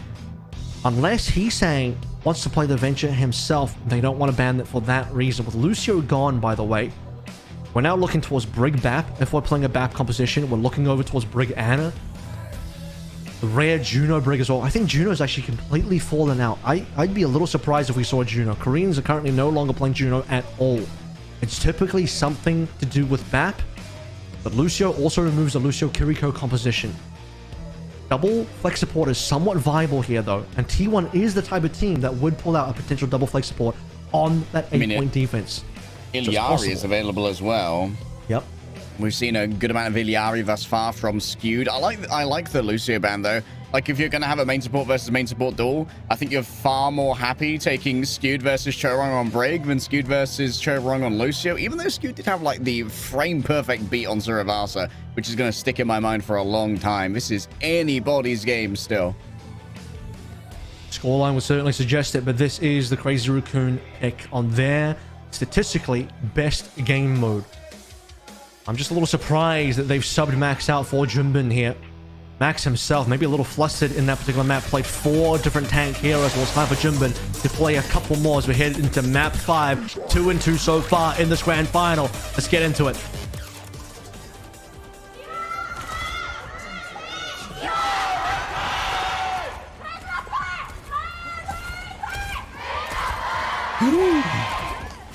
How dare you. The pizza pie? The T1 dads have turned up for a chance, by the way. Loving to hear that. Don't they know it's high stakes for a first ever T1 victory? But for Crazy Raccoon, the final boss has many forms and a single health bar is just the beginning. We talked about the double flex support on board now. Vigi Skew, the Ilari, locked in. Zest on the Sim. As expected, double Sims. Jumbin Diva would be strange. You would think that would be Max playing this one. Is he really going to roll out on the Diva? It seems like he is. And guess what? Chorong even on the Juno. So as I said, a very rare Juno in Korea, but it's back. All right, very mobile composition with both the teleporter and the additional speed. Is Lip going to get sped through here is the question, or is just going to slowly approach? Might be noted here. Crowd is going to have a potential to disengage with a TP, trying to really taxi Xang's approach here. A lot of damage taken by Junbin, and there's just so much damage that you take as the D.Va. If you don't instantly execute on your dive, you are just shanghaied, man. Crowd does get taken down by Lip, so there is something that Crazy Raccoon have achieved on this attack. But what a trolling situation against Junbin as he flies on in, targeting Donglak, who ate, by the way, a Bionade from Shu. And then once you see Donglak 1 HP, you're thinking, at least this is a tank trade, right? Nope, gets TP'd out by Zest into safety. Once Proud gets back into action, he won't have their full 5 again. Well, Scootish is putting down so much suppressing fire over here as well. Obviously, just doesn't require any care from their co-support, generally relying on their pylon for all their wants and needs. A move over to the Winston here is certainly interesting. This is going to provide a little bit more ability to, of course, break down those buildables. He's just not a D.Va player, so it makes more sense for Junbin to play an actual hero he's going to be good on. Although I would say the Winston has not been a good look so far in this playoffs. And Shu lucky to get out alive there. Donglak not so lucky. Doesn't get the TP Bella this time. I don't know where the lamp was either. Yeah, Vigilante, it got used, but it died somewhere else. Skewed. Potentially going to be right-click down here. Very difficult to break through the Winston bubble with the damage that gets brought to the table. Lip falling down, though. This is going to mean that entering back into the zone is going to be a touch easier with all of that poke coming in. Donglak returns on the Wrecking Ball. He's just being professionally annoying. We know all about that. Building up towards the beam, though, Heesang is going to be difficult to dislodge. He's just burning through his own HP, which is the problem, because they have to give up 2 ticks here anyway. It will be a retake, and they will have the Captive Sun, but Choron can TP. Choron TP's away. Seems like for now they have survived. Jumba gets nailed in the midst of all of this as well. No touch on the point. 4 minutes on the clock now for Crazy Raccoon to get through second. It really is just a single death on Donglak on that Orisa, falling away from T1. They start losing more members, only trading Lip. They needed more trades than that. Donglak, in my opinion, shouldn't have swapped the ball. Should have stayed on Orisa, played for the double tick giveaway, and then into the retake, allowing a bit more space for the Captive Sun to maybe find value. Now Crazy Raccoon, bit of momentum, win behind the sails. Winston on both sides as well. Ebola, ready to go. Players playing behind the glass for now. Fear of God in Lip certainly needs to be respected. Skew throws out an A. Doesn't really get that much in the way of value, but while everyone else was looking elsewhere, Lip fell through the cracks. Vigilante found that one off the back of their blaster. Now window from Vigi. Maybe a little unnecessary. A little bit late to the party. Will respect it and TP away with their 3 ultimates still on board. There's no need to counter it. Just losing a singular player in Lip would probably have been enough to force Crazy Raccoon back, and across the map now they go as Heesang's looking for an angle. Wow. Oh, that's a nasty right click. Absolutely disgusting to look at right there. A Donglak just flies limply through the air, unfortunately finished off on the disengage. Vigilante exchanges life for time. I'm not seeing where the Winston finds value here over something more like a hazard. Perhaps Donglak is thinking playing into the Symmetra. Possibly better for him to be on the Winston. Zest now moving back over towards the hero that he's found so much success on in this series so far, the Venture. Sonjin proved it earlier. Zest will now bring it home if he can. Wall coming down from Heesang. Jumpin still prime on board. All right, Nano as well, if needed in an emergency. That's good. Oh my goodness, the cyberbullying. Goodbye, Zest. Nobody assaults my honor but me. And Junbin still has the primal rage. I think this one might be curtains here, barring something major. Out comes the Nano boost. On to Donglak, but needs to stay on the cart in the midst of all this. Can't afford to chase out. Vigilante actually managed to get a good flank onto Lip. That could be a massive turnaround. Vigi bringing in the magic when it's needed the most. Right clicks here could convert into something magical. And guess what? The Venture's here when they are most required. Zest falls down. Yes, Vigilante is still a reign of terror. The cat. Kunai after Kunai. They let the cat go through. Not like this. Just didn't have enough members alive. Donglak probably needed to be the one to stay on the payload, but T1 dropped their members. It's such a low members situation for both teams. And T1 needed to hunt for kills, but unfortunately that does cost them the point. You could argue that maybe they were slightly losing anyway. The Crazy Raccoon now will be left with 3 minutes to finish the map, which is still plenty. And they moved into a proper Brig Anna duo on the backline to support their Winston. T1 trying to get it done on the double flex support. Instead, Zest looking for a little bit more on the venture. A little bit quiet this time around, especially when Shu can hit a sleep dart like that. Disgusting stuff there from Shu. Still the GOAT on Anna, by the way, after all of this time. T1 running out of options here. Even if Crazy Raccoon don't finish the map, the distance has been immense. Vigilante first up for Kitsune Rush. Nano's about to be online for Shu again. This time likely going to the Jimbin. Was used on Heesang last time, fun fact. All right, dropping down from the sky with the Kitsune Rush in tow. This backline is exposed, but they just managed to disengage fairly easily. And this entire time, there are still the remnants of Crazy Raccoon left behind doing this guerrilla warfare, where they are at their most dangerous. Heesang and Junbin are surely going to be able to get out of this one. Heesang, of course, not quite so lucky. Junbin actually has been caught away from the healing by the Winston bubble, but has an emergency primal rage if need be. These late kills are very important because for T1, they got nothing out of the Kitsune Rush, and now they're going to get the big catch. Crazy Raccoon felt comfortable disengaging and possibly looking for the re-engage, but now getting themselves punished. No, they don't even have a Lucio. They don't have a Sim. Disengaging is just by pure position to begin with. Dongak will take a nap on the high ground, but even TP's in for this. So T1 are split now. T1 have shaped their positioning around in an awkward position. Is Dongak going to be forced to primal here is the question. The backline is exposed. Crazy stick from Heesang, grabs himself a second. They're pushing payload. I mean, Proud's going to try and convert here. Has to get something off the bowler instantly. It needs to be a clutch play. They've sent it over onto Lit, but the healing's there. Shu is just on deck every time. This is just too much from T1. They tried to split their team. Dongak went all the way over towards Bridge, got slept. Worried about him dying. Vigi TP's in. That just splits them into 2 versus 3. Zest slept. He was nanoed. He got slept. Oh, the nano as well as the tectonic blast. Shorong just raised the shields, and the phalanx for Testudo was too much to be broken through by such barbarism. Raw force can never beat a phalanx like this, and Shu's still just standing in the back, omnipresent. Every single duel he's getting involved in. An anti to the left, a sleep to the right, and a nano in the back pocket in case it's needed. 36 seconds still on the clock and a full completion. T1 just trying a little bit too hard to chase there. They got the late kills after the failed Kitsune Rush. Take your winnings and exit. That is the time when, unfortunately, you don't want to stay at the table and continually go all in, putting it all on black, all chips on the table. Crazy Raccoon will punish that. You split your team. The cap starts coming through. Proud plays a one-and-done angle. Can't get the kill onto Lip, which would have slowed things down. Would have been a decent kill for T1. And then there's just no response. The final nail in the coffin.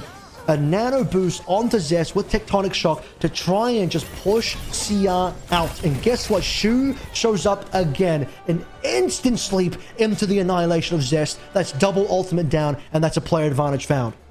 Dude, Heesang getting that C9, that like back cap in the 3v1 as well, off the back of the TP. That might be somehow the play of the series. So tiny, but so crucial, and exactly the right time. And it feels like when you're going up against Crazy Raccoon, it can be impossible because so often they just get things at exactly the right time. And T1 are not giving themselves enough opportunity here either. Sometimes you got to slow down the game, not speed it up. Well, we see the skewed Zen come through. I think unlikely, but at the same time, in Town A, hard for him to get flanked, easy to get value. Chorong bringing out his own Alari. Both teams valuing the double flex support, and T1 will say, it won't be the Zen, but we will bring back the Alari.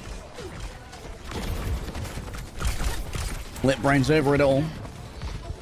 Might be exchanging fire with Proud here. But a quick flank around, utilizing the Symmetra TP to just take away that space. Waiting to see where Zest deploys first.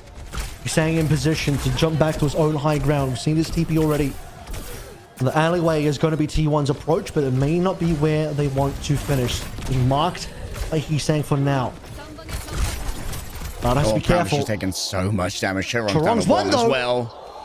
Zest TP's in. It's a risky play, but it gets rewarded. Proud on the other side gets traded out, but Lip went too far to try and find their counterpart. Thought that that was everything. It's a very messy fight at the moment, Avril. And Vigilante at the moment unnoted on their crazy flank here with the bat. There is a potential to try and get a disengage off the back of his TP. Jump in, finds Zest super low, and Shu might now be exposed inside the laundromat. They don't really have the mobility to try and face after him. They need better trades here. T1 have to slow this down and get their members back, because with these trades, they have a closer respawn. Just need to be able to secure this one. Lamp will save the day for at least a little while, but Dongak goes further in, trades his life away. Skewed gets jumping though, so it's a 4 versus 3. It's still capable without a tank. Unreal urban combat right here. Lip on the angle, can get TP'd on. Taking the corner a little bit more cautiously as Zest has a fully charged right click, and Lip just does not have the HP to survive. It's still no pressure on the point right here. They need a tech. Why have they touched? Like, guys, are we what are we waiting for right here? We're going into the Symmetra nest up at the top. They're going to try and 2v1. Donghak's fallen down to Junbin on his way back. This is disconnected. T1, did they forget they're playing Overwatch? We This won, is disconnected. guys. T1 are not connecting their plays. Donghak is in the side of the map. They get Heathang down. They invested so much for that one. But can they actually start getting a tick? They actually won that last fight with Lip going down late to Zest, but they're still not in a position to actually cap. Now Junbin is there. Without Donghak, there's no confidence to push on forward. Junbin dead. Oh my god, the spare from Donghak. Junbin was looking at Skew the entire time and didn't realize Dong was on the side. Oh, 2 players afflicted with the captive son. There goes Skew, and you better believe Vigi's next up to go. Chorong with the double shot. He's still got that Ilyari in him. Even if we all think about the main support more, Zest going to be staggered out here. And T1, they are going to be kicking themselves for that fumbled fight win. Remember, T1 still have to finish the map here. They need more time, but they're not going to get it. Re-Ultimates on board is looking nice, but they need to be able to connect this into a converted at least 1 tick play, which they did get the 1 tick, but after a secondary fight came back with Junbin respawning. But be careful keeping Donghak alive. Wall down. All right. Good defensive play back here. Junbin making it a touch more dangerous. Terror Surge on Terror Surge. Maybe you can try and cancel out your counterpart. Donghak certainly wins out in that trade. But Chorong, Chorong, it's right, baby. Still getting so much value on the trades. Heesang's running on back on the trade. So you need to keep accruing the percentage on the point. Great intercept. Donghak is so on top of things. Wow, lucky to get out alive. Heesang just in the nick of time finds a recall in the last frame. He should have died there, but a spare from Donghak at the perfect time to catch Heesang on the final touch prevents the retake, or at least the delay of the capture. And as we move to B, the Winstons are back. The Brig Anna is back. Chorong, the last one still yet to swap. That may end up costing Crazy Raccoon a little bit because he's not on the right hero. Yeah, not going to be able to match for tempo. Is he rushing or is he dragging? Rushing over to the Brig. In this case, Lip's already down. That's going to mean that a lot of high ground has to be given away here. She was already fleeing, knowing that Donghak's coming for their position. That's the problem. Crazy Raccoon still playing footsies in spawn. Chorong had to go back, swapping over towards the Brig. It leaves players like Lip out to dry, and Crazy Raccoon not in position to at least hold the front line of B. T1 just get the front half of B for free. Payload already in the underpass, just off the back of a slow swap from Chorong. Donghak needs for support up here, and Proud is more than ready to give it. Lots of damage heading the way of Junbin. Building up that nano boost for Shu, of course, and the cart has been temporarily halted in the underpass. This is what T1 need, though. Cheating the time away. They took so long to cap A. Any sort of early movement on B is giving them advantage here, but Crazy Raccoon, they've stabilized. Ultimate's about to come online. He's saying 1v1, Zest half HP. He's saying good for it, but Proud is going to come in as the third party. Yeah, it's not honorable, but it is a good kill. Out goes the ante. Oh, the landing is good. Coming through from Junbin, just the perfect nano. When T1 thought they had the advantage from winning out in the Tracer third party, Junbin's there as a final exclamation point. Yep, no Tracer follow-up required. If Junbin has the nano, he just lands perfectly on both supports. Bubble down. Nothing Skewed and Vigilante can do about them. Despite the bio from Shu not landing, Junbin still gets it done. No response from T1 there. No response nano onto Donghak to trade. Although that might not be good enough if you lose your entire backline. A huge moment of respite for Crazy Raccoon to stabilize this defense. Shu on the off angle. He's being a sneaky beaver right now. The Winston has no idea, and they are dangerously close. Oh, that's a nasty Atlanta right there. Called him Shu because he just creased Vigilante's J's. 37 seconds. Fast reset required for T1. Trade on the Trong is going to be good. Longer run back for Crazy Raccoon. As a reminder, multiple ultimates now online for T1. This has to be the push to end the map, at least for B, to give them the opportunity to go to C as well. Shu hiding again on the high ground, assuming that T1 will push past him. A good bayonet here will end this entire map if Shu can find it. All right, Lip a little bit scared at the moment. However, a 4 versus 1 on the deck here from Donkak needs to pop the Primal Rage. It's going to just be dragging everyone over towards the car, which is starting to move, but Cess needs to stay on this at all times. Overtime is not the ideal player to try and make this one work. Vigilante's already down. Jumpy just brings out the Primal Rage. The bowler, yeah, it goes on to Heesang, but survives with 1 HP and can just dodge elsewhere. Back to the loving arms of their supports. Crazy Raccoon are looking so strong here on Midtown. There's so much trash in New York, and it powers up the Raccoons. They're eating good today. Crazy Raccoon find themselves 3-2 in this series, now leading. Match point secured.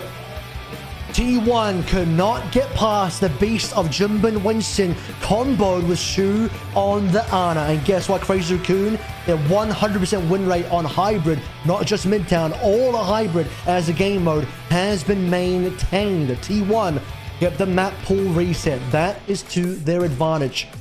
This map number 6 coming in can be any map that has not been selected by either team just yet. And don't T1 need it right now. They need an advantage to bring this one to a map 7. We'll see what happens right after the break.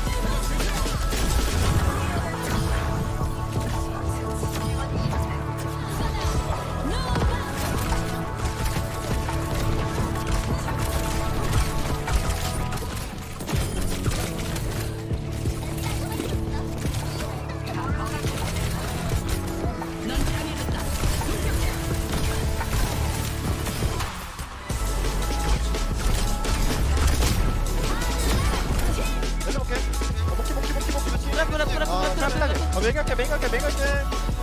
나이스. 아 형이야. 버려. 아 재밌구만. 재밌지? 야 재밌어?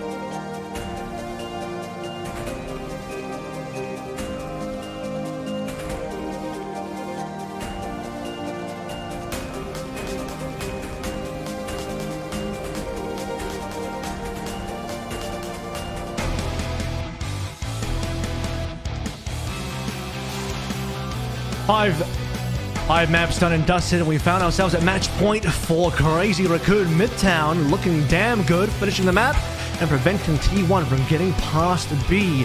Seems like our Winston Anna Brig mirrors are favoring Crazy Raccoon. As foretold, still looking like the best dive team in the world. Where will T1 take us now that the entire map pool has been reset and everything is open? So many options apart from where we have been previously. Often our teams like to go to New Junk City. That could be on the cards. Circuit Royale. Yep. Could be another option, but that would require a max swap in from Crazy Raccoon. Still, T1 might be happy to try and disrupt Crazy Raccoon's current vibe and comms, as it was quite a commanding performance on Midtown. As a reminder here as well, because Crazy Raccoon have found a match point, they will have at minimum one more map choice if T1 does win the next map. And you see on the screen here, 3 hybrid maps are still open, including a 100% win rate Eichenwalde, which has never been played by T1. And really, I don't even really remember seeing in Korea at all. It must have been the only Eichenwalde played in its entirety. Circuit Royale. Okay, yep, makes sense because want to drag this one back into Max being subbed in, get back to an Orisa matchup. The maps that they've actually lost against Crazy Raccoon so far, Ilios, Jumbin played, Midtown, Jumbin played. Remind me, I think Suravasa, did Jumbin play as well? I think he might have. Yes, Suravasa was Jumbin playing, I believe. Yes. Yep, confirmed. Yeah, Jumbin was playing that one as well. So actually, despite Max mostly in this meta the past couple of weeks being the starter that has had more maps played, Jumbin in this series, in the grand final, when it matters the most, has stepped up the most. But when you go circuit, you're forcing the swap. Max is going to have to come on in. And Max be the player to bring it home for Crazy Raccoon 4-2. They beat Falcons 4-2. What's the scoreline versus T1 going to be? I'm looking forward to the potential of Orisa's coming back in. Again, can't believe I'm saying that with a straight face, but at least it's not Malga's unless Donghak wants to play it, but this is not a Malga map. Could be a Zarya ban to come through as well. We've not seen one just yet, and T1 have first ban. There it is. Get rid of it. Yep. Don't have any sneaky shenanigans from Max bringing out the Zarya. Keep it honest on the Rams and the Orisas. He might play the Sigma. Donghak won't play the Sigma, but he doesn't have to. Exactly that. Oh, the Symmetragon here. Well, this is going to open up that Flex DPS slot quite a bit. Will Zest be brave enough to bring out the Venture? We saw Sondrin dominate on Circuit Royale with Venture in our game previous. But there's also means that Tracer is going to be available. And can you dare to leave Hisang's Tracer unmarked? I don't think Tracer's good enough for this map, unfortunately. Certainly not on A. A is the problem here. What this really means is no TP strats. We're going to be looking at pure standard brawl, Lucio Bap style, or if you're T1 more specifically, the Illari Bap again, but actually didn't look that great on Midtown. Funnily enough, the Illari Bap out of Crazy Raccoon seemed to be superior, so the option there available as well. But I have a sneaking suspicion Max wants to play Ram here. They don't want to play a poke composition. Max would like to get into full brawl, Lucio plus Bap. I think if you are the side of T1, probably safer just to match that one. Play the Lucio Bap into either Orisa or Ram. I think Donghak's playtime on Ram is a lot lower compared to his playtime on Orisa. Max, in this matchup, definitely has a greater hero pool, which is why the Zarya ban gets forced out. It means you can't ban anything else. You must bring out the Zarya ban. It's similar to when you play against Jumbin. Sometimes you just have to ban that ball, and it prevents you from banning anything else. So, let's see if the predictions come true in terms of what compositions we're going to see here. Probably Freya's on board. Lip has also played Widowmaker here. I don't know if it would really be that good again. With also no Symmetra, I'm expecting the Hisang May. Yeah, no Symmetra means no TP bailout for a less mobile tank that gets isolated by the ice wall. And that's exactly what Max wants to see as we head into our 6th map. It's going the distance, Avril, here for Korea Stage 2, our grand final team with their first appearance. Let's get stuck in.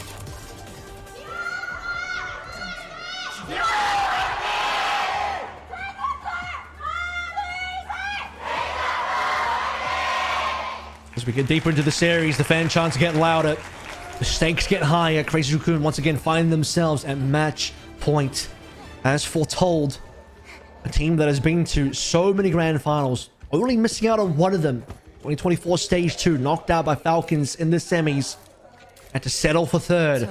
T1 consistently out of the top 4, now finding themselves in the top 2 for the first time, with the potential to bring us to a map 7 and win it all. We talked about the maze. It's on board now. Zest and Heesang locked it in. Lip opening shot onto the Widowmaker.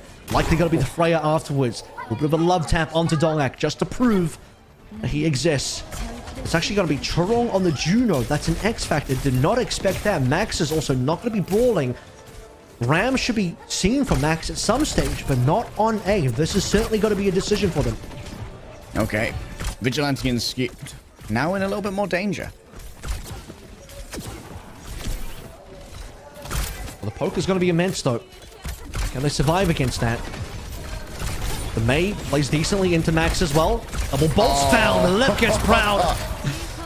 Yeah, maybe you only need 1 poke DPS if it's going to be Lip, honestly. Proud just gets absolutely destroyed. Up comes the wall. They've already burned the Immortality field here as well. That's a major tool off there. Skewed, however, hits the headshot when it's needed most. Lip taken to the Shadow Realm for the moment.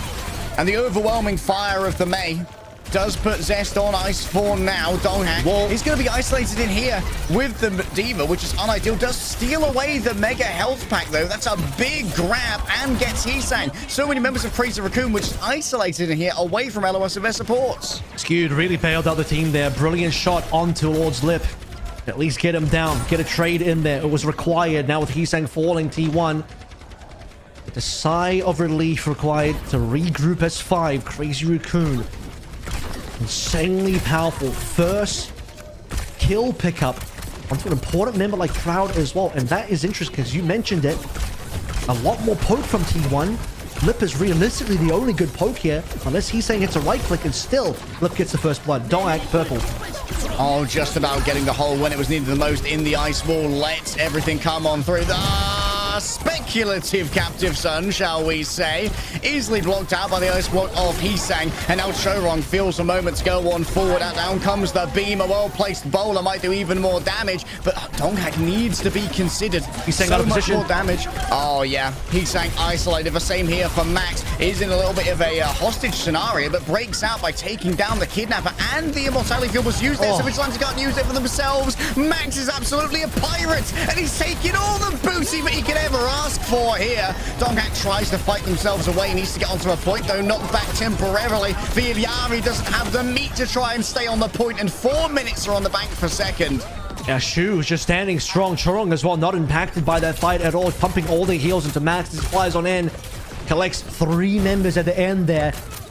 A javelin to prevent Max from moving in to collect Donghak in time. Only saves Donghak for a couple more moments, and now the Ram swap comes on through. Classic counter to the D.Va. Of course, Zarya's banned. Not that Donghak would play it anyway. Lucio Bap now on board for T1.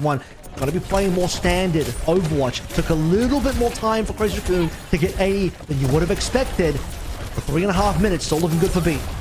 No surprise usage of the ice block there. Does avoid getting slept for a moment. Oh, it's eat from Max. You can't throw it that far against a D.Va like this. Bro's just built different. Out comes Nano onto Lip. It's time for the Lip show to start all over again. And it's one in competitive Overwatch that we've watched 1,000 times, and I still ain't tired of the reruns. Yeah, Zest thought that Max had retracted the defensive matrix, but just not the case. Max tracking Zest the entire way through. Very easy. In fact, when you see the Mei walking forward, you know what the play is. You know that's going to be the Blizzard. And no Blizzard, no win from T1, as they had to change up their comp, so giving up any other ult percentages they would have had. A was a bit of a struggle. B certainly not. Crazy Raccoon looking strong in what could be the final map of the series. More than 4 minutes now to finish the map. 4 minutes for last is a ludicrous amount of time from downtown. The ante doesn't really hit paydirt for the moment. Donghak just forced to block passively in front of so many members of Crazy Raccoon. Controlling the high ground up here. Vigilante can lay down a bunch of damage. Needs to be peeled for, though. As for self-destruct, just going to grab everyone away. Nice usage of the barrier coming through from Ramasha to give that third-party support over to their vulnerable player. And Heesang won't be allowed to disengage.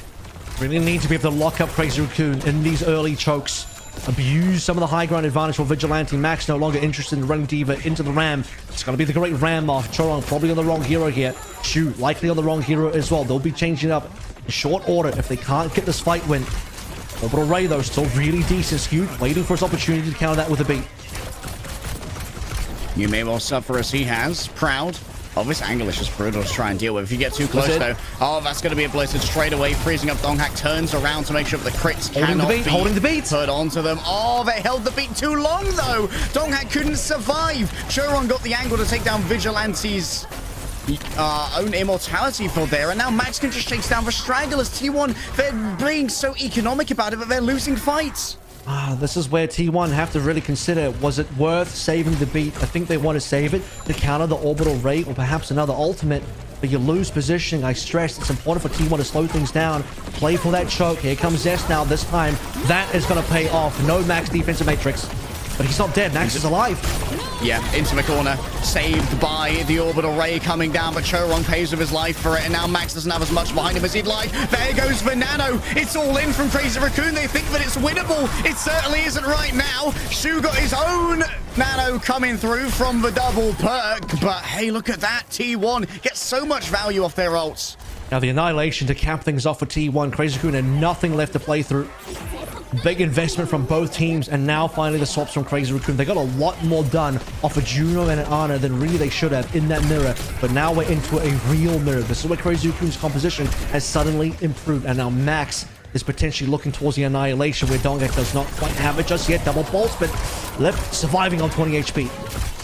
All right, Amp It Up was used there by Lucio as well. That's a major rotational tool that's going to be off. However, the good boot. Vigilante with the Exo boots can just get out of there. Skewed, just doing what they can to try and survive. Dancing the night away. Liv getting up close and personal to Vigilante, but the window is summoned. The amplification matrix. It's a flag of death that flies over these battlegrounds, and Korn certainly is getting its fill of skulls today from the Crazy Raccoons. 120 left to go through. T1 have stabilized finally, and now they can push up for a little bit more hold towards the choke. This is getting a little bit more dire and pressing for Crazy Raccoon. Brilliant amount of time after capping A and B, but the late swap on the back line for C, perhaps putting in a few too many ultimates, countered eventually by Donghak on the Annihilation. Max himself annihilated the last fight for a loss. Now Crazy Raccoon looking like they're just running out of resources. Oh, no, taking a risk. Oh, Proud! Unreal to take down 2 already. And wow, look at that. It's just a you tried attempt at a immortality field. Choron flying across the screen, and Proud happy to collect that. Double bolt in the face with a follow-up bowler to get the secondary kill. And now you're at critical time, 30 seconds. And T1 outside of the bowler didn't even have the ult. And I don't even know if I really count the ult from the bowler as that impactful in terms of losing it. A freeze on the dog, another no beat from Skewed, but Skewed a little too far away. Opportunity now for Crazy Raccoon. How much of a space do you want to give away here is the question. Crazy Raccoon, they have 2 ultimates to try and play with, but it can be matched, and here Donghak has the Annihilation as well. Yeah, Annihilation is the big one here.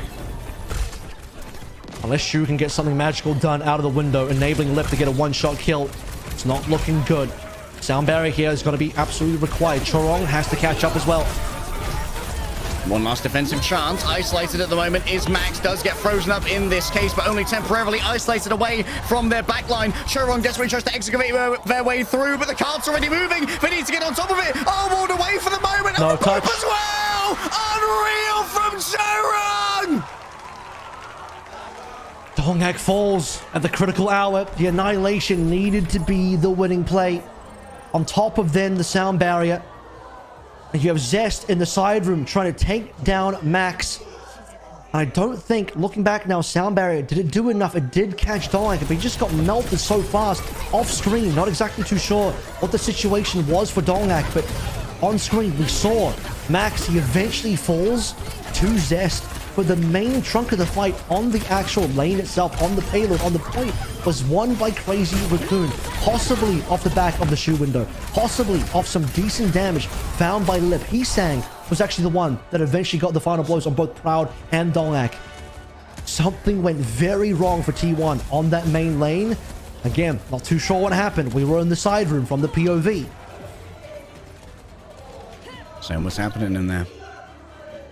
Maybe Donghak got caught out by a window or something. Amplification matrix. Don't know if Shu had it available.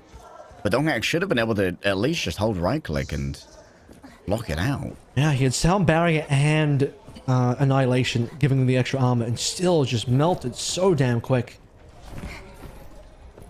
Could have just been some generational headshots coming through from Lip. Absolutely Probably was mag dump. frozen, actually. I believe it was frozen because Heesang did deploy Blizzard in the last fight. In any case, regrettable fight for T1, but for Crazy Raccoon, got what they needed to. Minimal time. To be fair with you, based on how well Crazy Raccoon played on A and B, they deserved to finish the map. Speaks well to T1's ability to hold for over 4 minutes on C. Now what can T1 do on their attack? Max not going to waste any time with the Diva. Starting out on the Ram. Dongak starting on the Orisa. Hacker's advantage. He gets to choose the comp. Wants to play Orisa into Ram. Doesn't really need the mirror. Probably less experience in the mirror anyway. Yeah, not much Ram experience in Korea to go around at the moment anyway. Double bolts go into Proud, forced to take themselves back down to the ground themselves. Max could be overwhelmed here. He's going to be running low on that Nemesis form charge. Heesang erects a wall to try and stymie the forward push of T1. And stymied it most certainly is as Lip hits paydirt after paydirt, bolt after bolt. And while Proud may be an impressive fella, he can't do this alone. I'm going to go down a Crazy Raccoon though. Possibly still enough. Heesang fell. But usable for T1. Probably not at this stage, as Heesang's about to rejoin the team. A bit of advanced scouting from Lip for the extra damage to find the bowler. No other ultimates online so far. Crazy Raccoon looking very healthy. Shu 10% ahead of Vigilante. Lip first up on ultimate. The first to strike will often have the advantage. But does Lip want to take that risky and angle? Great Wall here to try and isolate Max, but the help is going to be forthcoming, and certainly it might even be a bait if they overextend to try and punish this Ramatcha when he is all out of sorts. You know, but Heesang can counter one in the midst of all of this. Actually, we've gone equal on bowlers now. Proud's able to do their own. Scoop just gets instantly decimated. One tapped, by the way, by a double damage headshot. T1, they're going to get dismantled in this one. Crazy Raccoon only had to burn through the window from Shu. 2 minutes gone. T1 are in trouble, man. They have to finish this map. Dongak laid death as well. Again, we're at match point. Crazy Raccoon, the final boss. The big, heavy plot armor saddled onto their body. T1 trying so hard to get something done here. An important fight. Heesang hiding away. A Blizzard coming through here, not caught by Donghak, could spell trouble. He's been found now. Could be the death knell of this team's run already. Donghak gets isolated in the midst of all of this. Needs to be saved. He's going to have trouble trying to disengage from this. Sound barriers exchange both Show and Scoop believe this is their moment. Heesang isolated, but first to fall. The Terror Surge drags in both support players, but Proud's already been taken down. As Max in the back, going maximum overdrive. Vigilante and Proud, all the healing, all the damage, sent to a briny grave down under. And while Donghak's still around here to try and make something work, I don't know if they're going to have enough room to really push this.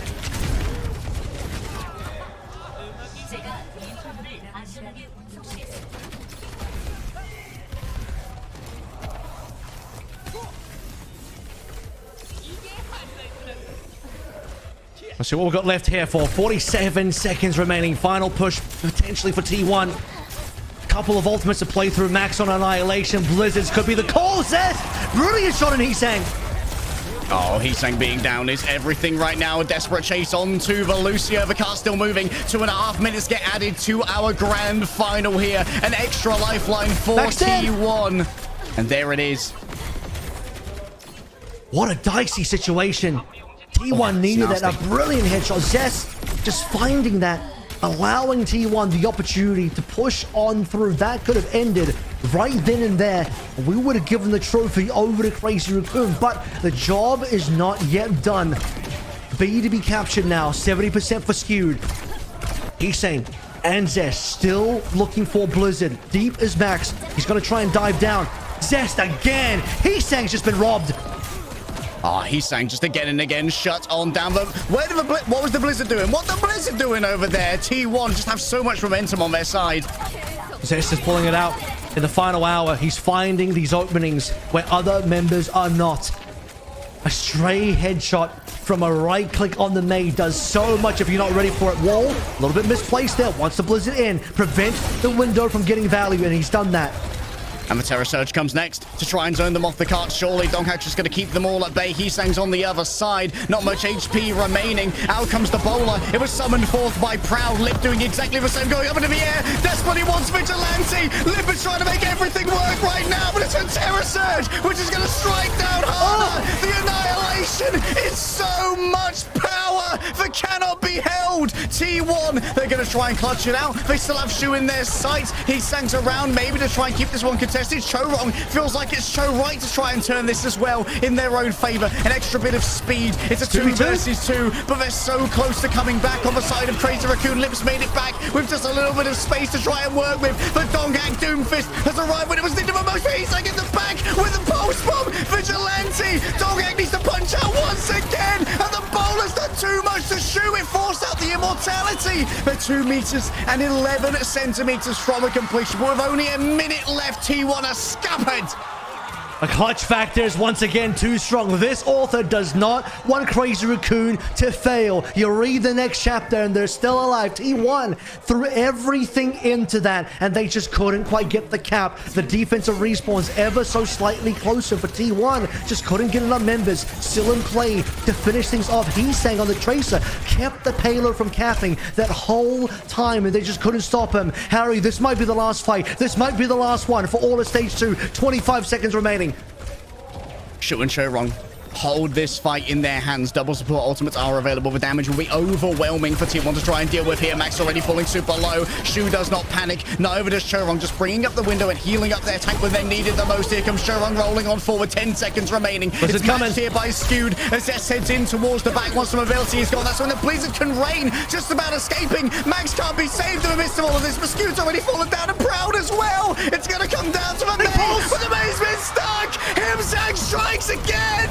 Chorong up here, just doing their best to keep this one contested against the Orisa. There's no healing available. The double supports are just cross-healing for the moment. And here come the recontesters. Skewed has made it back. Zest's going to try and make it happen on the Sombra and the Farah. It's beyond comprehension, and it's beyond the pale for T1. You cannot beat the final boss. There was a phase 2 the entire time, and Crazy Raccoon walk away as your champions.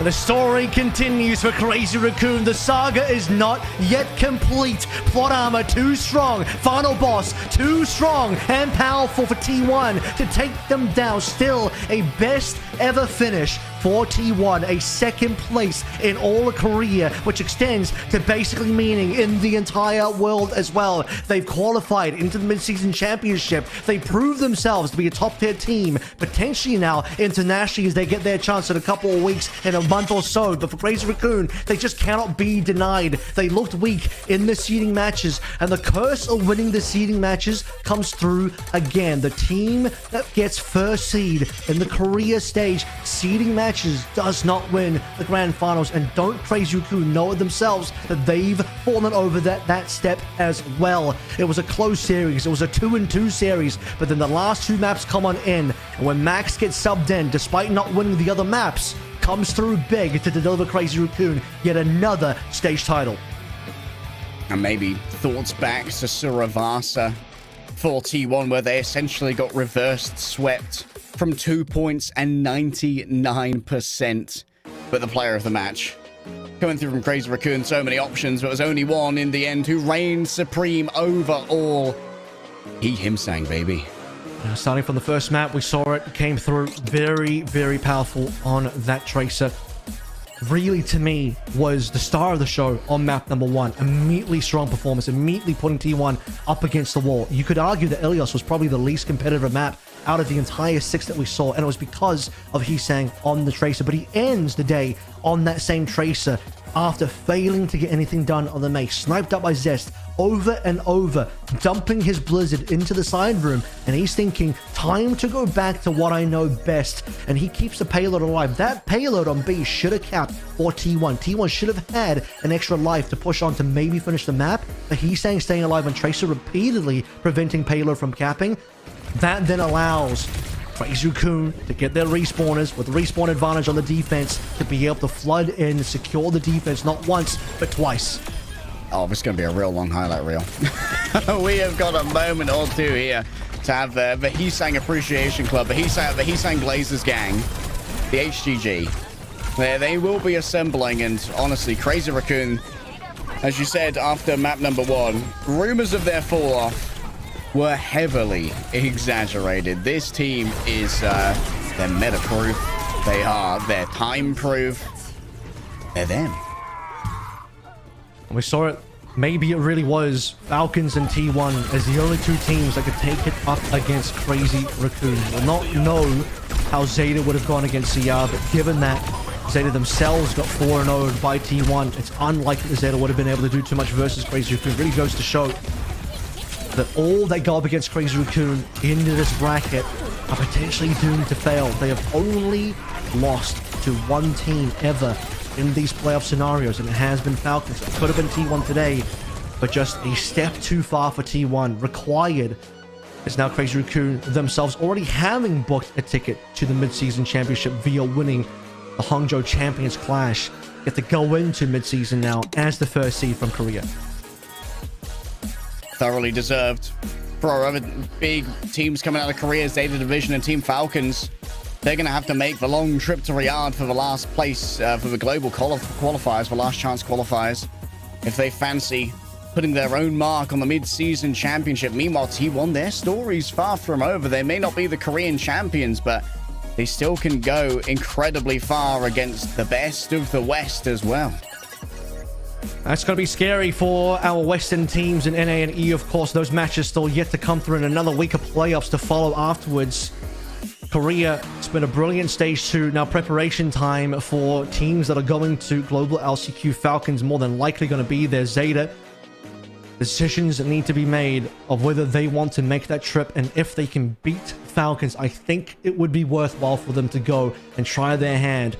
It's quite possible as well. I believe the new season drops pretty soon, so we are getting into a new patch. It's going to be very interesting to see how things look in the next meta. As a reminder, for both the Global LCQ and also Mid-Season Championship, we're going to be on Season 17, which is going to be a massive shakeup for all of our teams globally. Let's take a look at our qualified positions so far.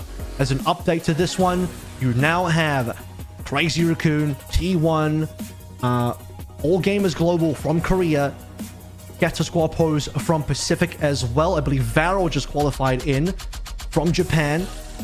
So we have a decent amount of teams already locked. Team Liquid and GK are also qualified based on pure position in the bracket, as is OWCS and Twisted Minds. That leaves us with 1 more team from North America, 1 more team from EMEA, 3 teams from China, 1 team from the Face It League South America Masters, and finally a team from the Global LCQ, which might just be another Korean team. Likely to be either Falcons or Zeta. You could assume that Falcons are going to be turning up given their basing around Riyadh. But those playoffs are going to be a very competitive scene. And of course it would be, with $1 million on the line, which for those of you who are bad at math like me, is big money. The winners ceremony here for Crazy Raccoon, who they're very used to this now. They've done this plenty of times. They've been on this 2015 path. 오버워치 챔피언스 코리아 Many in the past. 스테이지 2. 결국 크레이지 라쿤이 우승을 차지하게 되면서 이번 스테이지 2도 모두 마무리가 됐습니다. Likely a bonus reward as well for our finals MVP of Hisang. 그 왕을 모셔 보도록 하겠습니다. 우승팀 크레이지 라쿤입니다.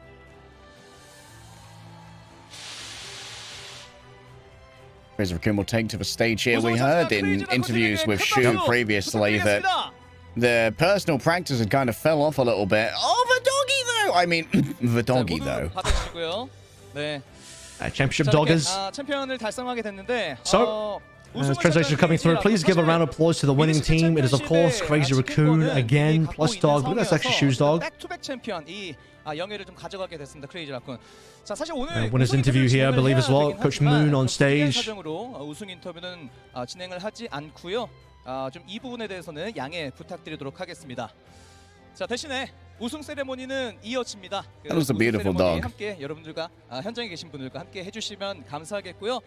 자 이렇게 해서 이번 스테이지 2 Midtown, 모두 of course, gets the 마무리가 MVP bouquet. 됐습니다. 역시나 이번 주인공도 크레이지 라쿤이 되면서 2연속 코리아 우승을 달성하게 됐습니다. 사실 국제전 직전에 있었던 챔피언스 클래시에서도 크레이지 라쿤이 우승을 차지하게 되면서 그 흐름이 계속해서 이어지지 않을까라는 생각을 했었지만 여러 위기들이 분명히 있었습니다. 하지만 라쿤은 위기는 있을지언정 몰락은 없었습니다. 그리고 그 왕조가 계속해서 이어지게 되겠습니다. 자, 이어지는 미드시즌 챔피언십에서도 라쿤의 선전을 기원하게 되면서 그리고 라쿤뿐만 아니라 다른 한국 팀들도 선전을 기원하게 되면서 이번 스테이지 2 코리아는 모두 마무리 짓도록 하겠습니다. 마지막은 크레이지 라쿤의 세레머니까지 함께 이어지게 되니까요. 함께 해주시길 바라겠습니다. 저는 여기서 인사드리도록 하겠습니다. 여러분 고맙습니다. There is the winners presentation here. Bouquet going over Hisang as mentioned. Check in hand once again. Dog in hand for the first time as well. Lifted like Simba and Lion King. Simba. Well, it certainly was toughly fought here for Crazy Raccoon, having to make their way past both Falcons and T1. No one could deny that their bracket certainly did test every single facet of Crazy Raccoon's current understanding of the meta and every little molecule of skill that existed in these players. Thank you for joining us once again for OWCS Korea. Proud to have brought you guys these playoffs. Amazing games to finish out with. As Prophet puts on his bag at the end to walk away. Congratulations once again to Crazy Raccoon. We'll be seeing them and T1 and AGG at the mid-season clash, the mid-season championship in just a month, as NA and EU and China still have yet to finish their playoffs. Don't forget to tune in to EU in just about 5-ish hours again. I'll be joined with Matt Mr. X Morello to power through the lower bracket of EMEA leg day. Thank you for being on this journey with me. Maybe a final thought from you before we see you maybe next stage. I'm so excited to see another team be joining that top echelon of Korea. It was a two-horse race for a while, but honestly, T1 have got me incredibly excited, and I can't wait to see what they achieve at mid-season, but kings are still kings, baby. Thanks, guys. We'll see you next time. Thanks for watching.